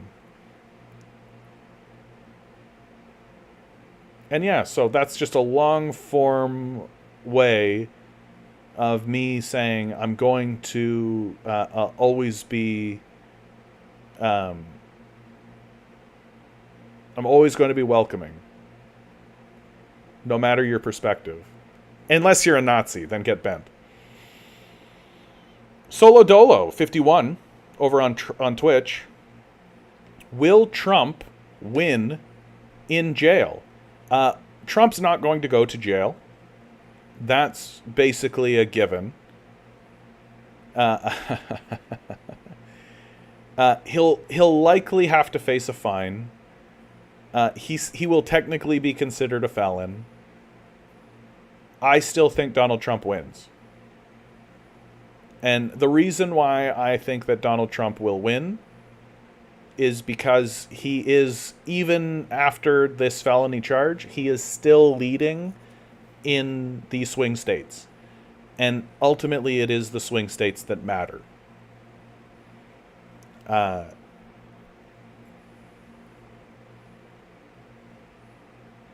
Transylvanian writes, I, for one, think your rules are very sensible and leave plenty of room for debating people with different views and educating those with misconceptions and knowledge gaps. Well, thank you, Transylvanian. I appreciate that. And really a big shout out to the people who challenged me on my position previously. A really big shout out. I really do appreciate that. It's not the first time that's happened. And I'm always grateful that there are people who are willing to look at me and say, you know, John, I think that you could be even more effective. Because that's the goal, is to be as persuasive as possible and to be as effective as possible. And alienating people is not a good strategy. I've really come to accept that and to see that that's the case. And so I'm trying to seek paths that are non-alienating, while still confronting people, and that's tough. That's a tough line. Like, how do you confront someone about something that can be a very difficult subject, right? And there are difficult subjects that we're having.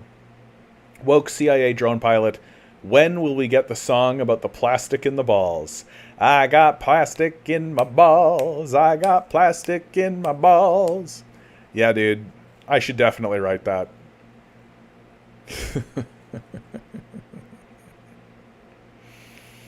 Content writes, it would still be funny if Biden wins the Electoral College but loses the popular vote.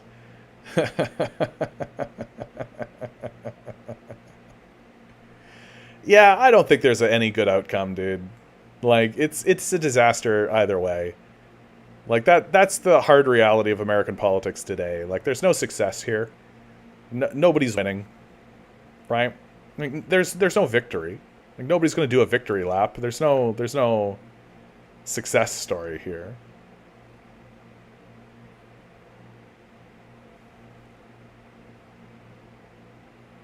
David Rovik's The Alligator is pretty much this. Are you talking about the song? Oh, DM says, by the way, I'm missing Milo in the stream. He's literally laying right beside me. He mainly sleeps these days. He's gotten quite old, and he's blind now, and he's going deaf. So he's operating primarily off of memory and scent. And he does pretty well for himself, I should say. When we're out in the world, I have to really keep a good eye on him because he'll walk into stuff. But when we're inside and when we're in my place, he's just a happy little guy, and all he really wants is pets, scratches, licks, and peanut butter. And treats. And he's a good boy. He's a very good boy. He's not going to be with me for too much longer, I think. A year or two.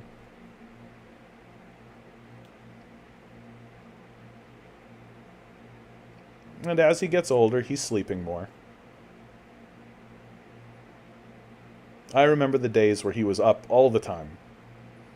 And me and my ex were having to bounce him back and forth between us. And he was just always there and always a big ball of energy. And as he's gotten older now, it's just, I get him down. I feed him. I give him some peanut butter. He comes over to me. I give him some scratches and some treats. And then he just nestles down and goes to sleep.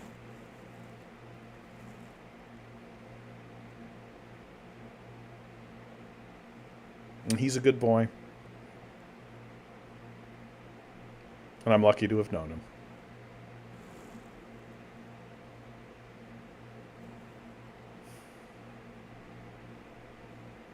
Transylvanian writes, I am also of the view that the conspiracy theories around the Al-Aqsa flood give the Zionist entity too much credit. The simplest explanation makes the most sense. The resistance just outplayed them. They're not that smart. They're very arrogant, and they're very emotional. Hence why they're losing so badly at the moment, both in terms of their global standing and on the battlefield itself.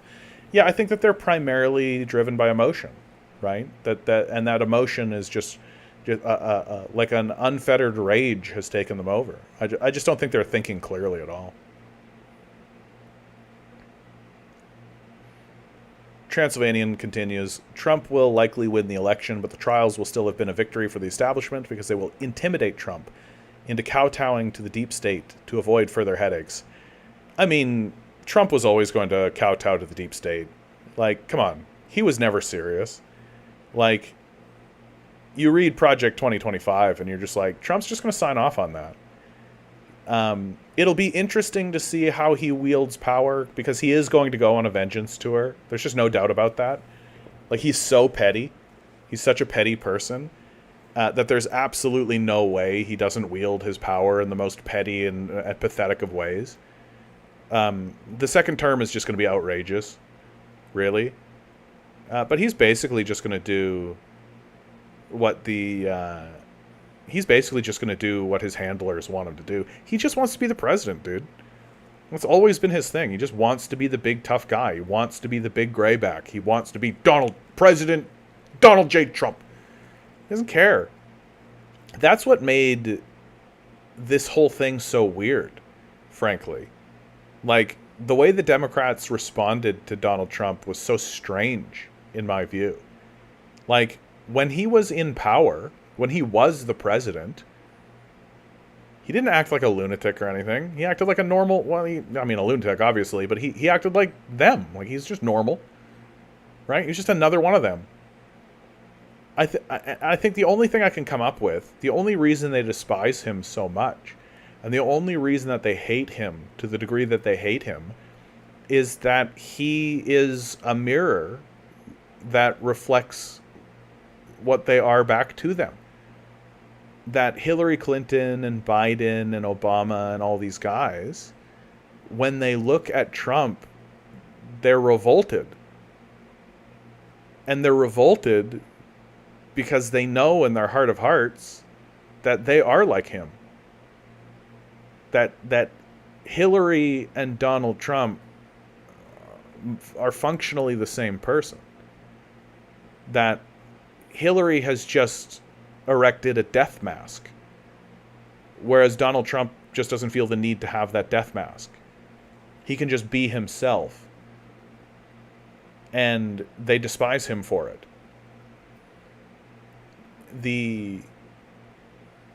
And that's the ultimate insult to their power and their prestige and their status, that the American people would dare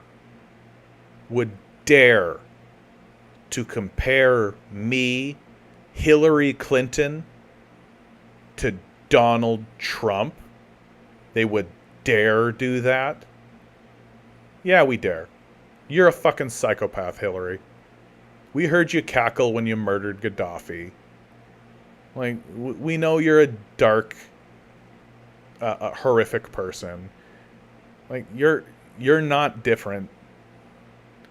In fact, I think you could make the argument that Donald Trump is a better person than Hillary Clinton.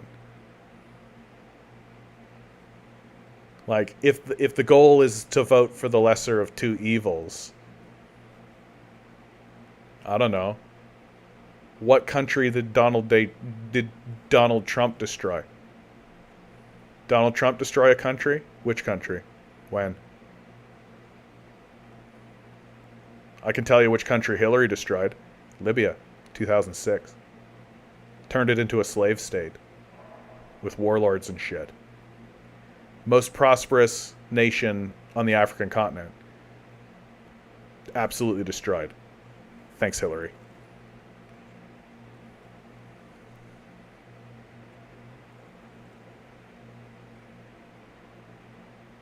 Hillary has had a lot of questionable people die around her. Yeah, Hillary lost her soul along the way. I just don't think she ever had it. I think that she was always kind of a psycho, and she got into politics because she was a psycho.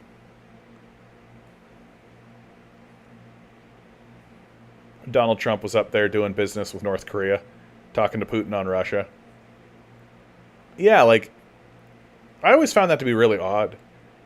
Like, there's something happening in Canada that's a reflection of this, about what I'm about to talk about, which is that a couple of MPs, supposedly, even though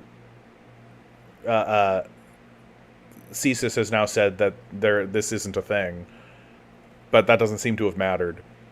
The narrative is that a couple of MPs, so that would be like congressmen for Americans, a couple of MPs have had some conversations with like Chinese interests or Russian interests. Foreign interests! And it's literally like, so the story is that a couple of MPs have talked to foreigners. And this is supposed to be a scandal. I'm supposed to go, they had conversations with Chinese people? What? Oh, the disloyalty! Like, don't you want your MPs to be having discussions with other politicians? Isn't that the whole point? Right?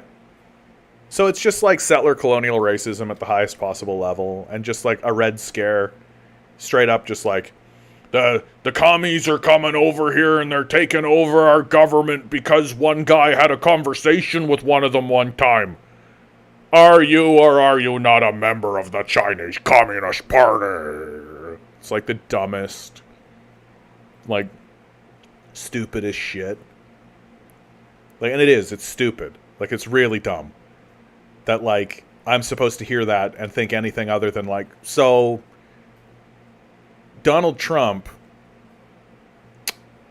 had a conversation with Vladimir Putin. And Donald Trump has some, like, business interests in Russia. Okay. Why is this bad? Why am I supposed to be like, Donald Trump has business interests in Russia? Why? I don't give a shit. Good. Like, good. I'm glad that the president of the United States is getting on with the president of Russia. I'm glad. Why should I be unhappy about that? Can anybody explain that to me? I've never understood this. Why should the leader of the United States want to have bad relations with another foreign dignitary? Like what's the explanation? I really actually do genuinely want some like Hillaryite, Clintonian-brained Democrat to come in here and actually explain to me, like I'm a 5-year-old, for real, in their own words, why I'm supposed to be upset that the President of the United States wants to have good relations with Russia. Like, I really need somebody to actually explain that to me. And I almost guarantee that I would let that person talk and they would just hang themselves and we would all look at them and be like, oh, you're a fucking racist. Like, you're just a xenophobic, crazy person.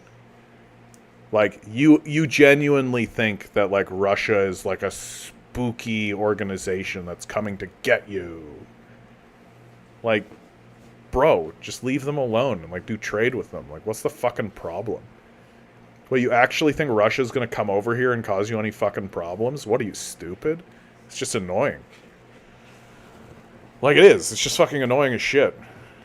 Like, sorry, I used the old language. What? I don't think that you're meaningfully engaging with reality.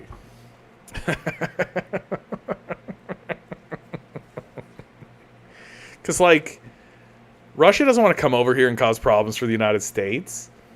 They just don't. Why would they? Like, look at Russia. Russia's got its own problems. It's got its own thing going on. Right? Like, it doesn't want to come over here and deal with this crazy shit show. Why would they? What would it gain them to even get involved? Just like, they're going to focus on their own shit. Right?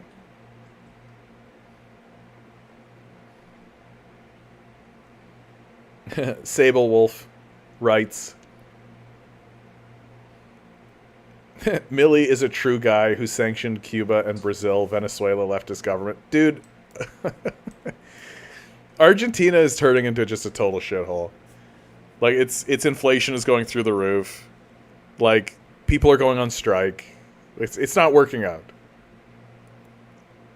Like, Milley literally said out loud that his policies don't work because everybody else doesn't do them.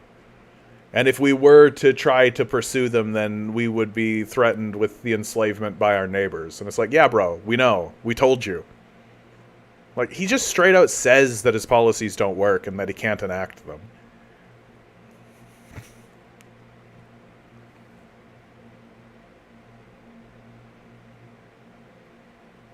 What do you think? This is Vfro. What do you think about the Bill Browder debacle and Magnitsky Act in the U.S.? Many claim Browder was stealing and embezzling money from Russia, killed his partner. I don't know anything about it.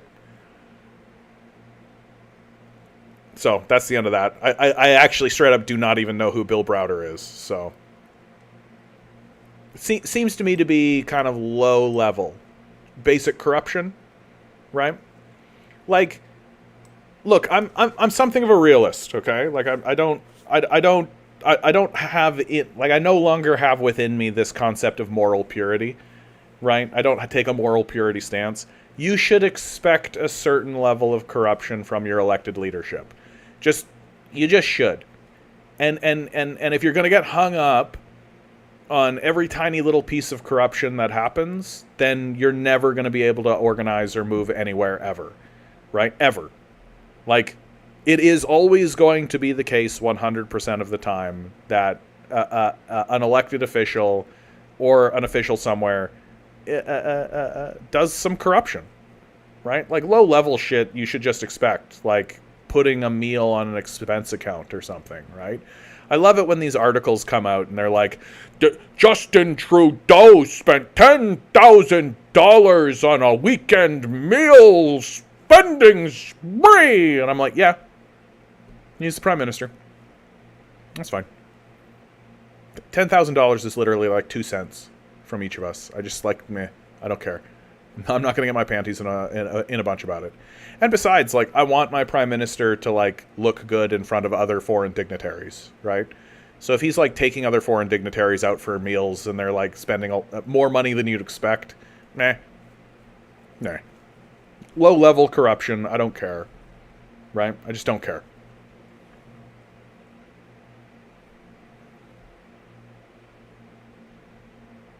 Look Browder up. I think you'll find it interesting, as well as the Magnitsky Act he got McCain to pass through American Congress. We are talking hundreds of millions, maybe billions stolen from Russia. Wow. Okay. Before you had my curiosity, now you have my attention. Anybody who can manage to steal billions of dollars? What's this guy's name? Oh, yeah, I'd love to go to Moscow, actually. I don't think it would be my first choice. I think China would probably be my first choice, actually. Browder. I'll just put in Browder. Bill Browder.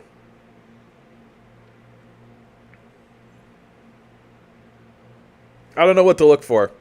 Oh, yeah, here you go. CBS News. Man, I'm going really late. I don't think I've got much steam left in me, guys. Bill Browder on Putin. The Magnitsky Act and unmasking Russian money laundering. Bill Browder, an American-born, UK-based businessman, says the war in Ukraine is sharpening the world's focus on Russian President Vladimir Putin. All of a sudden, the world cares about Vladimir Putin's evil, he told correspondent Seth Doan. But that's long been clear to Browder, a Putin target himself. It was while walking in a London park that he received an alarming phone call. U.S. intelligence had learned Browder might be kidnapped and taken to Russia. Why? He recalled, my safe world in London really evaporated. Browder's decades-long odyssey with the top levels of Russian power started after he moved to Russia in the 1990s to profit from its privatization following the fall of the Soviet Union. Oh, so he's a vulture. Browder's Hermitage Fund soon became the largest foreign investment fund in the country. They researched Russian companies, initially to invest. What we discovered was that the oligarchs and corrupt officials who controlled these companies were stealing all the profits, all the assets, out of the companies. You know, like capitalists, Browder said. And so, the only way that I felt like I could responsibly invest is if I could figure out how they were doing the stealing, and then trying to stop them. What a hero. What a hero. A man of the people. A man of the people. Not a way to make yourself very welcome in Russia, asked Doan. Well, it was interesting, because at the beginning of this moment, Vladimir Putin was fighting with the same guys that I was fighting with. But it turns out that he wasn't trying to end the oligarch era. He just wanted to become the biggest oligarch himself. Browder showed Doan charts laying out the web of elaborate money laundering operations they helped to uncover. The money flowed from the Russian treasury through Moldova to Latvia, then to Switzerland, said Browder. The whole idea of money laundering is to make it so complicated that effectively nobody could put together a chart like this. Just a quick picture of like Charlie from It's Always Sunny in Philadelphia in front of the, like, you know what I'm talking about? The meme with all the strings, and he's just like, ugh! That's what I'm picturing. Doan asked, it takes an investment guy who's moved to Russia to do this?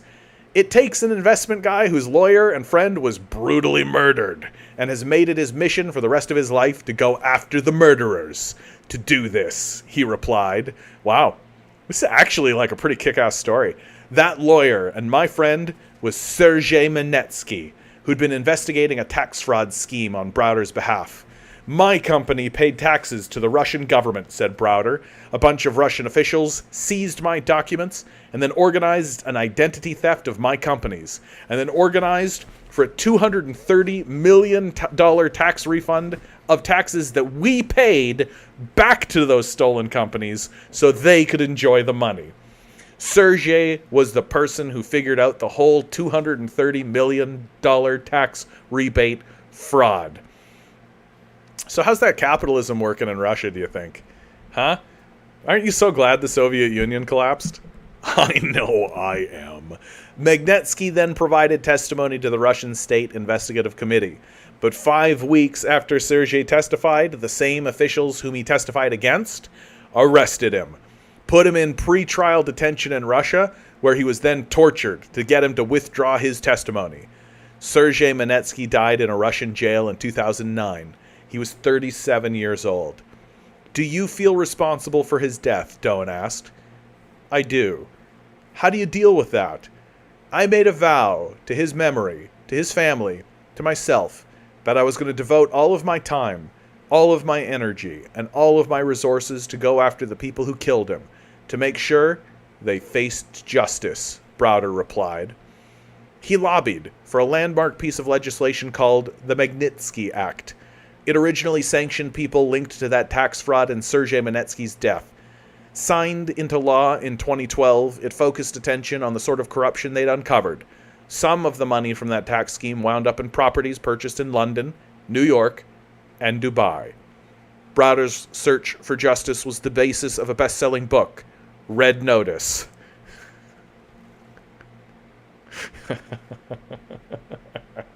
They just can't get away from the red, eh? Like, just red. Russia, red. Red Notice.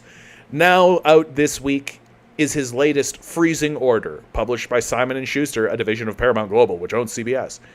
Oh, they actually have to do that. Okay, that's good. Transparency. I thought that this had suddenly become an ad, that they were literally just like, Browder's Search for Justice was the basis of a best-selling book, Red Notice, which you can buy on Amazon, $9.99. Now out this week is his latest Freezing Order, published by Simon & Schuster, a division of Paramount Global, which owns CBS, which is the organization that's reporting this story. So they're just pointing out, might be a conflict of interest. It's the tale of what happened next. A true story of money laundering, murder, and surviving Vladimir Putin's wrath. Doan asked, "Some of this sounds like something out of a mafia movie." "Vladimir Putin is the mafia boss," said Browder. "All of his ministers are, actually. If you look at the Sopranos, like the New Jersey Mafia and the Brooklyn Mafia, the Philadelphia Mafia, they can all take as much money as they can steal, and they've got to pay a tribute up to the mafia boss, which is Vladimir Putin." Dude, I should get this book. This book sounds awesome. Oh, man. Dude, I can't read fiction anymore because fiction is so boring. I just can't, like, disassociate. Reality is so much more interesting. But all of the books that I've been engaged in recently are very theory-heavy, and so it's very dry. It's very dry reading that I've been doing. Like, I recently went through the climate book that, what's her name? Swedish girl, Greta Thunberg, put together, where she talked to a lot of climate scientists, and they all put together a series of essays. Very good book, very thorough, very dry. And then I picked up that book that is a lady going through, like, the Jeffrey Epstein scandal and trying to find all the links to Jeffrey Epstein. That book I found not only to be dry, but also to be disorganized. Very, very disorganized. Very difficult to kind of keep the plot. It's like this guy and then this guy, and there's also this guy over here. And it's like there isn't really a strong picture. You know what I mean? Like it's not a good narrative. And now I'm going through Democracy Incorporated, which was recommended by Chris Hedges, so I had to pick it up. And it's essentially Sheldon Wolin taking the works of Karl Marx and then rephrasing them with new language. So inverted totalitarianism is the dictatorship of capital. And again, good book, informative, dry. This sounds awesome. This sounds kick-ass. I don't even care if it's true. It just sounds awesome. Browder alleges that some of that stolen $230 million ended up in the hands of Putin, a leader infamous for his shadowy wealth. The Russian president's official salary is about $140,000 annually, which raises some obvious questions about his $1.4 billion residence, his $700 million yacht, and his $1 million watch collection. Putin has long maintained Sergei Magnitsky died of a heart attack. His animus towards Browder was clear in his 2018 joint presidential press conference in Helsinki, where he suggested to U.S. President Donald Trump that Moscow might be willing to swap 12 indicted Russian military intelligence officers if the Trump administration would turn over Bill Browder to him. "I was in shock," Browder said. He has successfully campaigned for other countries to adopt the Magnitsky Act, to target corrupt officials and human rights abusers, and Browder is proud that now it's among the sanctions being used to punish Russia since its invasion of Ukraine. "The story of Sergei Magnitsky is a tiny microcosm of what's now been multiplied by 1 million times," he said. "The people of Ukraine are bearing the criminal brunt of Vladimir Putin in the same way as we did, in a very small way. And I feel heartbroken, because if people had listened more to what I was saying over the last 10 years, perhaps we wouldn't be in this situation." Yeah, I mean, like, do I believe this? You know what I mean? To what degree do I actually believe this? You know what I mean? Like, sounds to me like this Magnitsky Act is interesting. Like, it also seems like Bill Browder is like, I don't know, he sounds genuine. It sounds like a serious thing that happened to him, right? Losing a friend under circumstances like he was in Russian custody. So there's a lot of shade going on. You know what I mean? I don't think I care that much about this story, ultimately. It's kind of inside baseball, if you understand what I mean. Like, it... like, I don't really care that much about Putin being, like, nefarious. You know what I mean? Like, even if it's like, my interest is more geopolitical, and the negotiations that happen between world leaders, policies that happen on the world stage. I sort of expect this kind of thing. Do you know what I mean? Like, I don't think you can operate at the highest level. I don't think you can be the president of Russia. I don't think you can be the president of the United States without getting your fingers a little sticky. And I don't really care to investigate whether or not Browder is telling the truth. You know what I mean? So I just think that cool story. Kind of glad that I read this. I just don't think I care that much. You know what I mean? CH writes, that was oligarchic Russia. Putin did not have control and was not running the country himself then. I mean, I definitely acknowledge that Putin has like an oligarchic tendency, for sure. What's interesting about Putin, okay? This is what's interesting about Putin. Like, he absolutely is like he's a former KGB agent. Like, he's absolutely capable of using violence, and I can see how somebody would look at him and be like, yeah, he's like a mafia boss, right? He definitely comes up during an extremely corrupt period of time in Russia, right? Absolutely. Like the fall of the Soviet Union, the rise of an oligarch class. Like, come on, get the fuck out of here. Absolutely. And we shouldn't pretend like Putin isn't part of that group. But the thing that has always fascinated me about Vladimir Putin, the thing that always fascinates me about Vladimir Putin is that he still seems committed to the idea of Russia. That's really what it is. And why I ultimately kind of come out the other side being like, okay, respectable. Because our leaders don't give a shit about our countries, right? Justin Trudeau doesn't care about Canada. Biden and Trump do not give a fuck about America.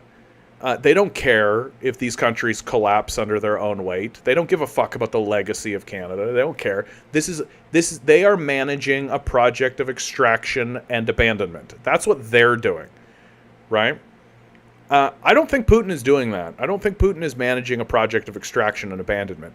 Surely he wants to be wealthy. Sure. He absolutely wants wealth for himself. He absolutely wants power for himself. Like, let's not bullshit ourselves. Obviously, that's the case. But he is also the leader of Russia, and I think that he sees himself as the leader of Russia, and he sees that Russia is going to move forward, and he sees that Russia will persist past his existence, that he'll die and Russia will continue on, and that he wants to be able to pass the baton to the next generation of leadership and say to that next generation of leadership, I did my best. It's your turn now. Which I think puts him well ahead of the Western leadership, which is essentially saying, how much money can I extract out of this thing for myself? I don't give a fuck if it burns after I'm gone. So that's basically always been my position when it comes to Putin. And a story like this, I'm like, yeah, like not that blown away by it, if you understand what I mean. Oh, Vifro. Vifro says Bill Browder was lying. Hold on. Was it you that started this whole thing? So, Vifro, you set me up. Not really. Bill Browder's interviews with the FBI and State Department, which can be found on YouTube, are insane. He was so blatantly lying.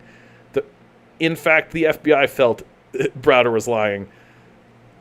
Magnitsky was also released from prison and died out of custody, and they continue to misreport, saying he was in Russian custody.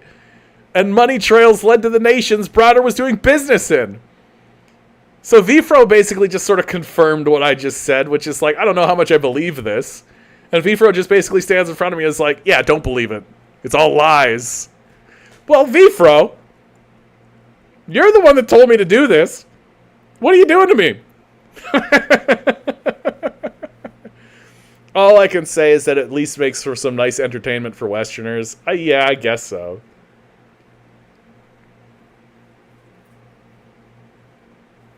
Anti-Ragul asks, what city are you from? I'm from Toronto. We'll see how long that lasts. Vipro says, oh, I said to just look the mess up. I apologize. No, it's fine, dude. I'm happy that we got here. That's all. This is illustrative, right? This is illustrative. That look at this bullshit. Just look at the bullshit that they're just putting in front of you. Just being like, Bill Browder says that Putin killed a dude and stole a bunch of money. And then like, it's like, nah. Even the FBI was like, nah. Yeah, Magnitsky, he didn't even die in custody. He died out of custody. How did he die? Of a heart attack. You know, what Putin says he died of.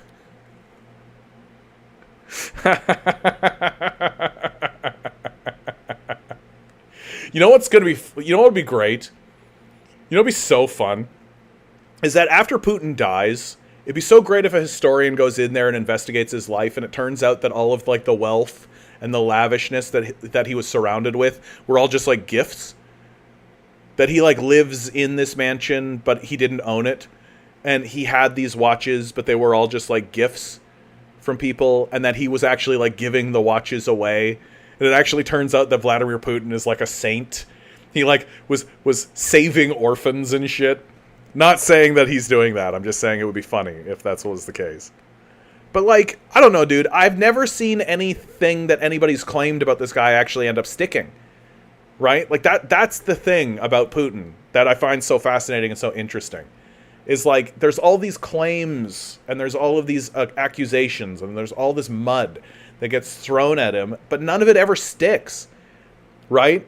And it's just so unconvincing. Like, I base my decision making on evidence. Like, I don't care what like Shirley at the bar thinks about Vladimir Putin, right? I don't give a shit what some teenager has to say about Vladimir Putin. I want some fucking evidence. I want somebody to be like, so here are the minutes from a meeting that Vladimir Putin had where he stabbed a man with a penknife 34 times. You know? That's what I want. That's the evidence that I want. So, and the trouble with this kind of stuff, right, is that it only reaffirms, like, don't get me wrong. I definitely think that Putin has to be involved in some shady shit. I just don't think he could ascend to power given the position that he's in, former KGB, the oligarch culture that definitely existed in Russia. The Soviet Union had just dissolved, like, literally a decade ago. I just don't think that he rises to power without being involved in some shady shit. But what's the shady shit? Like, what actually is it? Right? That's what I'm interested in.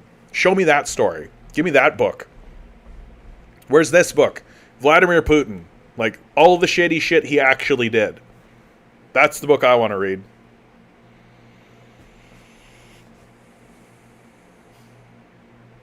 Ugh. You know what, guys? I think I'm at the end of this one. I'm like super, super over today. I was having just such a good time. I'm so grateful that all of you guys are here. In the final moments, like, share, subscribe. Donate money. Patreon.com/TheCanadianCommie. Thanks so much for being here, guys. Big shout out to the Patreons. Thank you so much for donating. I really do appreciate it. Always remember, guys. Oh, thank you, Vifro. Thank you so much for that. Vifro says, great stream, thanks. I will share your stream everywhere. How kind. How kind. And Oddity, as always, GG, nice stream to you, my friend. Always remember, each and every one of you is a quantum being, walking around in quantum energy. These billionaires are spending hundreds of billions of dollars in the hopes you'll never realize it. You'll just stay the good little commodity they need you to be. Revolt. Rebel. Repent. Good luck. We're going to need it.